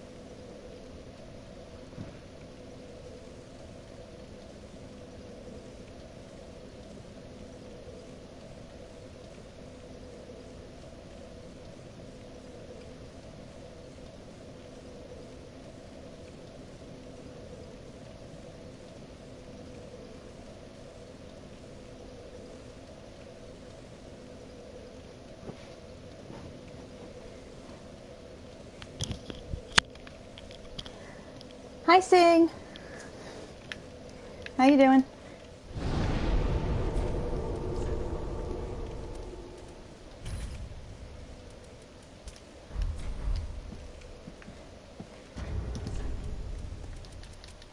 You know what I think I want to do as a challenge to myself? I think I want to go for as many low-tier magic as I can. Because I feel that would be more in the spirit of a trickster wildcard. So, yeah, that's what we're going to do.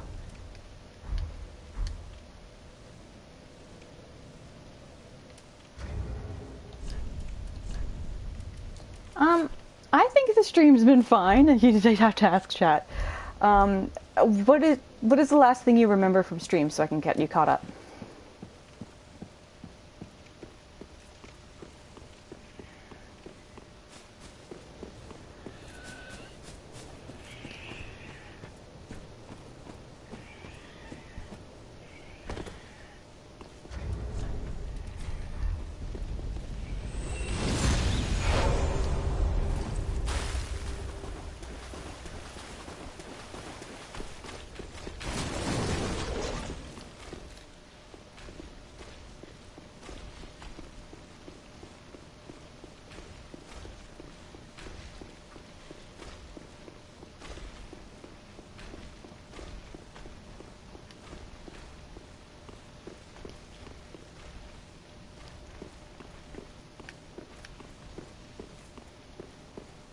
Oh, I didn't look at the shields I picked up in here.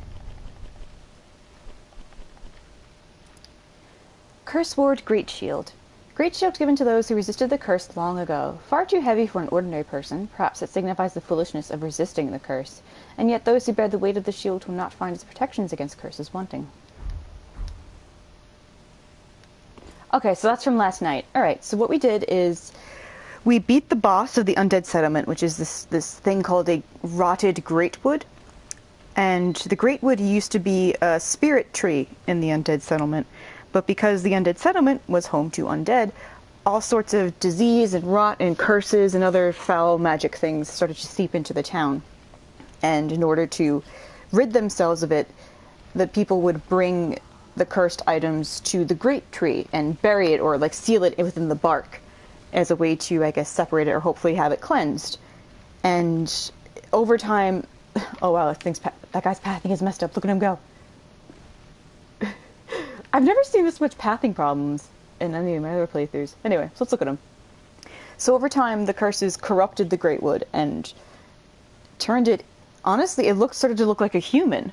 It grew arms and legs, and it had these weird white pustules on it that we had to break in order to weaken it. And yeah, so that was the boss that we recently fought. So we got out of the Undead Settlement. We went through the Road of Sacrifices in the Crucifixion Woods. We're going to go back there. Nice names, all of it. And in the Crucifixion Woods, there is a rundown fortress filled with mages. And in the back of the fortress is a mage called the Crystal Sage. The Crystal Sage looks very much like a Dark Souls 1 character, Big Hat Logan. And we find out that the Crystal Sage not only learned from Big Hat Logan and followed in his legacies and uses crystal sorceries the way Logan learned, that there's two of those sages. One went on to join Farron's Legion, which is the one we're dealing with now, and then another one seems to have gone somewhere else. But they both worked in the Grand Archives in Lothric, so they have some ties to Lothric and left it for whatever reason. We continued on past the Crucifixion Woods to the Cathedral of the Deep, which is where we are now. Our friend Henri from yesterday told us that they're seeking the Cathedral of the Deep as well. He's still going, wow. They're seeking the Cathedral of the Deep because that's where Aldrich is supposed to be. Aldrich, as we know, is one of the Lords of Cinder that we are supposed to go after. And one of our friends back at Firelink, the Firelink Velvet Room, tells us that Aldrich used to be a right and proper cleric and then gained a taste for human flesh and ate so many people and became so corrupted by that desire to continue eating people that he turned into this oozing mass of black flesh. And people were so terrified of him that instead of making him a Lord of Cinder because they believed him to be a powerful and just and righteous person, they're like, no, we're going to make him a Lord of Cinder, which means they're going to burn him in the first flame, because they're terrified of him.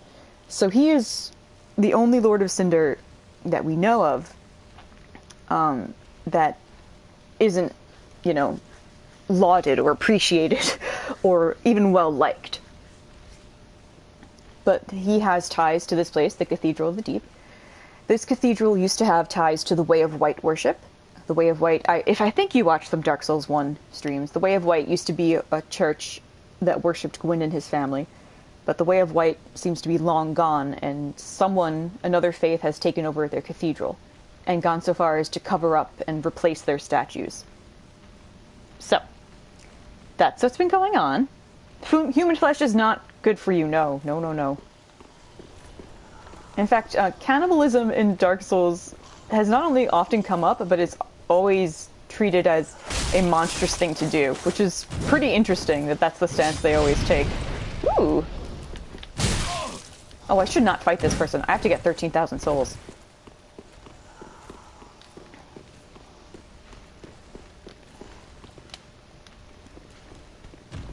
Hello. Hi. I don't think it can climb up, can it?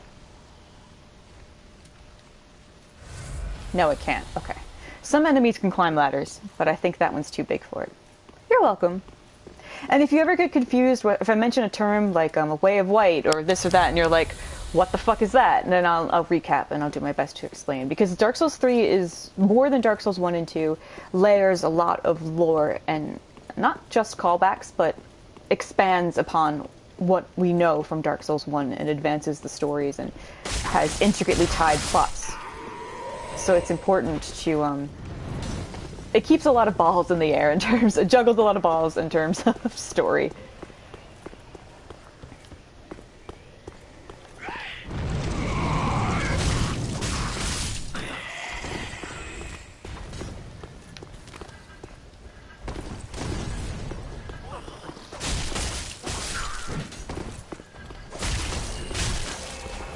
Alright, bye.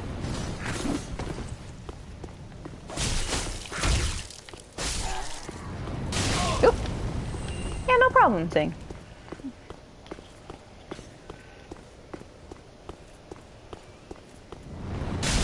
Ouch! That's honestly why I like Dark Souls 3 the most, is the story is so intricate. 1 kept it pretty simple because the whole story was, okay, the gods are missing. Go find out what happened. Go succeed Lord Gwyn in linking the fire so this age does not die out in darkness. And so it introduced you to some pretty basic concepts, but that was it. And this one, this game is meant to show you the natural progression of everything that happened.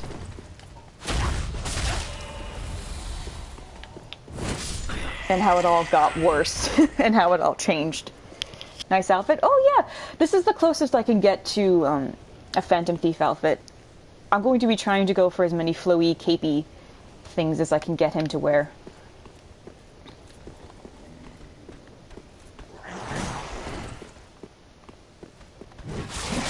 Oh, he doesn't stagger. Okay. Maybe I can convince him to jump to his death. That's why Force would be really useful here, honestly.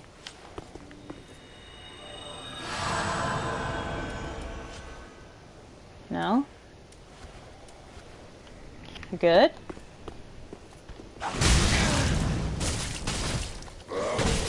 Oh. Oh, there go 13k souls. Oh well.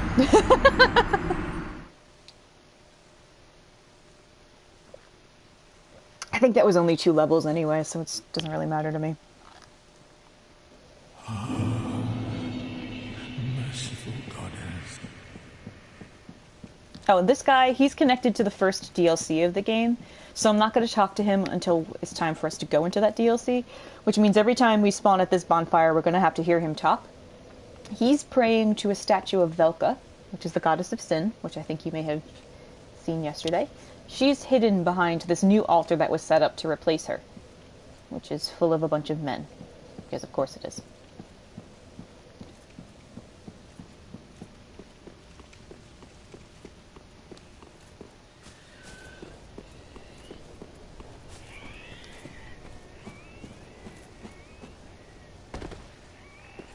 That's just further proof that some other system of faith came into this cathedral and took over the Way of White's belief system.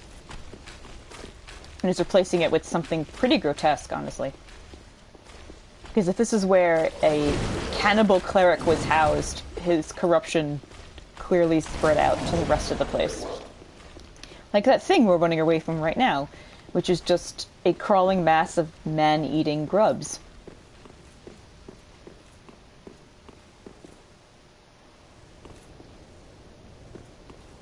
I'm gonna do my best to not sneak, but cleverly rush through. Because I just want to make progress. Oh, that one heard me. Hello.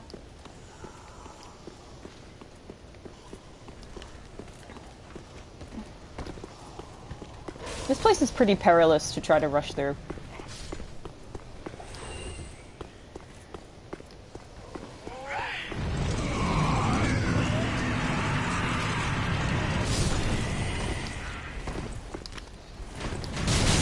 As you can see, I landed in the wrong spot and they just fucking creamed me. Alas. I may also benefit from a shield. But I'm stubborn.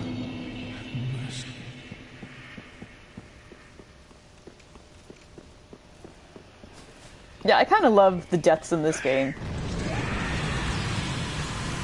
Or in this series in general. There's very many amusing ways to die.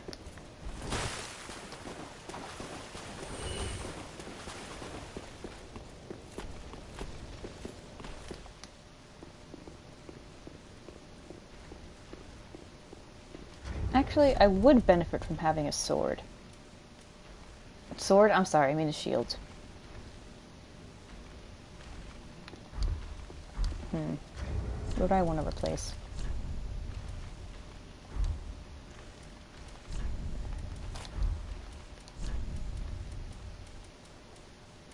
I put my shield away like a fucking dingus. Damn it. I can use this one, but it's not 100% damage block. Oh well.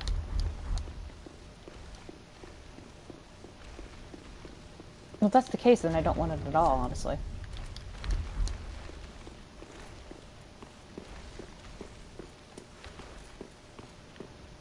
That's okay. Sometimes Dark Souls is about patiently working your way through a place. But I am stubborn. So I don't want to patiently work my way through. Don't follow my example, kids.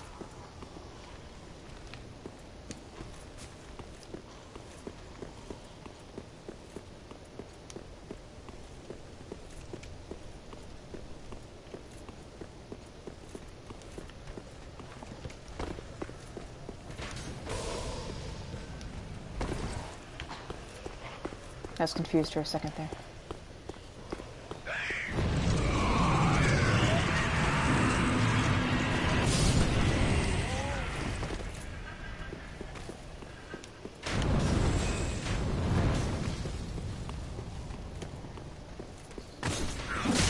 This may be a very poor idea. I'm going to be completely honest with you guys right now.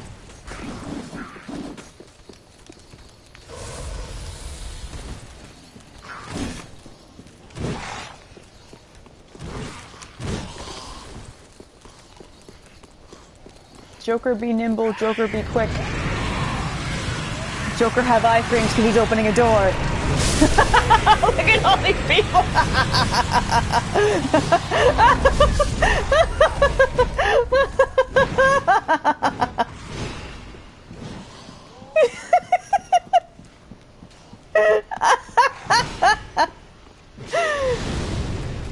There is a shortcut right to my left. I just have to get to it.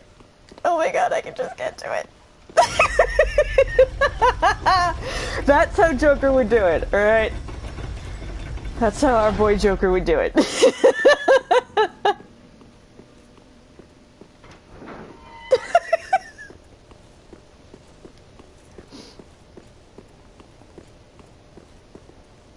Yeah, invincibility frames, fuck yeah! Nothing can touch me when I'm in a loaded animation, woo! And now I just opened a shortcut.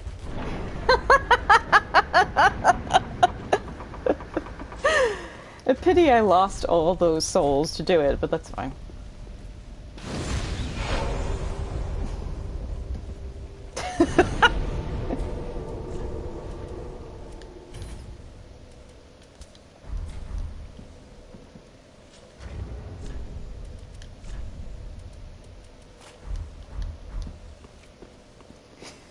Oh! No, I do have it equipped, okay.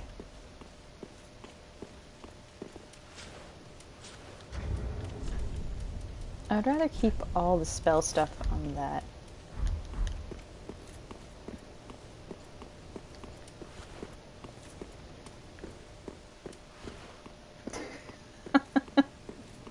I can't believe all of that worked.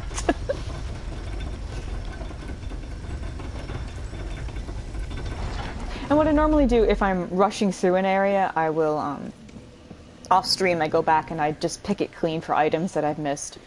Because I don't want you guys to have to sit through watching me, like, struggle again and again and again and again to go through areas. Because I don't think that's very interesting for you.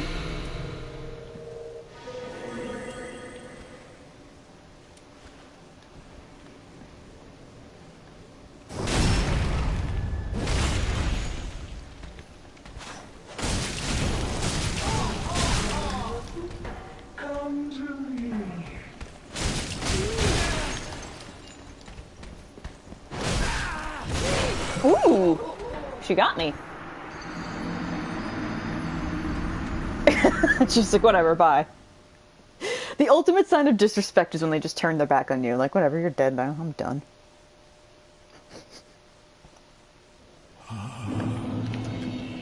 Merciful goddess, Mother of the forlorn.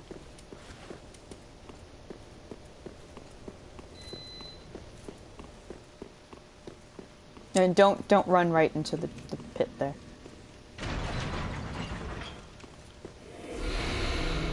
I'm casting magic damage on my dagger, by the way.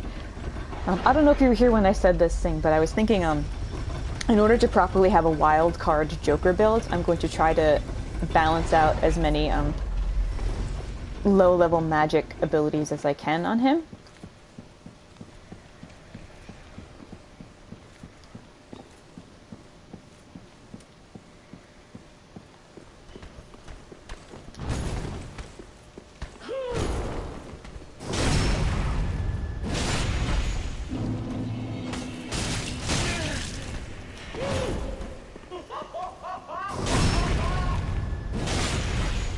I like these ladies, they're cool.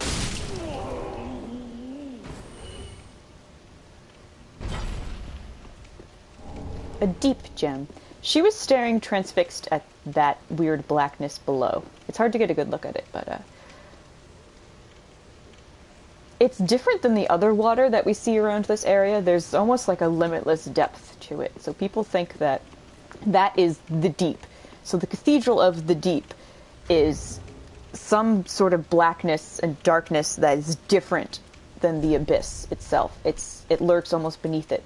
And so we found a deep gem. And this is found in the dregs of the Cathedral of the Deep. Dregs are an important word to remember for Cathedral of the Deep, Aldrich, and the other worship that exists there.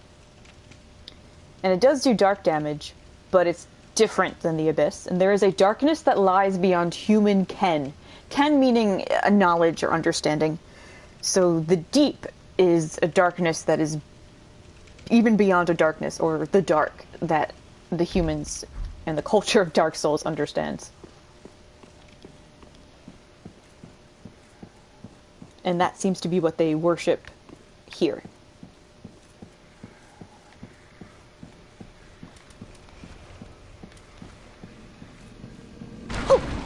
Oh, he startled me. And that's just another lump of flesh with bones sticking out that wants to give me a hard time. If I had fire, this would be most effective against him. But now I'm just dedicated to fighting him. And the guys who ran past in here, these are part of the deacons that have taken over the worship for this place. They were on the altar that we ran past in the beginning.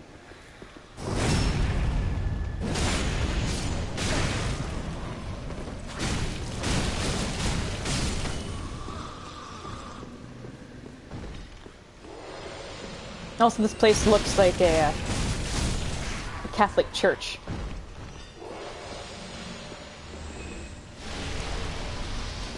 And the statues vomit on you. Some of them do, anyway. These statues are similar to the ones we saw in the Undead Settlement. So that shows you that whatever was happening here has spread out to other areas and has inflicted their worship on other areas of Lothric and other realms. And the description of one of the clerics set that we found shows that they wear a certain shield or a holy item strapped to their backs, so they don't, the belief that they don't become a seedbed for darkness. These statues seem to show what happens to a cleric if they don't have those sacred things on them. There's a dark mass or a weird boil growth growing out of their backs. I don't think that they're worshipping that necessarily here. These just seem to be like an object of fear. Kind of like, imagine a non-Catholic or non-Christian person seeing the crucifix for the first time, specifically a crucifix that has Jesus' body on it. They're worshipping or honoring a symbol in which a man is being tortured. To a non-Christian person, that's probably terrifying.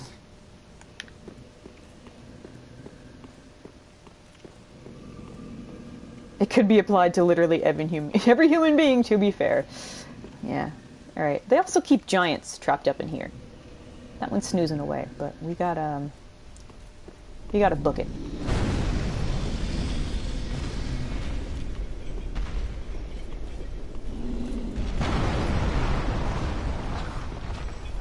The best way I've found to deal with him is you sprint, and then you stop for a little bit, and then you sprint again, and then you stop a little bit. Otherwise, you're in for a bad time.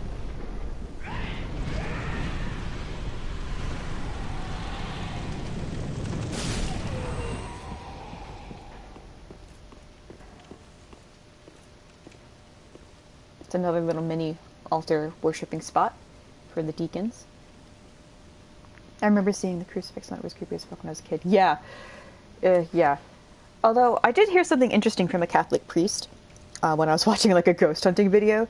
They were talking about if people who do believe in Jesus and want to protect themselves from what they believe is like demonic or spiritual energy, it should be a crucifix with Jesus on it. And he specifically called it the corpus. That's what they refer to Jesus' body. It's like, because a crucifix without the corpus on it is just a torture symbol. So Catholics, which that was new to me, I didn't know that that was necessarily a belief. They look at the crucifix with Jesus on it not as a torture symbol, but as a reminder, like this was done out of love for us, and we should honor that sacrifice, that this was done for love. Which I don't personally buy myself, but I like that idea. I think that's pretty powerful. This is a mimic, by the way, so we're gonna do our best on him. If not, I'm gonna run away like a coward.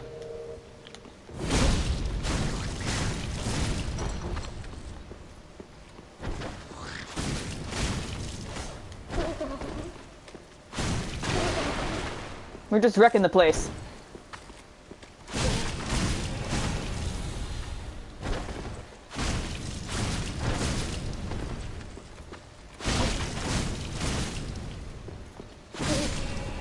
Yeah. He has a deep Braille Divine Tome. Now you're probably thinking, oh, it's a Divine Tome, Braille specifically, we should give it to Irina. No! Don't give this to Irina unless you want to fuck her up. A Braille Divine Tome of the Deep, belonging to the deacons of the cathedral. Give this to a storyteller to learn miracles of the deep. Intended to teach divine protection to the deacons of the deep, but later dark tales were added to its pages, such that it is now considered a thing profane. We can learn from this, but you're not meant to give it to her. I mean, you can, but she will tell you, like, I'm not meant to learn this stuff, but if you really want me to, I'll read it for you. And you can push her to do it, and she will, and then that that ends her quest in a certain way, and Aegon gets very mad at you because he says, as long as you keep her safe, you and I are allies. And he considers this a violation of that promise. So, whatever, these also contain dark miracles, which I do want Joker to learn, but we have to wait quite a bit before we can learn these properly. Because I'm not going to hurt Irina, I don't want to.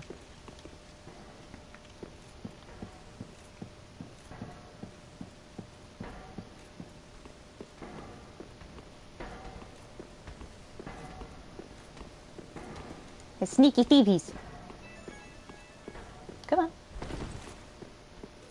There's a bunch of sneaky thievies.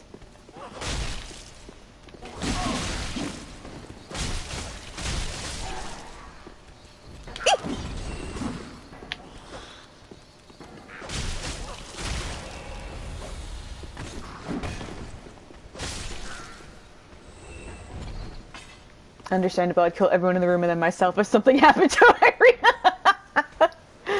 Don't worry, she'll be okay. She's in good hands with us.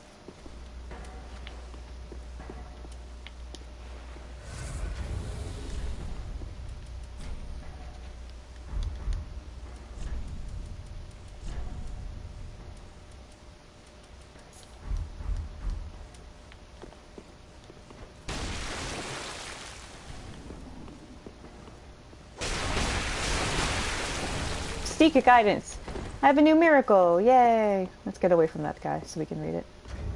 Or that lump of flesh so we can read it. Seek guidance. Reveal more help and summon signs without using an ember. This is really fucking useful. Say you're out of embers and you really need help on a boss fight, but you don't know how to get any. You cast this miracle when you're online and you can see people who put down their signs for co-op. Very, very useful. Oh, hold on. Stepdad's messaging me.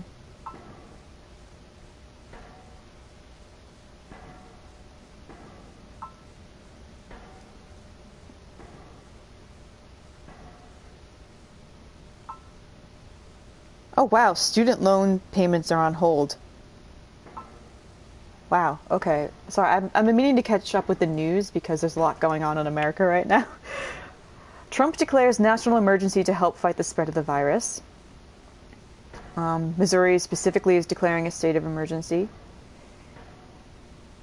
They're considering drive-through coronavirus testing.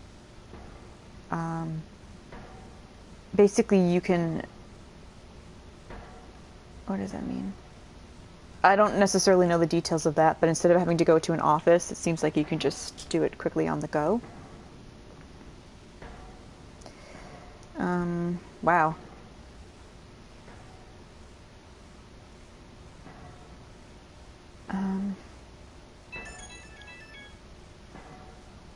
House is voting today for a relief package.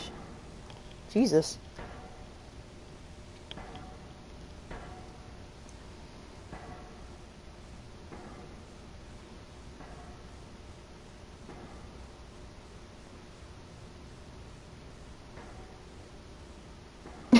Despite coronavirus fears, it's business as usual for gay crews. Fuck yeah.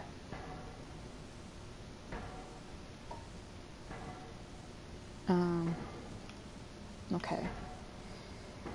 I don't want to hear him speak, so I'm not going to listen to fucking Drumpf talking. Let's see.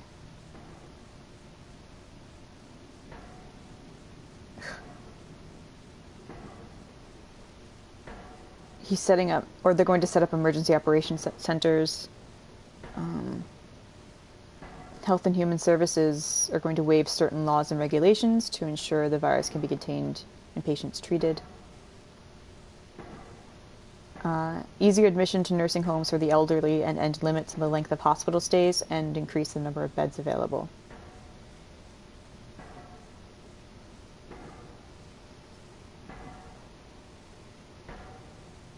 And because of the national emergency declaration, create access to billions in federal aid to help with the pandemic.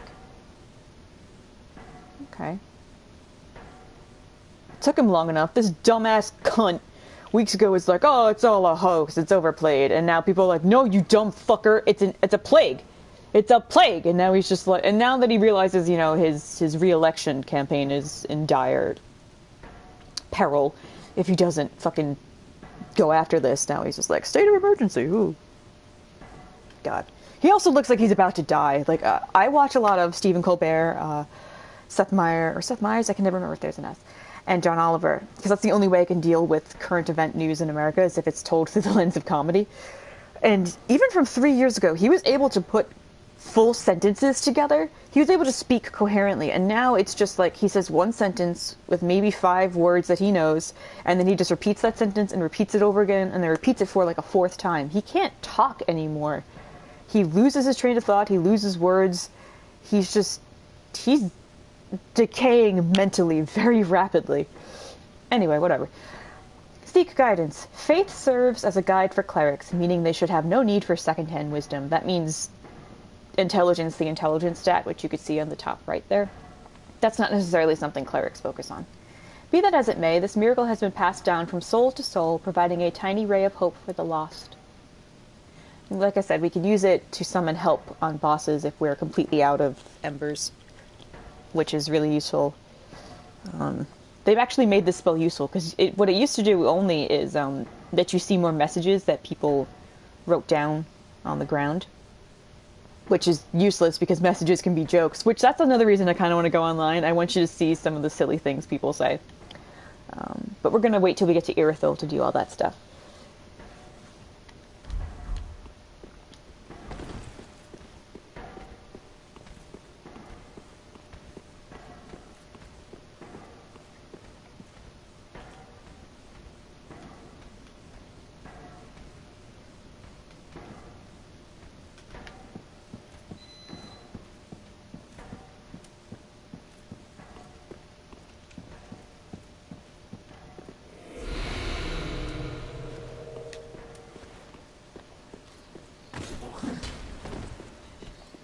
Get back here.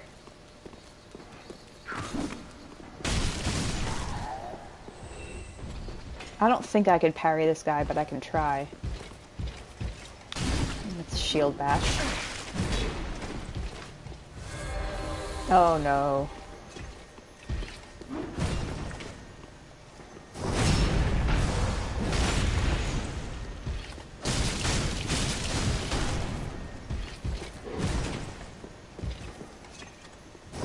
Oh, there you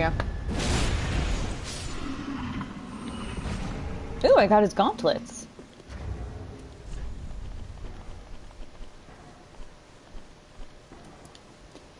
Massive iron gauntlets worn by knights serving the Cathedral of the Deep. Repulsive creatures of the deep are sure to attract the foolish, but the Cathedral Knights are prepared to meet such intruders head-on with their more than ample might. Repulsive creatures of the deep will attract the foolish. As in, people will go after these creatures that they see in the deep, perhaps as, like, some silly attempt to be heroes.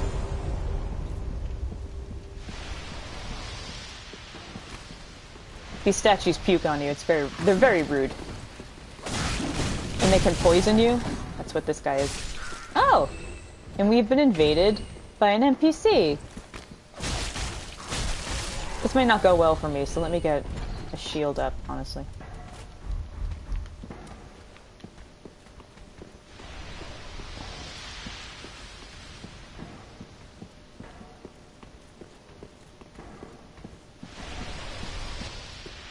I don't trust myself to parry him because he's covered in spikes, which can do a lot of damage.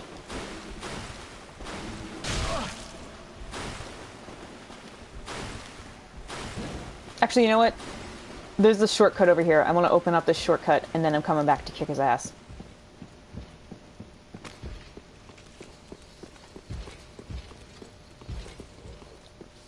One of the big differences from Dark Souls 1 already is there are a ton of enemies everywhere at all possible times.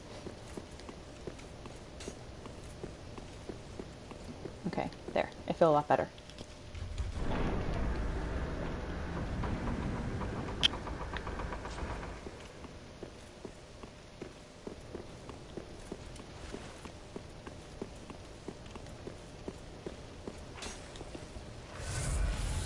Hello.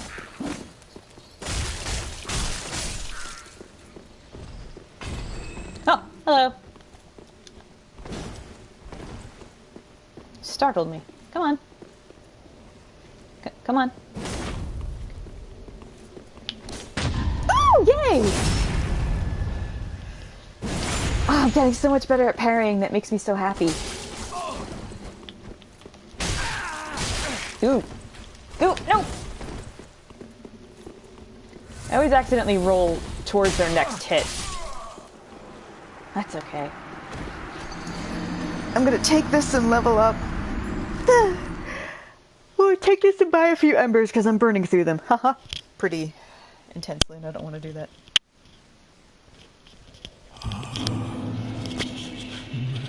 Okay, stop.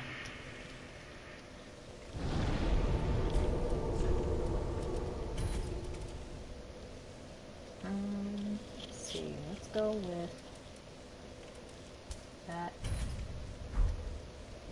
and fireball.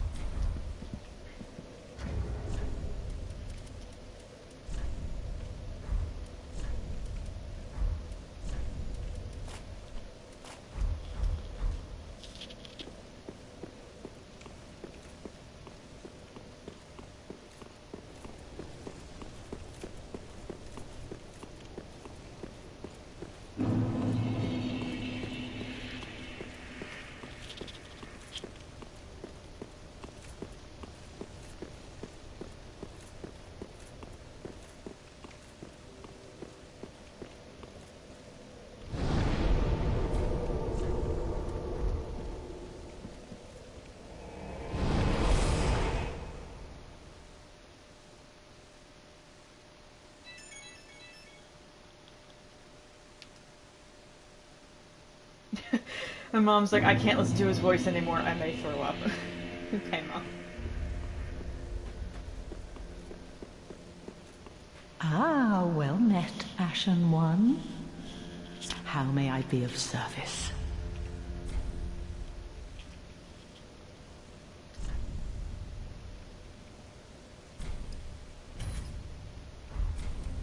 Ashen One, be sure to bring more souls.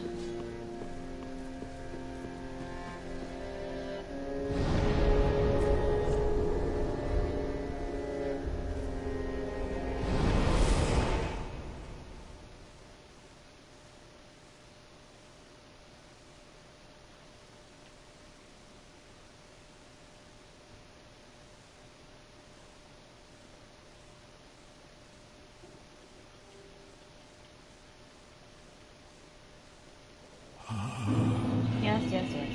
Merciful Godhead.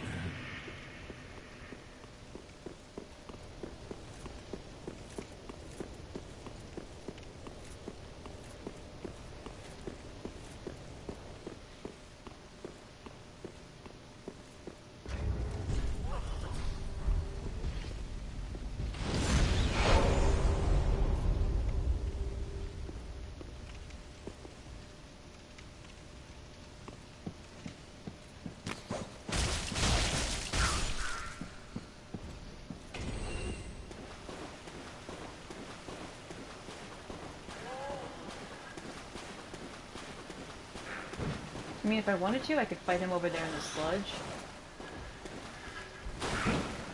Which means, not, like, he can't roll and I can't roll, so it will reduce his movement. Let's see if he'll do that. Actually, I don't know if it reduces his movement. Let's try it. Nope. That's not fair. Oh, it does!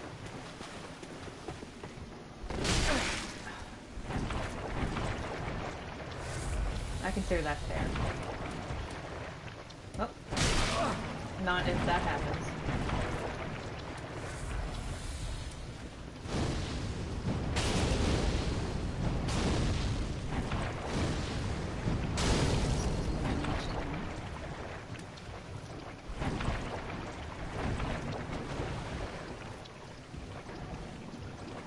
I'm gonna try to parry him.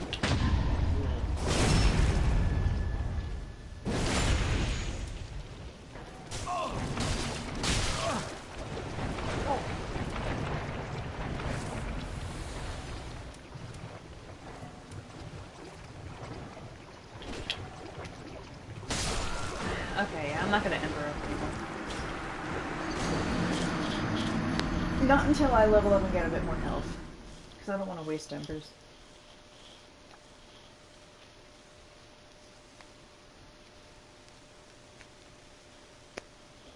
Yeah. Merciful God.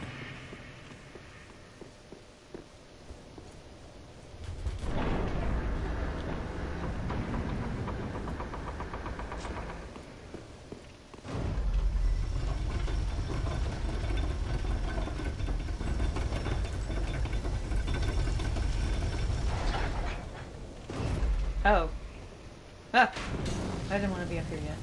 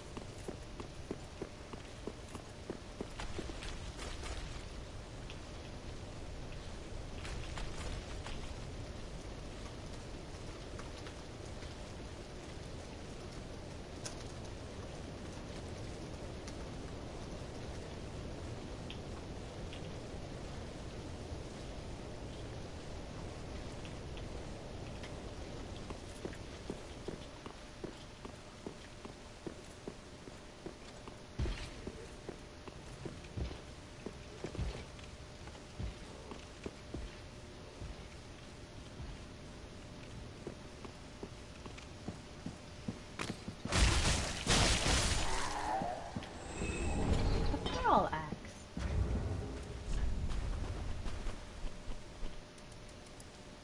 Small hand axe used by Lothric slaves. A cunning weapon for a cunning lot. This axe is quick and deadly.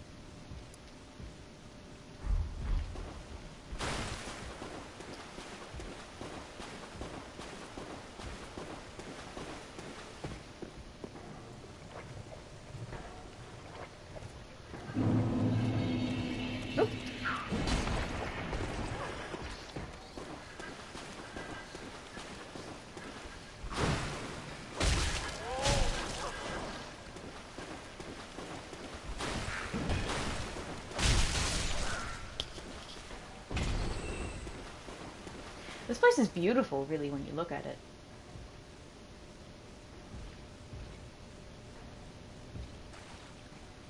I mean, besides the sludge factory over there, with its giant, and but I'm definitely not going to be able to fight because I'm not strong enough. I mean, I could, it would just take a while.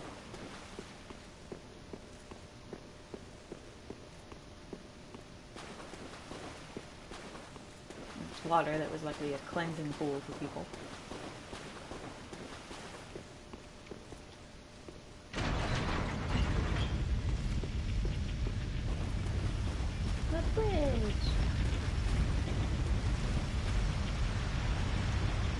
Oh, there's people. Oh! I never noticed that. They're not going to be well detailed in terms of, like, graphics, but there's people's faces, and there's, like, children reading from a book. I never noticed that before. 1, 2, 3, 4, 5, 6, 7, 8, 9, 10, 11, 12.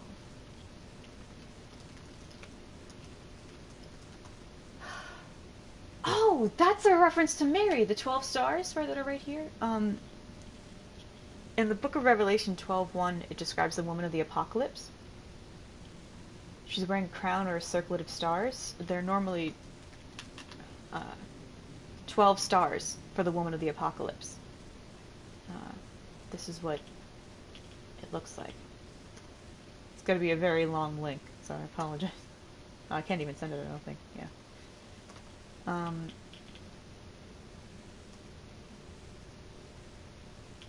It's a huge image, so let me see if it'll actually go. Yeah. I never noticed that before. A 12 in terms of, like, it's separated from here to here. That's really cool. And even more proof that this is inspired by Catholicism. Or just Catholic aesthetics, really, because I think Miyazaki just... Bloodborne is very heavily inspired by Catholic aesthetics. Okay, we're just gonna like roll through the muck to get through here. 'Cause, yeah.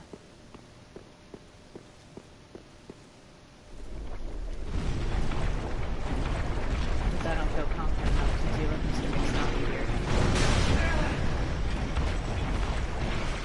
No, God, no, there's a grub. Ew. Bye. Ew, ew. Ew.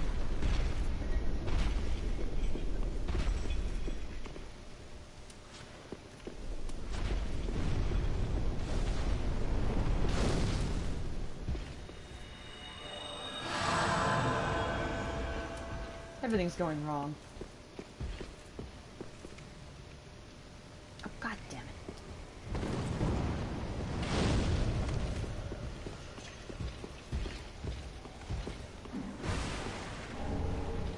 Perfect.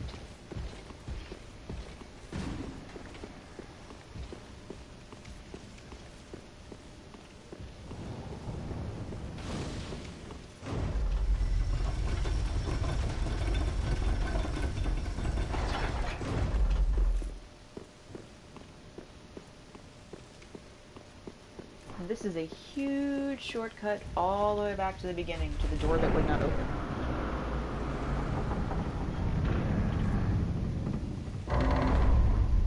Which leads down to the other shortcut we opened up. So, yeah. We can now bypass everything we just did.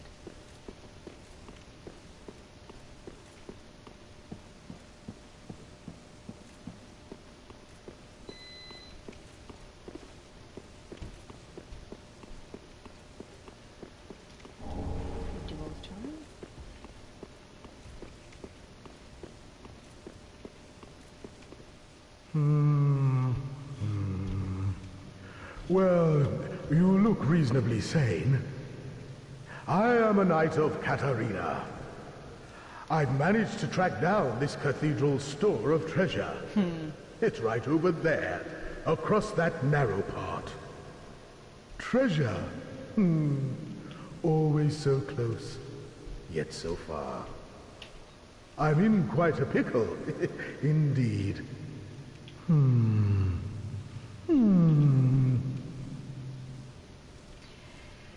Now he does look like our Onion Knight friend, and he does sound like he's trying to be our Onion Knight friend. Now, please don't spoil it.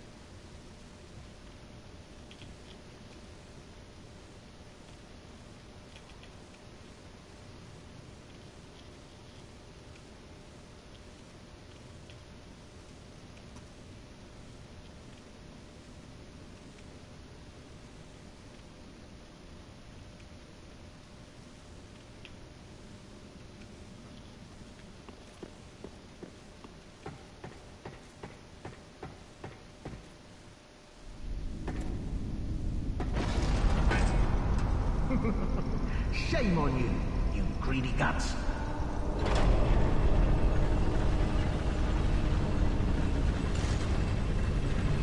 Thought you could outwit an onion. Well, say hello to the nice giant. He adores visitors.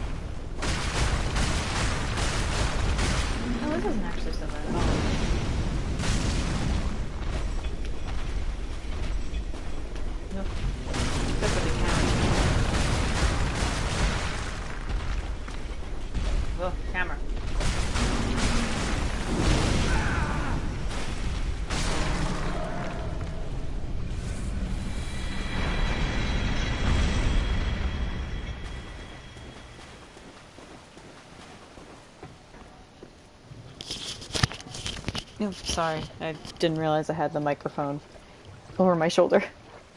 But yeah, please don't spoil stuff now. Which, I know it's so minor, I'm not angry, I'm not upset or anything like that, but just... I would like to leave even the littlest things to be discovered as they happen.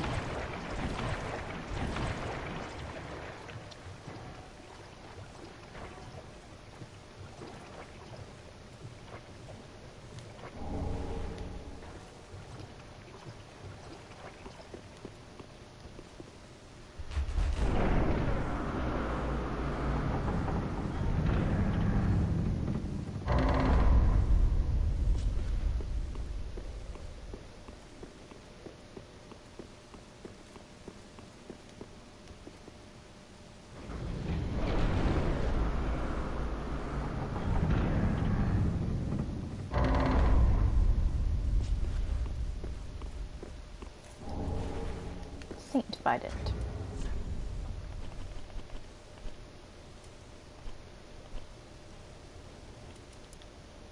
A silver bident decorated by a holy symbol, formerly wielded by Saint Klimt. He discarded this weapon that draws upon one's faith on the day that he put his own faith behind him.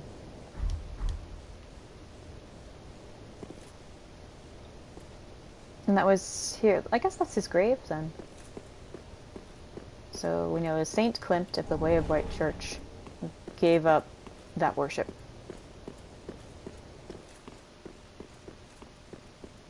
Just once again reiterating, Way of White's been completely wiped out here.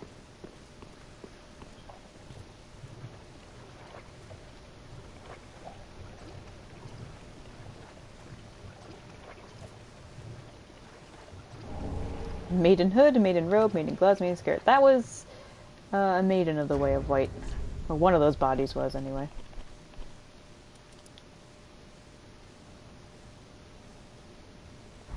Oops, no lore on that one.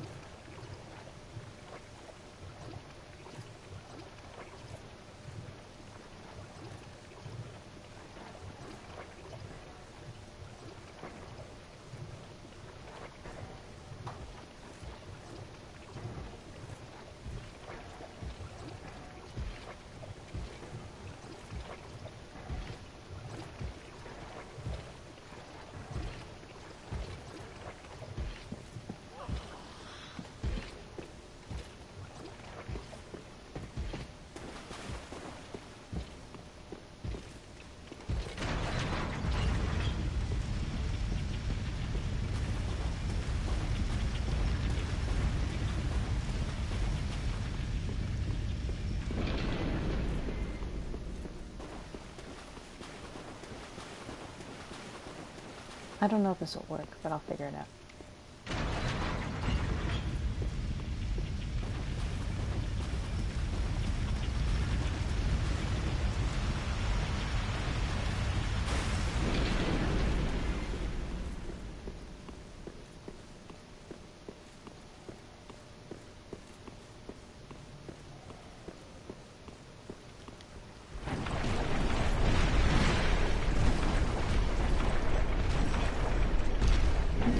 Can't see.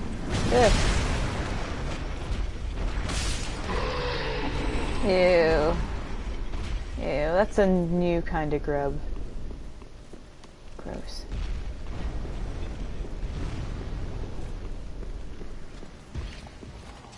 Wait, that guy's sitting on nothing.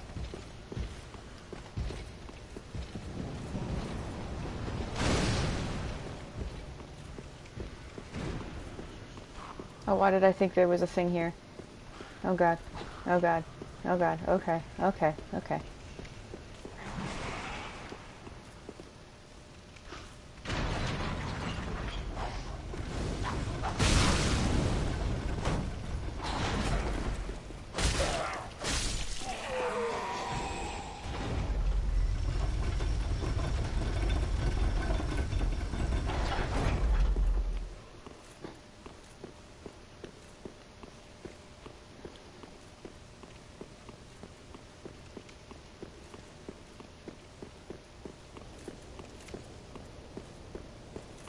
Shit.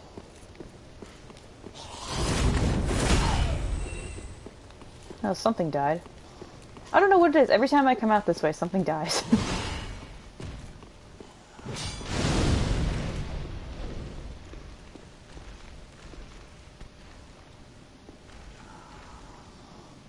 You good? Okay.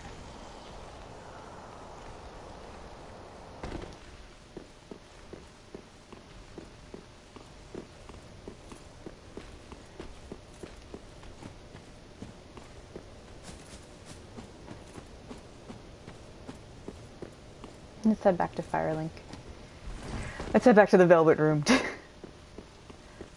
See if our guidance have anything new to say. Oh, wait, before we do.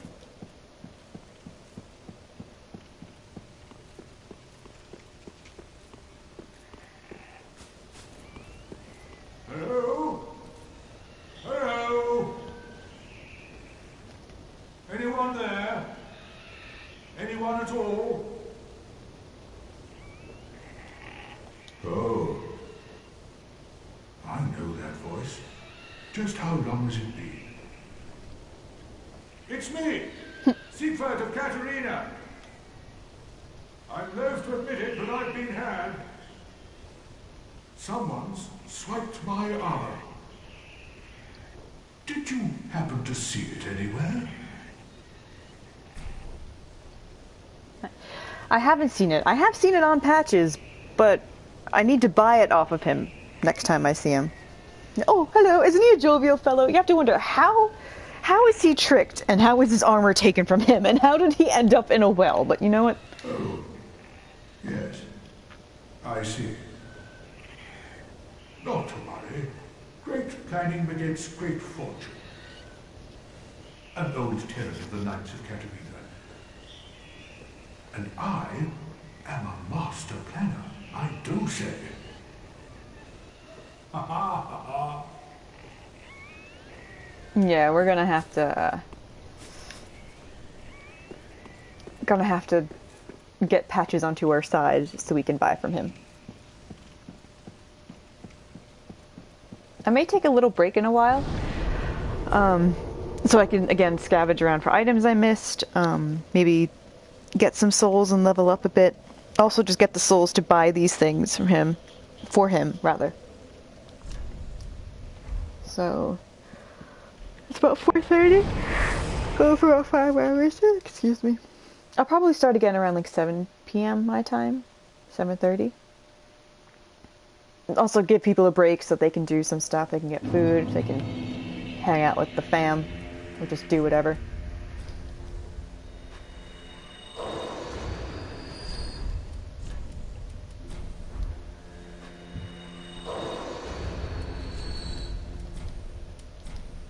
Oh, I don't want to do that.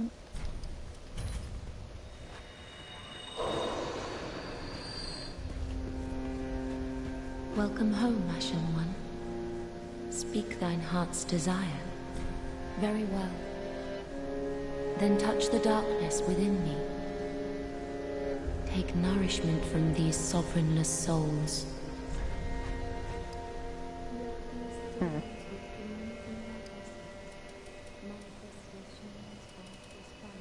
I did say I was going to get that, so let's see. 1 more point in Dex, 3 more in Vigor. That's all. Okay, that's what I was going to learn. So I may as well get the 1 point in Dex. Farewell, Ashen One. May the flames guide thee.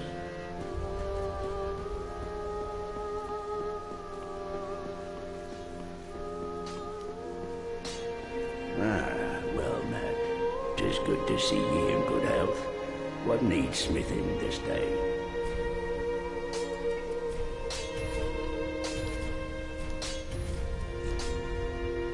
4 and 4. Yeah, that seems pretty fair.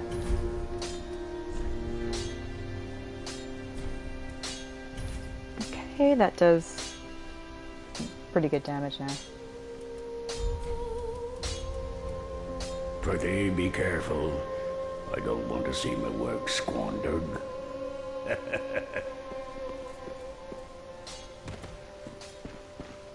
I don't think he had anything. I don't mind checking though. Oh, hello, you're back. And in one piece. Well, Now it's time I do my part, huh?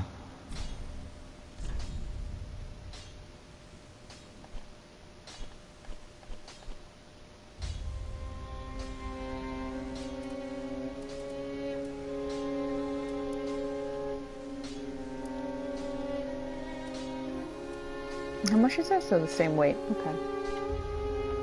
Oh, he's got... Oh, no, he always had the stuff.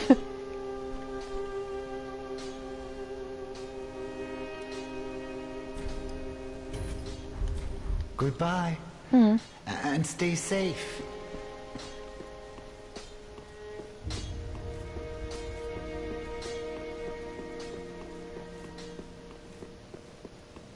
Alright, this seems like a good place to call it, for now. I'll see you guys again in a few hours. 7:30. Oh god, I keep yawning. I need to have more coffee, for fuck's sake. Okay, so I'll see you in a few hours.